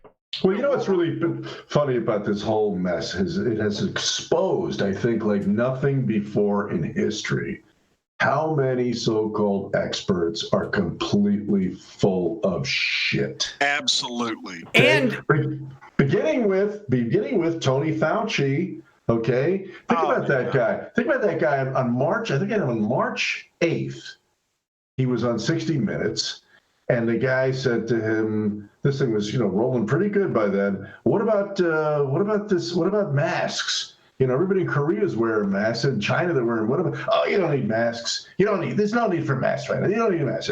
March 31st, another interview. What about masks? Oh, we're considering that very seriously now. What the fuck? Huh? I mean, in 3 weeks, masks no good. Now they're good. I want to add to that. Not only are so many so-called experts full of shit, and experts have put in a lot of study to be experts. Doesn't actually make them good at what they did. There's shockingly in everything, but not competent. There's a strata. Look, if you go to Walmart, one's a good cashier and the next one isn't. That applies to doctors, that applies to lawyers, that applies to bankers, financial planners, absolutely everything. You will find every state. Mm-hmm. Every governor of every state has said, oh, look, the stream's back up, guys, to choose the experts, which are going to be people that they know and agree with them. And that's both sides. It's not Republican or Democrat. A governor, unless they are a specific type of doctor, is an epidemiologist in this case, is not qualified to pick an epidemiologist any more than you are or I am. True. Like, I can pick 2 epidemiologists that disagree. I can find their different papers, and I won't be able to tell you which one is right. Neither can your governor, and that's even at least as insidious as the incompetent expert is the person who claims the ability to choose the expert. There was a time in our history where we actually relied upon the political process to pick experts. At a very critical time in our nation's history, it was the Civil War.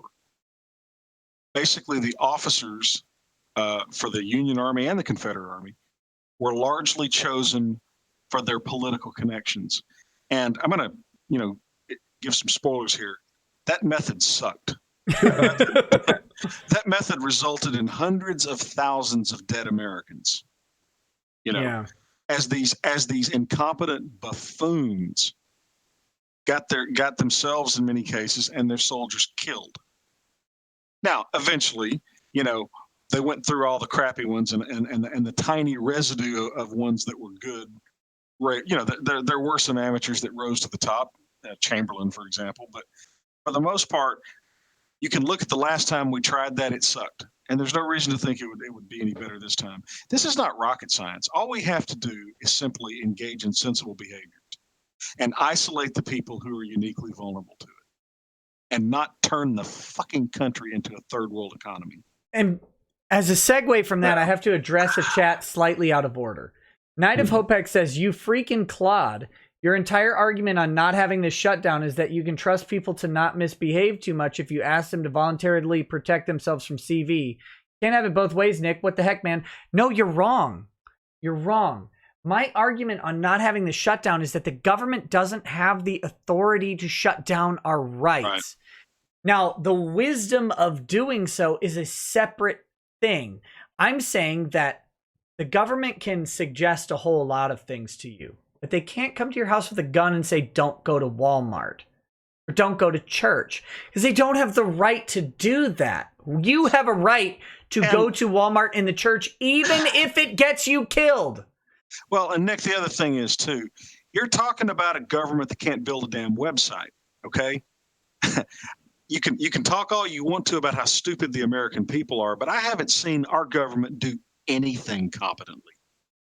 So you don't get to have it both ways. They don't even tax us competently. They don't even help themselves competently. Exactly. So here's the thing. If I've got to bet on one side or the other, I'm going to bet on the American people over these dipshit politicians. Because I know the politicians can't get it done. He says, but you keep saying if asked, people would do it. That's how you're having it both ways. No, I'm saying you're more likely to listen to your grocery store than you are to your governor, because you are. You are. How many of you stop at Walmart because the person asked to check your receipt when you leave at Christmas time? Most of you probably do. You know who doesn't? I don't, because I'm an asshole. But most people actually stop and say, oh, yeah, here's my receipt. Of course you can check it, because they asked. They don't have a right to ask. They can't even ask you. To stop you and say, show me your receipt, is literally an infringement of your rights. It's an unconstitutional illegal search and seizure. It's an infringement on your freedom to leave. They can't do it, but you do it. Of course you do. Most people do. Most people do what companies that they want to buy from ask, because they want to buy from them and they don't want trouble. That's what I'm saying. If Barnes & Noble asked you to not pick up a book, you probably don't. You know what? You can go into a store and you can put a 12-pack of soda in your cart, and then your kid can knock it out of the cart onto the floor and make it explode after you've paid for it. And you can go back and demand a refund because you don't actually own it until you leave the store. That's property rights. That's property law. You don't actually own the thing until you've actually left the premises. And you don't, though, because you're like, oh, damn, I guess I own that. And I already paid for it, so it's mine. You go back and buy another one because it's easier. You don't have to. There's a whole bunch of stuff that you don't have to do, but you just do because it's simple. You think you don't have a right to bring a Subway sandwich into a movie theater? Of course you do. The worst thing they could do is ask you to leave. But you have a right to do all this stuff. You just don't, because they're like, hey, buy our $12 popcorn instead, and you will. Of course you're going to listen to the store.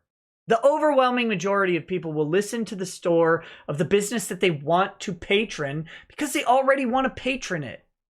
It's not having it both ways. You just don't need a gun to do it. Well, and I see it a lot. I see it a little differently, but I think we come to the same conclusion. Again, I would trust the American people over these idiots in charge of our government, primarily because every single day I see these idiots acting like idiots. You know, we don't. It's not some great speculation that our government is incompetent. We have overwhelming evidence that they don't know what the hell they're doing.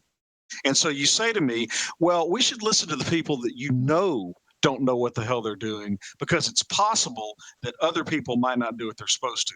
Sorry, that is bullshit. That's a stupid argument. And the end result of all this is that here's the truth.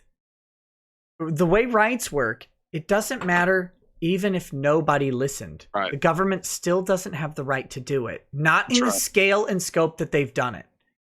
Now you want to say you're going to lock down a city for 3 days? Okay, you lock down a city for 3 days. You're going to say you're going to lock down a city for 2 weeks? Maybe you can do that with the symptoms of coronavirus. That's a time, place, and manner restriction that might be reasonable. You say you're going to lock down a city indefinitely? You're going to lock down a whole state indefinitely?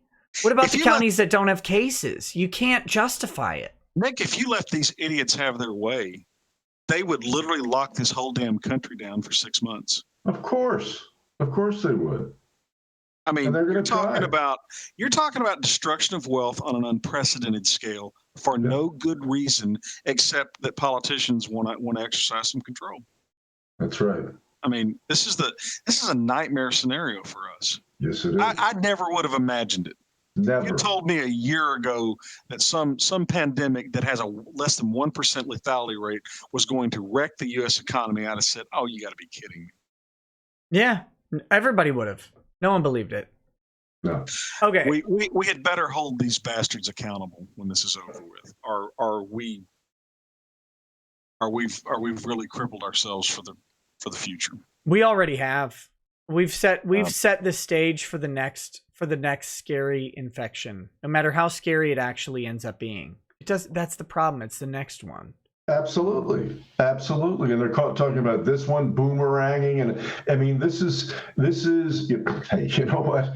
It's if you really distill this down to its essence, okay? This insanity is the byproduct of snowflake culture. Yep.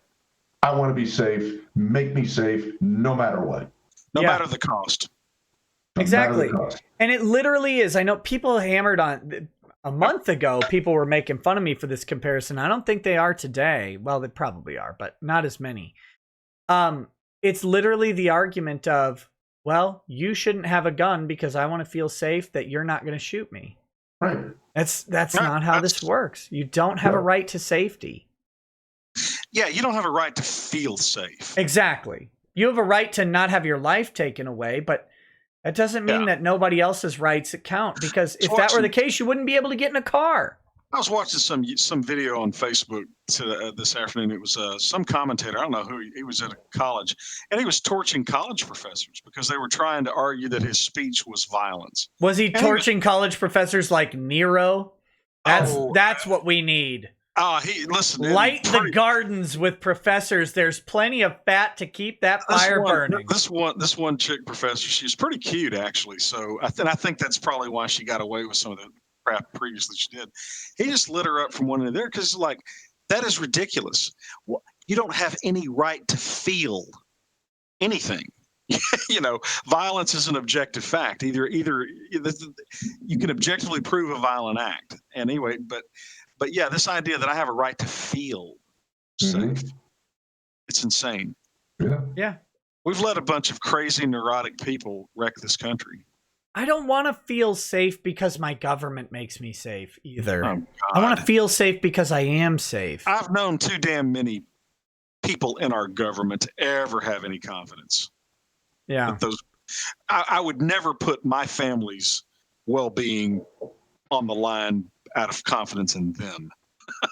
Yeah. You know. Nivok.org says, saw a BetterHelp commercial on TV a few weeks ago. Oh, man. I can't believe they're still around. NGE Fan 76 says, listening to y'all while I build a new PC. Have some of my Trump bucks. Hey, thanks, buddy. Hey. Nick Naylor says, to tie, futa with or without the sack? Listen, what? you don't get to know. You just have to answer with the sack or without the sack.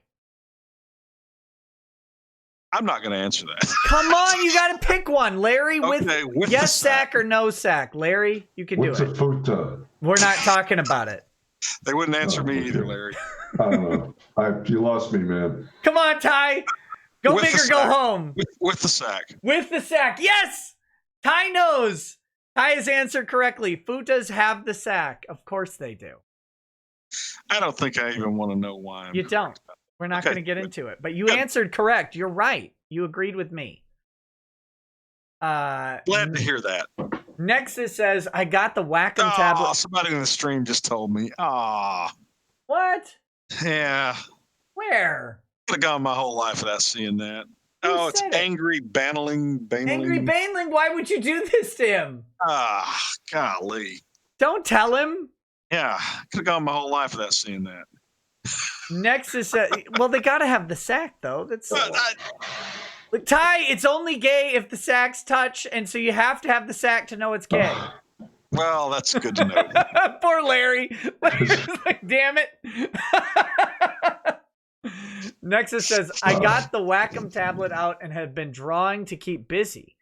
I was never any good, but if I'm not better by the time this ends, I'll eat the tablet. That's a spirit. I'm the worst drawer on the planet. I'm worse than you are. I promise I'm worse than you are. We should have an art off. Let's do it. Yeah. To me, art is something that other people do. Yeah. So I have no skill whatsoever. Genghis Khan says, eat it, no sack gang. Well, they got nothing to eat. We at least have a meal. That's all I'm saying. Ransu says, if your girlfriend says she'll leave you if you don't stop writing porn comics for a living, what do you do? I'm asking for a friend. Okay, this is a legit question. So you write porn comics for a living, and your girlfriend says, hey, I'm going to leave you if you don't stop writing porn comics for your living. You make a business decision. Yeah. And I don't know I can't answer that because I don't know. I think we need Doug back to answer that. He's the artist, right? Can you out earn what you're making now? Can you and is it worth it to you to make the transition? I mean, how hot is she? Does she stick with you while you make the transition too? Like, it's real simple. It's real simple to say, I'm going to change industries, but it's going to take me a couple years to build up my business without this existing customer base. Are you going to be around while I do it? Yeah, that reminds me of this guy and his wife are in a restaurant, and this good-looking blonde walks by, and the guy makes eye contact with her, and the wife says, "Who's that?" And he says, "Well, if you must know, that's my mistress." The wife goes, "Well, I want a divorce." And the husband says, "Well, okay, I'll give you that, but we're going to have to give up our vacation home. We're going to have to give up this, give up that, and da-da-da-da." And the wife didn't say anything. Well, then a good-looking brunette walks by, and he makes eye contact with her. And the wife goes, "Well, who's that?" And he goes, "Oh, that's Bill's mistress." And the wife goes, "I like ours better." Yeah, I went there. I went there. Yep, sure did. Oh my goodness, that's beautiful. No, it's. Look, you're not married to her. It's a girlfriend. Yeah. You have to determine what that relationship is worth to you, and if you can do something else. I mean, if it's a serious girlfriend, you've got propositions on the way, and you think this girl you're gonna spend your life with, you have to make an economic decision. And guys do this all the time. Absolutely. Like, look, I'm gonna settle down with this girl means I'm not gonna move across the country and take that job that I was thinking of. It's not an outlandish decision to make, but you have to make that decision. But I'm glad you pointed out to him, though, that point about, will she stick with you while you retool? That's... Well, what he needs to ask himself is drawing porn cartoons his bliss? Does that light his... I mean, maybe it is. Maybe that's his, the air that he breathes. And if so, I think your choice is clear.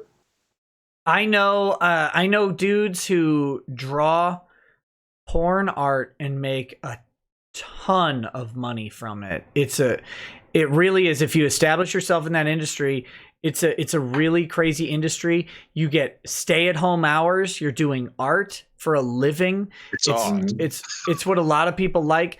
Look, the other reality is, like, you're not home while you work because you got to go work at a bank. You got to do a 9 to 5. Sure. I mean, the value of that is massive, and a lot of times when people say stuff, they don't consider it. Right. But that's up to you. Only you can make that decision. Or your friend. Bloody Thumb says, my daughter Danny would have been 14 today. Cherish the time with your family and kids. Life goes way too quick. Don't piss away this time. Bond with them. Yep. Chad dad advice if I've ever heard it. Bloody Thumbs. Sorry as hell. Sorry.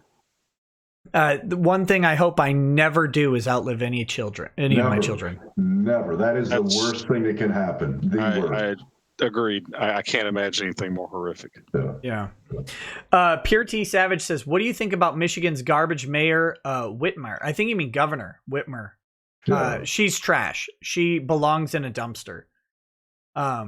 That's my opinion. I think word around the campfire is too, she's angling to be Biden's running mate.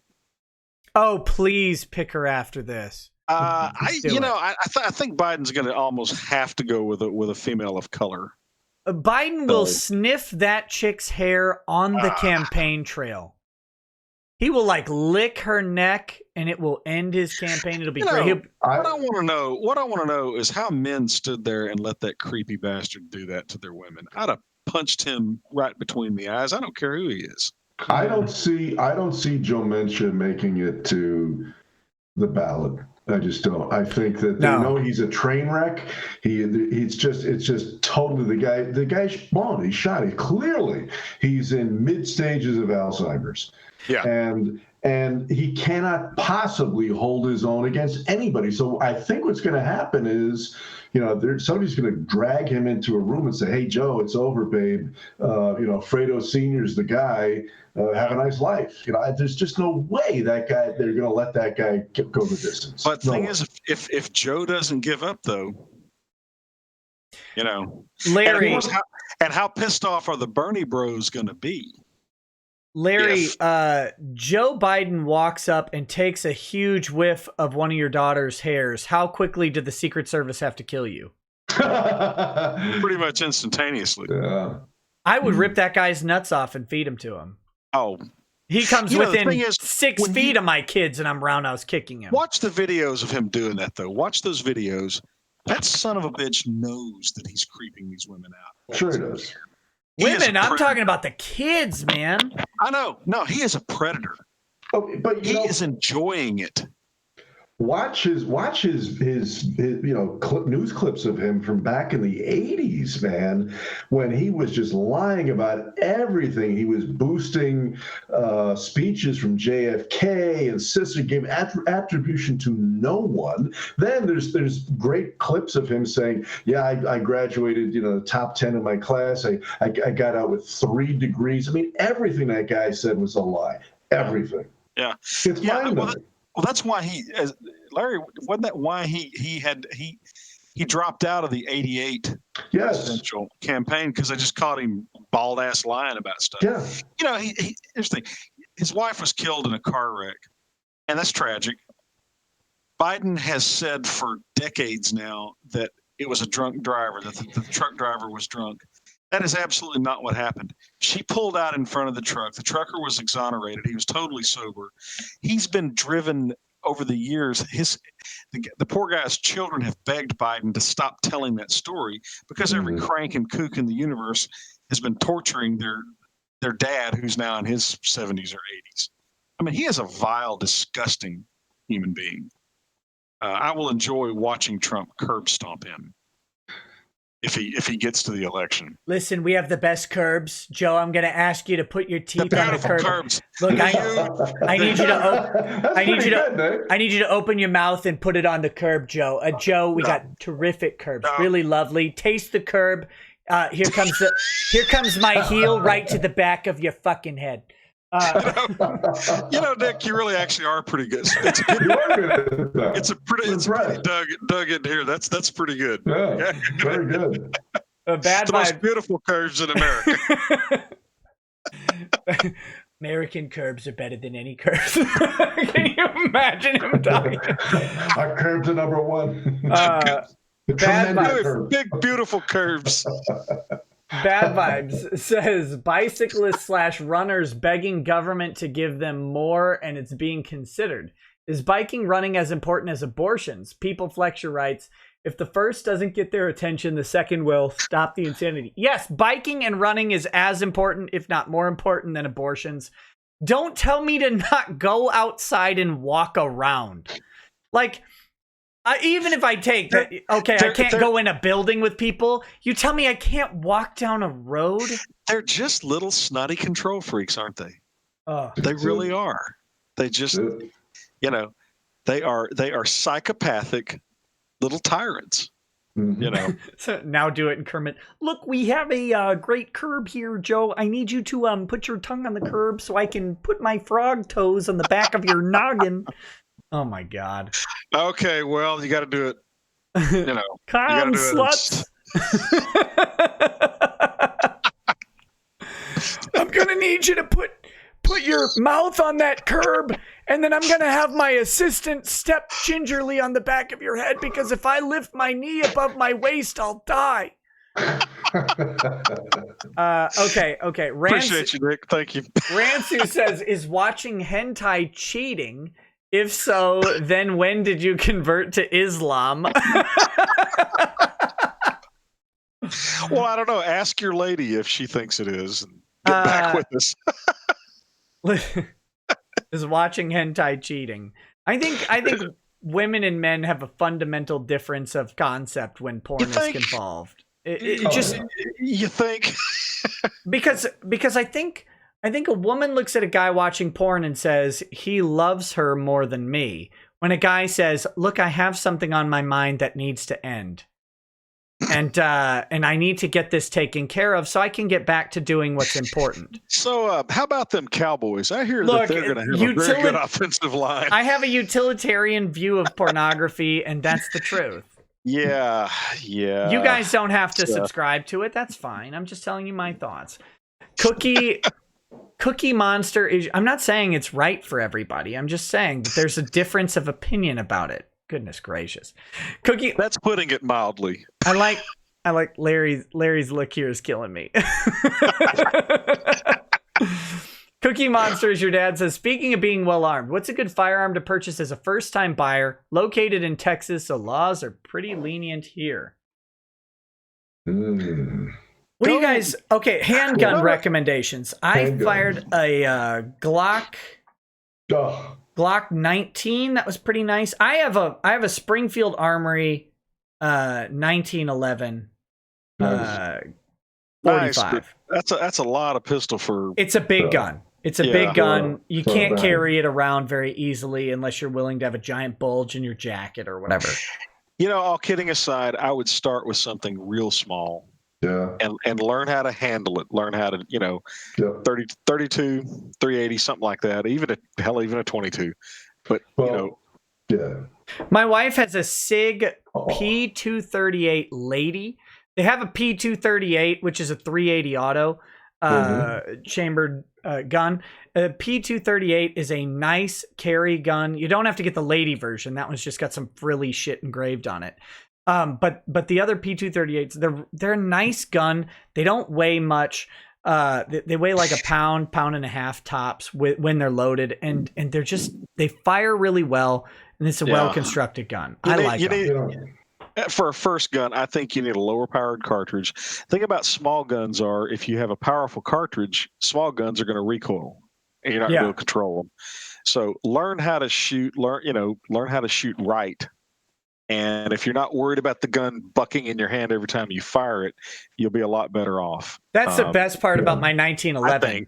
There's enough gun there that 45 round barely even recoils. Yeah. It's just a big, heavy gun. Yeah. Well, my weapons were all lost in a tragic boating accident. Mine too. But it's really terrible how those happen. It's horrible, but it's so sad. But I would say for a home defense, people, I think there's a certain amount of what would you call glamour, cool factor, I guess, around a semi-auto. But really, if you want the foolproof weapon when some assholes just randomly shows up in your bedroom, You want a revolver. Yeah. Okay. You don't want a clip to fuck around with. You don't want a safety. You pick that revolver up. That's a hot gun. A You double squeeze that action. trigger, You got to it get a goes double action boom. revolver. Of course. Yeah. You squeeze that trigger, it goes bang. It's foolproof. Can't jam. They don't jam. Never seen a revolver jam ever. Okay. That's if you're looking for the perfect home defense weapon. And a lot of people, shotguns, no, way too big, unwieldy. Where are you going to put it? And shotguns are not, the thing about shotguns are, guys, everybody says, ooh, a shotgun because you can hit anything. The blast pattern for a shotgun at normal ranges is only going to be about yay big. Oh, absolutely. And people, I shot. And you got what, four shots? Forever. Yeah. Well, no, you can get a pump that'll hold 7. But the thing with people who understand about shotguns is they sort of have a perception of them that it throws a pattern that would resemble, a large spider web, which is not true. What they throw is called a shot string. It's like a necklace. Okay, that's the way that shot comes out of that barrel. So you really got to aim that son of a bitch. It's not just point and they tend to come with crappy iron sights. I'm not a big fan of shotguns as home defense. Of course, I have an AR-15. It's video games because you fire a shotgun in a video game and it kills 4 or 5 people in a fan pattern that's this wide. It doesn't work like that. No. Tabletop role-playing games have historically have misrepresented that as well. It's not 1976. Video games. Not? Thank you. Oh my God, is it already 1977? When did that happen? I will say ARs are beautiful for accuracy. There's nothing like if you've only fired pistols in your life and you've never fired an AR, you can one-hand an AR and be more accurate than with a pistol. There's essentially no recoil. They're the easiest guns in the world to fire. They're so cool. But the problem with an AR for home defense is if you don't live out in the country, that round is going to go a half mile. Well, that is an aspect to it. But and if you don't have concrete or steel in your walls, it's going to go right through them. At my old house, I actually had concrete walls. The house was overbuilt by the contractor that built the subdivision, and so literally the walls were concrete with not chicken wire but mesh. Yeah. And so the AR-15 for that house was easy. House I'm in now has got a lot of windows, but I still think I'd be more comfortable with the AR. You're gonna hit them. Something comforting about having 30 rounds. Sure. Wolvenar, who I met Wolvenar, he's a nice guy. He says a Glock 19, and look, I fired a Glock 19.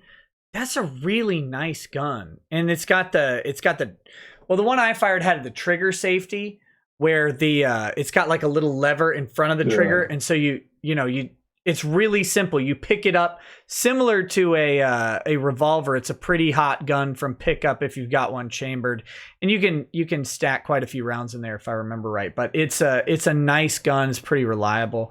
But you got to go to a gun store and fire some different guns.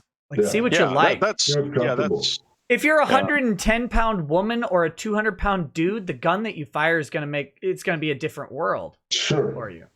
But don't get machoed into something that's big. Start out with a lightweight weapon that you can just control. Get a judge. Everybody needs a judge, and we all know it. You know what? I was going to mention that, but of course you can't get those in California. It's considered a sawed-off shotgun, but a judge is a hell of a weapon. Hell of a weapon. Yeah, a judge has a barrel this long, and its spray pattern is bigger than this at range. It's more like that. Well, yeah. It's shooting a 410, right? And the other barrel's what, a 357, I think. So it's the perfect anti-carjacking. Yeah, it's yeah. That's what it is. It also will scare the ever-loving Christ out of whatever season. Yeah. Yes. Yeah. Nova Zero says, Ty, get yourself an AMT Augomag 5. That's how you love this. That's how you love the sound of a gun and hate your hand. Jams a lot too. It's a feature. I do love the sound and muzzle flash though, but your hand will suck. Fires 50 caliber AE. Terrible. I'm looking it up right now. Oh my God. It fires a 50 caliber cartridge. Oh Yeah. shit! Semi-automatic. Look, if you want grief. a home defense weapon, get a Bushmaster and a Hill 50 Wow.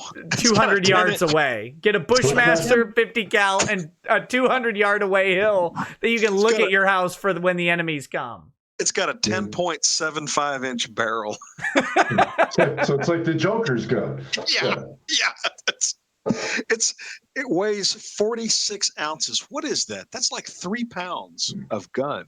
I fired a 44 Magnum pistol revolver at a shooting thing that I went to. It was so funny because we were there at dusk and the guy's sitting there, shooting this pistol, and it's the muzzle flash. Boom. The muzzle flash is bigger than the gun. It's just boom, boom. It was beautiful. Terrifying. Ransu says, Doug, what's the secret to your full head of hair? Drawing comics, apparently. Moist John says, trust fund baby, financial planning, SMH. Listen. Let me tell you about financial planning. There are products out there that you don't know exist yet. That as you grow in your ability to have liquid assets available, will become available to you. They will, though. They will exist. They already do. You just won't find out about them until you have a certain amount of money. Talk to rich people. Talk to rich people about the products that are out there because look, you walk in as a guy, if you may have $50,000 saved up, but you walk into a financial planner's office and you're dressed up like a guy who picks up garbage for a living, they're not going to give you the time of day at some of them. And you may have the liquid assets to really buy some good products. That's why I say talk to the planners of rich people you know. And if you don't know any rich people, meet some because they'll probably help you get rich too. Ransu says, whatever happened to Baby Jane? Who's Baby Jane? There's a Betty Davis movie from the 60s. I don't know. Wesley De Aguayo says, Anime Expo canceled. Play sad music now. I'm not sad about that. I don't care. Edward T. Riffman says, I don't worry about my job. I have a CDL. It helps that my company is contracted by the USPS. I don't feel bad for YouTubers fearing for their jobs, lol. No, don't feel bad for any YouTuber fearing for their job. Believe me, I have no fear for my YouTube job at all. Absolutely not. In fact, I haven't worked a non-essential job since 2002 when I quit Circuit City. After that, I worked for banks and financial institutions, all very essential. Make no mistake. I don't know what it's like to work a non-essential job. Ransu says, one death in Rambo, a man falling from a helicopter. Ron Toye says, if you're looking for Chad, I can tell you I'm no Chad. But what I do have are a very particular set of remotes. Universal remotes I've acquired over a very long career. Universal remotes that makes me a nightmare for you. If you let me on now, that'll be the end of it. I will not look for you. I will not pursue you. But if you don't, I will look for you. I will find you and I will beat you. Are there more conversations in our future, Nick? I will say yes, but none have started yet. I just know that all it takes time. He just can't quit you. It's the right joke. That's all it takes. The right joke, and we will have them. Dave to Save 26 says, I don't know. Virginia's governor is kind of up there too. Virginia's governor can eat shit. That guy sucks. He's a douchebag. That Northam guy? Yeah. Yeah, the guy who just Governor implemented a Blackface. whole bunch of gun restrictions He's an now. asshole. Yeah, he should be removed. Dave to Save 26 follows up with, he's a fecal head. Absolutely. Yeah. Digital Zero says, the tree of liberty must be refreshed from time to time with the blood of patriots and tyrants. There you go. Dave to Save 26 says, some of my left-leaning friends are freaking out if you do much suggest going outside. If you suggest going outside or opening the economy. So many people are terrified of this. It's insane. I don't think they're terrified. I think some people are. They are. Oh, they are. Ty, so there are so many people here in LA who are scared out of their minds. There are many people here who actually believe that this edict of quarantine means you do not leave your house. And some of those people are cops. Yes. Yeah. Well, I'll take your word for it. It's mind blowing. You live in Texas. You live in a place where there's less communism than other places. But I bet if you went 200 yards past Stanley's, you might get some different responses. No, I don't think so. Well, you go across those tracks past Stanley's. No, I'm trying to put that together. Listen, all I want to do is talk about Stanley's because I'm hungry for barbecue. Yeah. That's it. Yeah, I guess. Well, certainly if you go to the urban areas, Dallas, and all that. But yeah, I bet a small part of Tyler really does have it too. Near downtown, there's a part of Tyler that's very different than the rest. And that's just how it goes. And yeah, that part is very big in Houston, Dallas, and Austin, San Antonio, of course. Yeah. Let's see. John Doe says the park is closed due to AIDS. Lay EG says trim the mustache. I can't. Mandate from the lady. Your mom said to shave. Look, she's gonna have to. I think that's the best super chat ever, but that's just me. They're gonna have to come up here and convince my wife. It's not even up to me anymore. Sigurd Helix and Crypt Keeper said, to take control of things, Nick. Listen, there are some things you do what the lady says. Yeah. Sigurd Helix and Crypt Keeper. Sigurd Helix and Crypt Keeper says, waterboard that sheriff in a toilet after leaving a Taco John's dye job in the bowl. Well, that's kind of vivid. That's rude. That's rude. Parrot Head says, Tim Pool has said that at least one person suicide. So at least one person is suicided from the economy. I'm sure there's tons more. Oh, there's a lot more. Oh, it's going to be a lot more than that. Tarapar says, did you get my super chat sent before the stream? I did. I think I read it by now. Let me double check. Yeah, we read that one. Sorry it took so long. I think we read that one. Yeah, about the Mabaki. I did read that one. Naya says, people always said Dems would screw the country if they couldn't beat Trump some other way. Now that they've practically all but lost. Yep. ASE presents over 1,000 people came to the Idaho protest today. Fantastic. I was invited to go to the Minnesota protest today. And here, I mean, the real problem is that I live hours away from it. Like, I can't leave my family for a minimum 4 hours of driving. Plus, yeah, that would be about like us going to Austin. You'd have the same drive that we've got. Plus the time spent at the protest, plus any time for any police intervention that may occur. Yeah, the whole having to go get bailed out of jail. It's a mess. And we wouldn't have had a stream tonight, probably. Architect of Fate says, close old people's homes. Nick 4/16/2020 translation. Quarantine Ty Beard in his house. I need an on-call stream guest. Damn right. That's what weld him in so I can force him on stream. Death Trout says, I only wear a mask because I help my grandparents. Also, my dad works in a nursing home and they take his temperature when he shows up and leaves. Yeah, again, that's the thing. I don't really. I'm at home 99% of my day. The mask makes sense for some people. It doesn't make as much sense for me. It may not make as much sense for you. It doesn't make sense to mandate everything across the board because people are all different. Well, and a lot of these masks, what they're calling masks, they're not effective anyway. This is theater. Yeah, true. But let me back up a second there, Nick. Yeah. I think earlier you said that you would take, because I saw a story today saying that an Emirates flight, they gave every passenger a blood test before that they was let Doug. them on that plane. That was Doug, but yeah. That was Doug. Okay, I'm sorry. Yeah, no. So that could easily be the future. I'm hearing blood tests to get on airplanes, temperatures before you can get into a restaurant. People talking little, microdot tattoos, all kinds of shit to validate you as safe. I mean, to me, that's just anathema. But I can see that coming. Bill Gates wants that. Fauci, the guy on the task force that even Trump is put on the task force. Fauci has said, we are already considering a card that says you're not contaminated with coronavirus. Right. People have gone completely that you would have to present to go out in public or to go into a store. Here, swipe your Corona card. When was the last time you were tested? What was the test result? And who exactly will administer these tests? And, Look, you're gonna have to get one weekly because look, if your test is over 7 days old, we're just not gonna allow you in our store. Boy, the government wouldn't make mistakes or wouldn't intentionally rig the results or anything, would they? No. So Nick, you're not gonna show your receipt at Walmart's. You're not going to wear a mask. I don't know.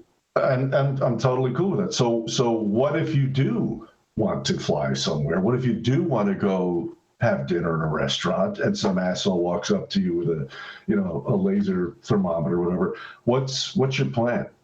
Uppercuts. No, I don't know. I don't want to get there. And I think we have to think about. We have to have enough people to say no, right? Everybody that's in this stream that agrees with us needs to be telling everybody else they know. And it's hard to say no. It's the hardest thing in the world. And by the way, everybody knows it. Your stores who've been marketing to you for decades definitely know it. They're better than government at it. But your government even knows it. It's really hard for you to say no psychologically. Ty, you can confirm this. When you're writing a legal document and you have a subheading or you have a question that you want the court to answer, you always write it so the court can answer in the affirmative, right? Yeah. Like I just did right now. Mm-hmm. Because you never want the court to have to say, well, no. You always want people to say yes because they're just better at it. It's easier. And you want to get them into a pattern of saying yes. Of course. Yes. And yeah. And here's how they're going to position this, okay? The same way they always do. It's going to be about the children. And what they're going to say is your kids, now I know you homeschool yours, Nick, but Ty, I don't know if you did. Yeah, I don't. But I know my kids had to, present proof that they had certain vaccines, whatever the hell they are, polio, I don't know, whatever it was, before they would be admitted to the schools. My kids are vaccinated against government. And so that's what they're going to say. They're going to say, well, what do you mean? What do you mean you won't get a vaccination? Your children did. Yeah. Yeah. Oh, my kids. It's kind of awful and awesome at the same time. When my kids hear the word government, they go, wait, those are the people that steal money from us from taxes? Yeah. And I'm like, absolutely. Right. You guys have it already figured out. My 6-year-old's like, government, they take money without making anything, don't they? Yes, they do. Yes, they do. I don't know. You probably didn't see it on Facebook, but I posted a meme because it hit right at home. It's a teacher saying to a class, so what does your father say to you? And one kid goes, my father says, I love you. You're going to be great. And one kid, always exercise good trigger discipline.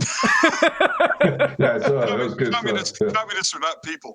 And so I tagged my 2 daughters, and Brianna's like, oh, yeah, I torture my friends. They have to listen to me at every movie going, trigger discipline. And she really does. I have a helicopter ride for you, sir. Yeah, I couldn't feel prouder. Okay. Let's see. Moist John says Hollywood had to sing that John Lennon song. The song that is a compilation of the boomer mentalities that ruin this country. Which one? Imagine? Imagine? No. God, I hate Imagine. What song is he talking about? Imagine's the Communist Manifesto. Yeah, it's some super rich guy that married a really ugly woman. I hate Imagine. Lecturing the rest of us about how great communism is. I just don't know if that's the song he's talking about. Maybe it's another one, because he wrote Imagine in the back of his chauffeur-driven Rolls Royce. Yeah. I love when the Beatles got mad at how much they were being taxed. I'm like, you asked for this, you assholes. They did. Andrew War Snowboard says, you've seen our governor. There's meat all over him. Ethan Fletcher. Oh, where'd it go? Dang it. Where did it? There. Ethan Fletcher says $1,200 stim checks is nothing to my $1,500 rent a month. There you go. All right, buddy. $1,200. That's what you get. I got bad news for everybody. The money does not exist to float everybody indefinitely. The math doesn't work. You got 330 million people. Do the math. You can't give them $10,000 a year. That's $3.5 trillion. Yeah, but Brian Williams did that math, remember? And he said that if Bloomberg had distributed his campaign funding throughout the country, everybody would have $1.5 million. Don't you remember that? He did that math, Dave. It was like for idiots. It was like $100. He was off by like 12 or like 7 orders of magnitude or whatever. They really are just they're so dense that light bends around them. Worse at math than lawyers. Oh yeah. They're worse at everything than everybody. But no, that's the thing. It's real simple. Our economy, when we're not shut down, makes about $24 trillion a year. Okay. You can't give people $50,000 a year. You can't give 300 million Americans that, because you've just confiscated literally 2/3 of the wealth of the country. Yeah. And you'll never get there, because what'll happen is the wealth will stop being created. Sure. And it already has been. Yeah, but even if they restarted the economy, confiscatory tax levels like that mean people simply aren't going to produce as much wealth because it's not profitable for them to do it. No, Ty, that's not true, because way back when we had a 93% marginal tax rate and all those people still got rich. Yeah, the problem was that tax rate was totally hypothetical. Yeah, none of those people paid more than a 12% tax. Absolutely not. That's what people like me were around for, to help them ensure they didn't. If they did, they deserved what they got. And are you saying, idiots, that you actually want to go back to 1961, to that standard of living? Because that's what we're talking about. Oh, I'd love to make them do that. Lord of Storm says he's probably talking about Working Class Hero. No, it turns out he was talking about Imagine. That was correct. Working Class Hero pisses me off too, by the way. I don't know that song. Yeah. Green Day redid it, which is why I know it. But basically, the log line of the song is a working class hero is something to be. And it's temper your expectations, kids. Don't try to be more than just a middle class guy. Nothing like being condescended to by a celebrity.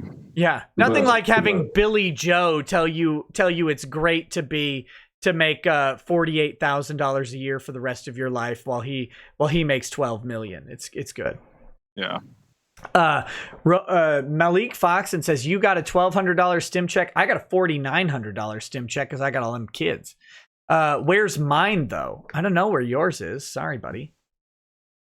Romeo Garbo says, can you guys help me settle an argument? Andrew Yang would have economically crippled our country, right? $1,000 per month for every adult. I don't know that it would have economically crippled the country, but it would have been, it's needless expenditure, because if you inject that much money into the economy, the prices go up. They must.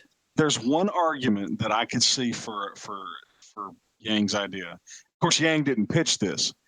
If you will shut down the entire federal government, all of the social spending programs of the federal government, and just give a basic wage like that, I could be persuaded.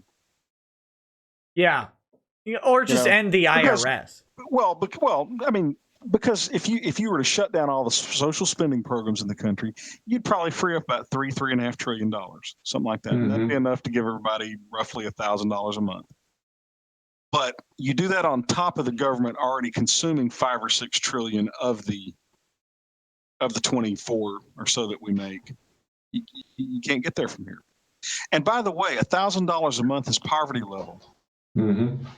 Everybody, the basic living, that's not a living wage. No. You people rant and rave. That's not even minimum. Is it even minimum wage? Not even close. Not even close. You people say that somebody working 40 hours a week at minimum wage can't earn a living wage, and you're dancing in the street because you're going to give them a fraction of that. Mm-hmm. It's pretty close. It's pretty close. If minimum wage is still $7.25 an hour. Yeah, I guess it depends on where you are. I was thinking approximately $10 an hour. If it's $10 an hour on average, that's $20,000 a year. $7.25 an hour is $11.60 a month. Well, $11.60 every 4 weeks. But in a lot of states, though, the minimum wage is higher than the federal, right? Right. And even so, the point remains. You can't have it both ways. You can't say that a minimum wage is not a living wage and is bad and yada, yada, yada, and then dance in the streets when you're given slightly less. Yeah. Well, and if everybody's getting $1,000 a month from the government, a lot more people are making minimum wage from their employer, period. You just got Of course. Like I said, the only way it would actually work economically would be if you literally disbanded all the social programs that the federal government implements, which I would be willing to. What I'd like about it is you get the bureaucracy out of the pocket. When you got to filter things through 3 or 4 million federal employees, you're not you're not getting much efficiency there. Yeah. Next, no one important says men should be buff, women should be vavoom. Hiromu Arakawa, creator Full Metal Alchemist, on all of the fan service in her work. Thoughts, gents? No, I agree. I think women should be pointy, but it's just a matter of words. If you're gonna draw characters that are supposed to be heroic, they should look heroic. Yeah. And women look heroic when they're attractive, and men look heroic when they're muscular. I've come to see Larry's aesthetic on the pointy thing, though. Look, if you don't understand pointiness, you're not truly male. No, it's actually a perfect word because you know exactly what it means that being explained to you. David Freisner says, Doug, what's wrong with your hair? Cynic in Chief says, Nick, do your Slowpoke Martinez impression for Ty. I think he's heard it. I've heard it. I don't want to hear it again. Or Martinez. I like the guy, but it is. I don't know how to do another accent. You need it. Ricardo Montalban. You've told it to me, but I can't do it, so I'm stuck with Slowpoke. It's not. How hard is Ricardo Montalban? It's harder than Slowpoke. You fight Corinthian leather. Ty, have you factored in the alcohol by volume? No. Bad Vibe says Kate Brown is going to push Oregon red again. The rural Portland divide is going to be much smaller, especially if middle income and small business owners end up Minecrafting after becoming destitute. Look, Portland, those are the jackasses who already went to $15 an hour minimum wage and shut down a bunch of restaurants and stuff. Imagine what they're doing now. The ones that stayed open ate up their savings paying $15 an hour to people they were otherwise paying $10. They're already on the ropes. Elliot Joubert says, to the panel, 100 trillion lions versus the sun, who wins? The sun. Ty, 100 trillion lions? I'm sorry, I was lost in thought. What now? 100 trillion lions versus the sun, who wins? The sun. That's a lot of lions, though. Not compared to the sun. I think you might be surprised on that. Look, I'm just saying. Apparently, I've been weighed and found wanting. I think you guys should Google it sometime. Google 100 trillion lions versus 100 trillion lions. That's a lot of lions. Okay. I'm just saying. What about 100 trillion lions versus Joe Exotic? Versus Joe Exotic? Oh, that just depends if he has 100 trillion small cages. What about 120? What about all those lions against Ditka? Mike Ditka. Mike Ditka. Yeah, I think Ditka wins that one. Lions beats the Bears every time. The Bears. Good Chicago accent there. Matthew T. He sent a message, but it was retracted. Sorry. Dave to Save 26 says, tell the cop, Mama told me not to talk to strangers. Wesley Bosley says, the other day I heard that fans of Freelancer are out there. Please check out Train Wins' new game Underspace on Steam. Check out Underspace, guys. Romeo Garbo says, Ty, have you ever heard of Witold Pilecki? If not, look him up. By far the best Polish man I've ever heard of. He was never late, Mickey. Witold Pilecki. Might be Pilecki, but it's Pilecki. Whittled Pilecki. Next, he says Tullamore Dew 12 sub 50 pounds in Ireland. 50 euros in Ireland, buttery smooth. Never had Tullamore Dew. It's excellent. It's excellent. Somebody asked me that recently because it was at St. Patty's Day, right? And so what does everybody think at St. Patty's Day? Jameson's, right? Tullamore's much better. Jameson's, it's okay if you like drinking fire. Do you Tullamore is much smoother. Larry, would you ever drink Bushmills? Well, being a Roman Catholic, I probably shouldn't. Thank you for that answer. That made me so freaking happy. That's Protestant whiskey right there. That's for the Orangeman. Yeah. Wow, the 30 years war survives in alcohol. That's it'll never end. Let's see. Gillian Seed says rich white professional class does not care about working people. Nope. I'm in law school and my classmates don't care about small business owners.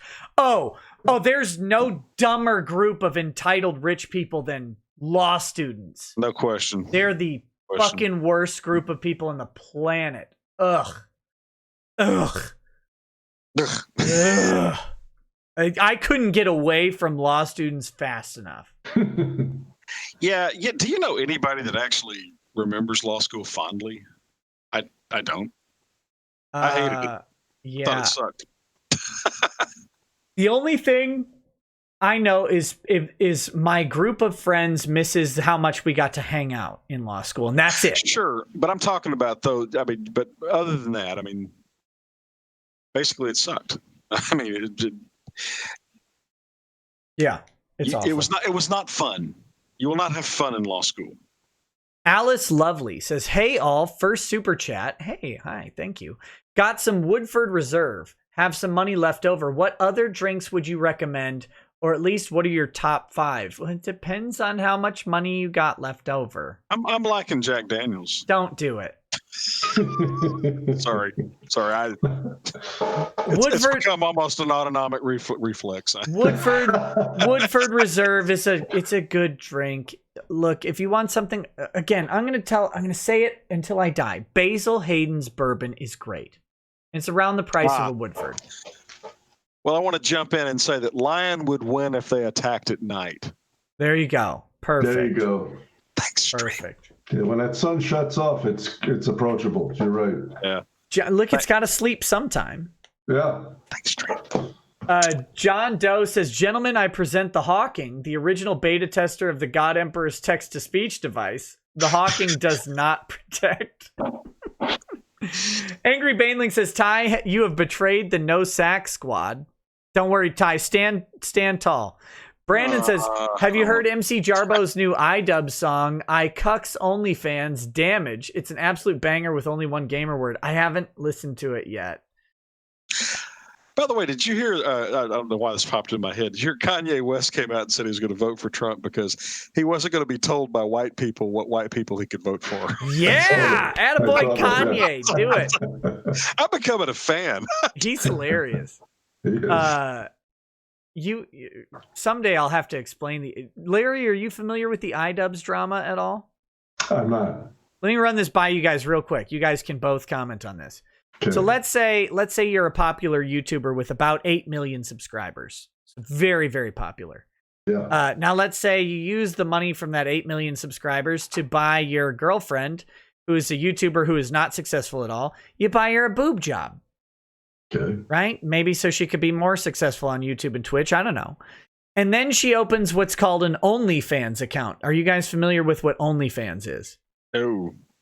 An OnlyFans account is where you let people pay you. The only way to get access to an OnlyFans is by being a fan and paying money every month to get access to, say, lewd pictures of you, for example.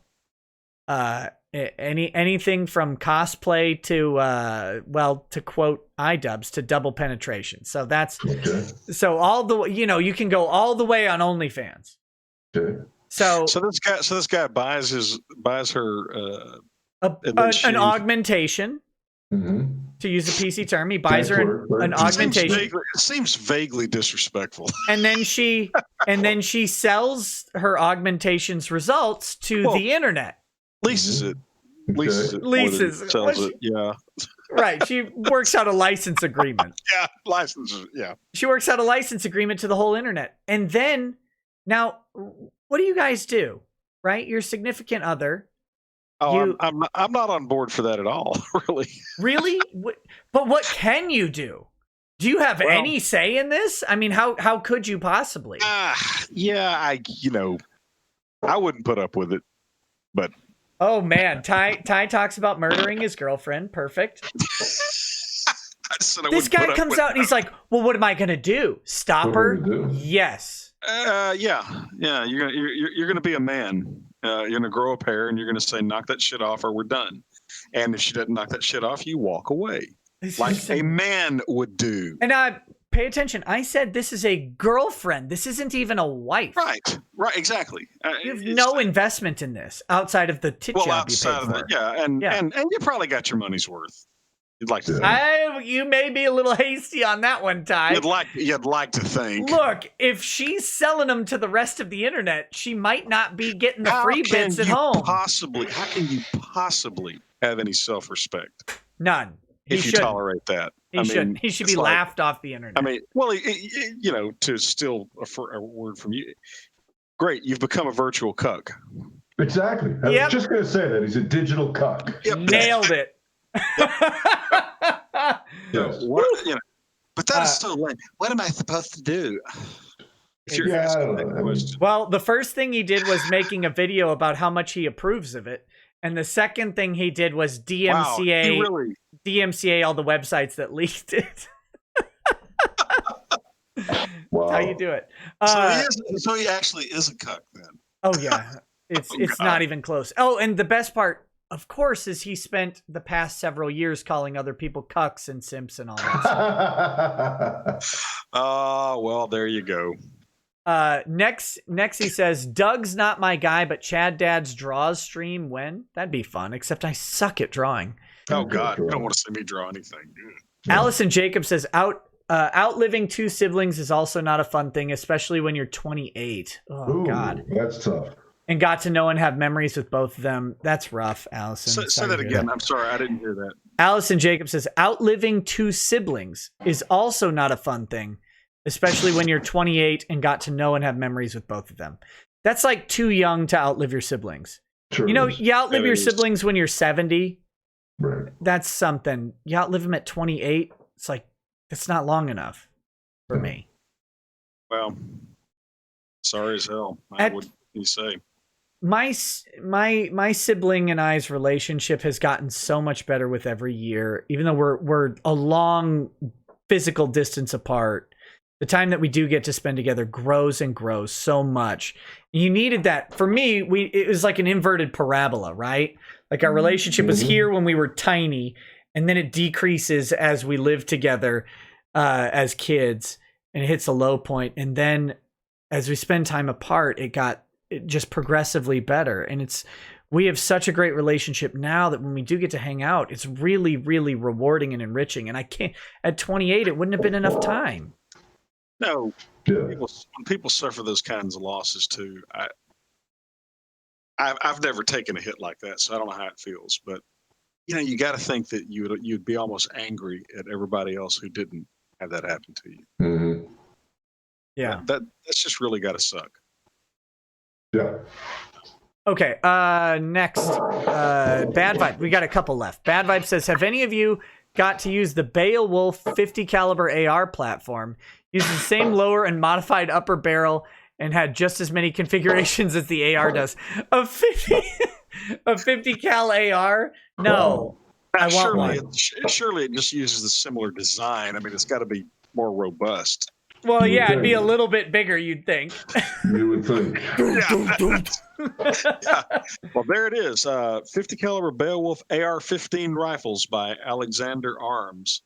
It should be an AR-15 more than 15 is what I would call it. Yeah, right. So it's 15 plus. It's a neat looking gun, though. I want one. I want an AK. No, I mean you ought to go to the Google it and look at it. It's got a beautiful wooden stock, but it's got the AR action. This is a good looking gun. I want an AK, a shotgun with the AK design. Have you seen those? The semi-auto shotguns that have you put the shotgun shells in a banana clip of an AK. I've seen like the Atkinson assault shotgun, which is the full auto, and it's similar, but no, I haven't seen that particular. Let me see. I'm gonna pull up an image. Now, an automatic shotgun is a home defense weapon. I could get behind that. The AA-12. You can't own one of those. You're not the government. Well, I know, but I want one. Yeah, that is. I'll pull this up real quick just for a second. Isn't that a striking looking gun though? Yeah, it is. Here we go. We got it here for the stream. That's that 50 caliber. That's got to be a 6 or 7 round magazine. Imagine a really nice scope on top to. I mean, just aesthetically, it looks really. It has kind of the lineage of a Thompson sub. It kind of does. Right. It kind of does. Better accuracy though. I'm sure. No, but Larry's right. It evokes the Thompson. Yeah. This is a good looking design. Okay, here we go. I don't know about the 50 caliber round, but you know. Let's see. Meshikari Roos says the maybe only defense for iDubbbz is what if he is also profiting from her venture, the digital pimp and amateur producer. No, it's not worth it. No, you're still a cuck. You're still a cuck. Yeah. You should kill yourself because you suck all men down just a little bit, and you're totally useless in Minecraft. You don't profit off of your significant other's assets. You don't do that. Well, naturally, you don't profit off your significant other entertaining men. It's just a weird thing. You don't because that is sort of the definition, isn't it? Well, you know, when you say that, there's a fine line between a cuck and a pimp. The pimp is not emotionally involved in a relationship. That to me would be the distinction. But yeah, I mean, if he's just whoring her out, that's a different story. Look, but would John Wayne put up with that? If the answer is no, then the answer is no. I mean. Okay, what would the Duke do? You know, what's the Duke do? Andrew Shuggett says, if you can find one, you can't go wrong. He'd be pissed if he came back right now. Sorry. Oh. Yeah. No, you're fine. By the way, Duke bourbon is great. Get some Duke bourbon. Shocking. Andrew Shuggett says, if you can find one, you can't go wrong with a Soviet T-64. I'm pretty sure you can find one on eBay. Reek says, I keep my Magnum. Tank, but yeah. I keep my Magnum 500 next to me. Ask Larry about it. Some nobody says EC9, EC9S, PX4, CPX2, Glock 43, any compact 9mm equals the first gun. There you go. Lord of Swarm says, still no Second Amendment stream. I'm mildly disappointed. Me too. I share your disappointment in me. Brandon says, my friend's wife was in the hospital in a coma before this happened. He hasn't been able to see her in months and has to call hospitals and nursing homes tracking her down as they move her. What this. A nightmare. Yeah, I know. It's a nightmare. It's a nightmare. I know someone who it's a parent who had a premature baby. So the baby's in the NICU. And if the mom wants to go home, then she can't come back to the hospital for 24 hours. And the dad can't come to the hospital for 24 hours after the mom leaves. So if the mom wants to go home and let the dad have a shift, it's 24 hours minimum that she has to be gone. And then the dad has to wait 24 hours to get there. And then they have to wait 24 hours after the dad leaves for the mom to go back. So at bare minimum, you've got 24-hour periods of time where your child has no parent. Oh my God. Because they got a nurse. And the thing is, and that's only assuming the dad stays for 1 second. It's 48 hours minimum, but more likely you're pushing 72 hours, right? Because you got a couple periods of time. It's crazy.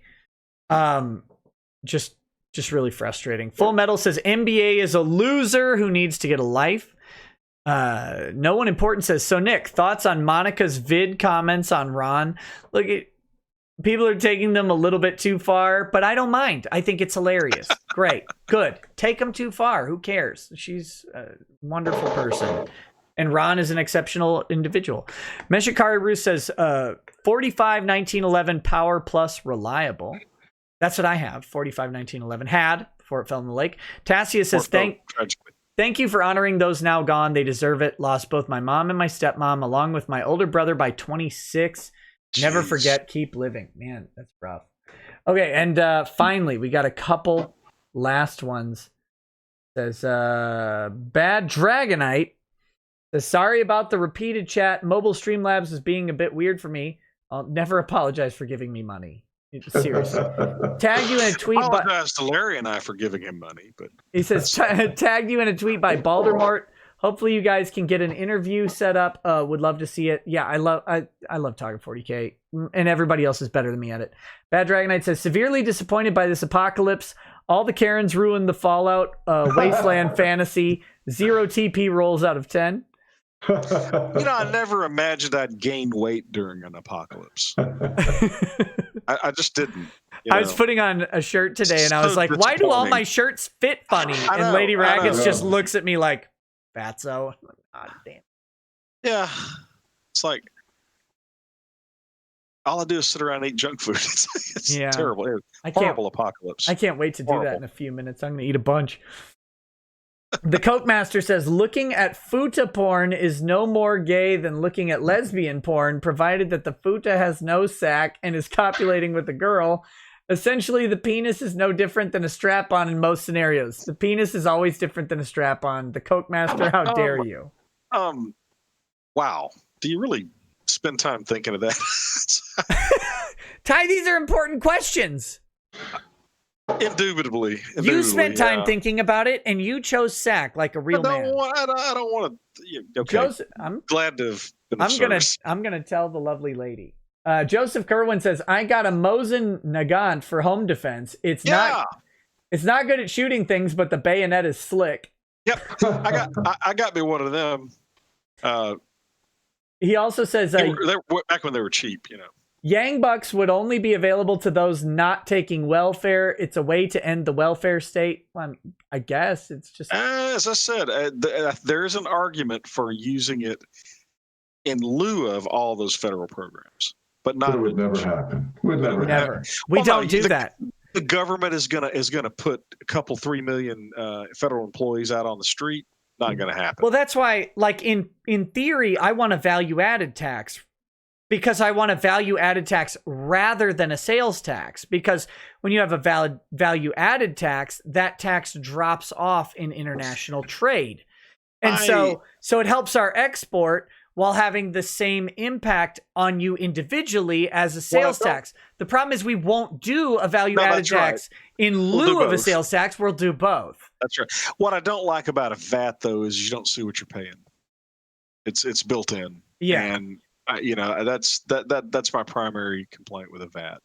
It's also fiddly and complicated, and and all that kind of shit too.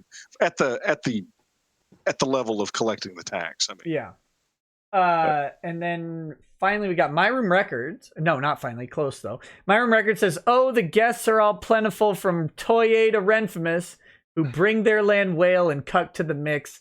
But the reason we're here and the one that we cheer is the one who's bankrupt and lost his career. Oh shit, this isn't T. Greg's Twitch stream. Oh no!" That's the guy who wrote my theme song. Oh, excellent. And yours. He wrote mine too, yeah. Bad Dragonite says, "Ty, how far are you in text-to-speech? Any favorite Emperor quotes so far?" Oh, God. Like I said, I nearly had an aneurysm. I can't hardly remember when the 3 Primarchs came dancing in. Well, I think they were custodians. They weren't Primarchs. They were 3 custodians. Whatever they were. They were like, what the fuck? They're so funny. It's just, wait a minute. So you've gone out and you've killed people left and right for no good reason in my name. Yeah. It was just... no particular line. Just like I said, I thought they were very hysterical. I haven't gotten to the second season yet. So, Pixlexia, the part where he gets Magnus's soul back was so... Oh my God, that was funny. Pixlexia says that haircut could benefit from full burqa. And then Romeo Garbo says Sherman Firefly versus King Tiger fully trained crews. That's for you, Ty. Coin toss of whoever fires first. Me. I always fire The Sherman first. Firefly had an outstanding gun. The King Tiger had a great gun, great armor, but it was mechanically unreliable. So the Sherman Firefly then. Well, no, the Sherman Firefly had the Sherman level of armor though. So I think statistically, you probably give the King Tiger maybe a little bit of an advantage, but I think it really is going to boil down to whoever shoots first. And then the last one, Knight of Hopex says, "I'm just pointing out I'm just pointing out what I've observed, Nick. People are fine with this because we no longer trust our neighbors to act in their own best interests, and that attitude lends itself against the republic and democratic process. You got to accept that reality." No, I don't. No, we don't. I will never accept bad reality.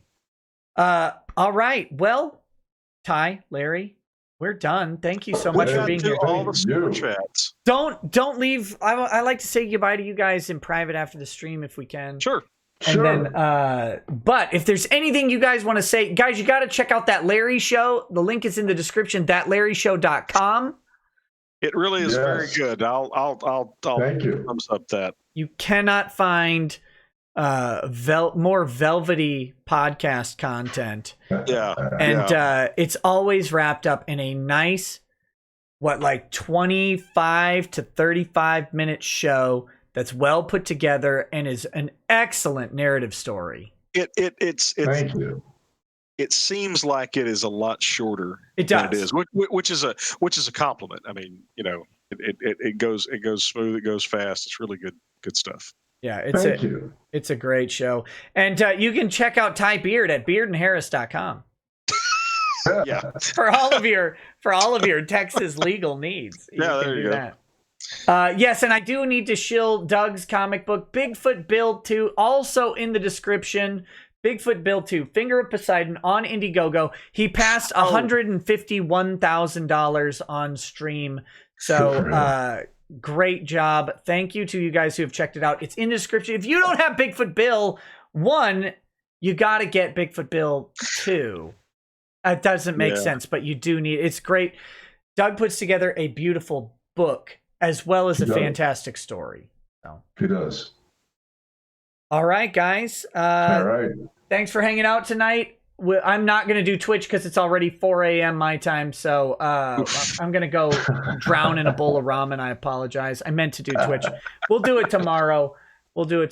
Stay tuned for the announcement. Thanks, guys. Peace.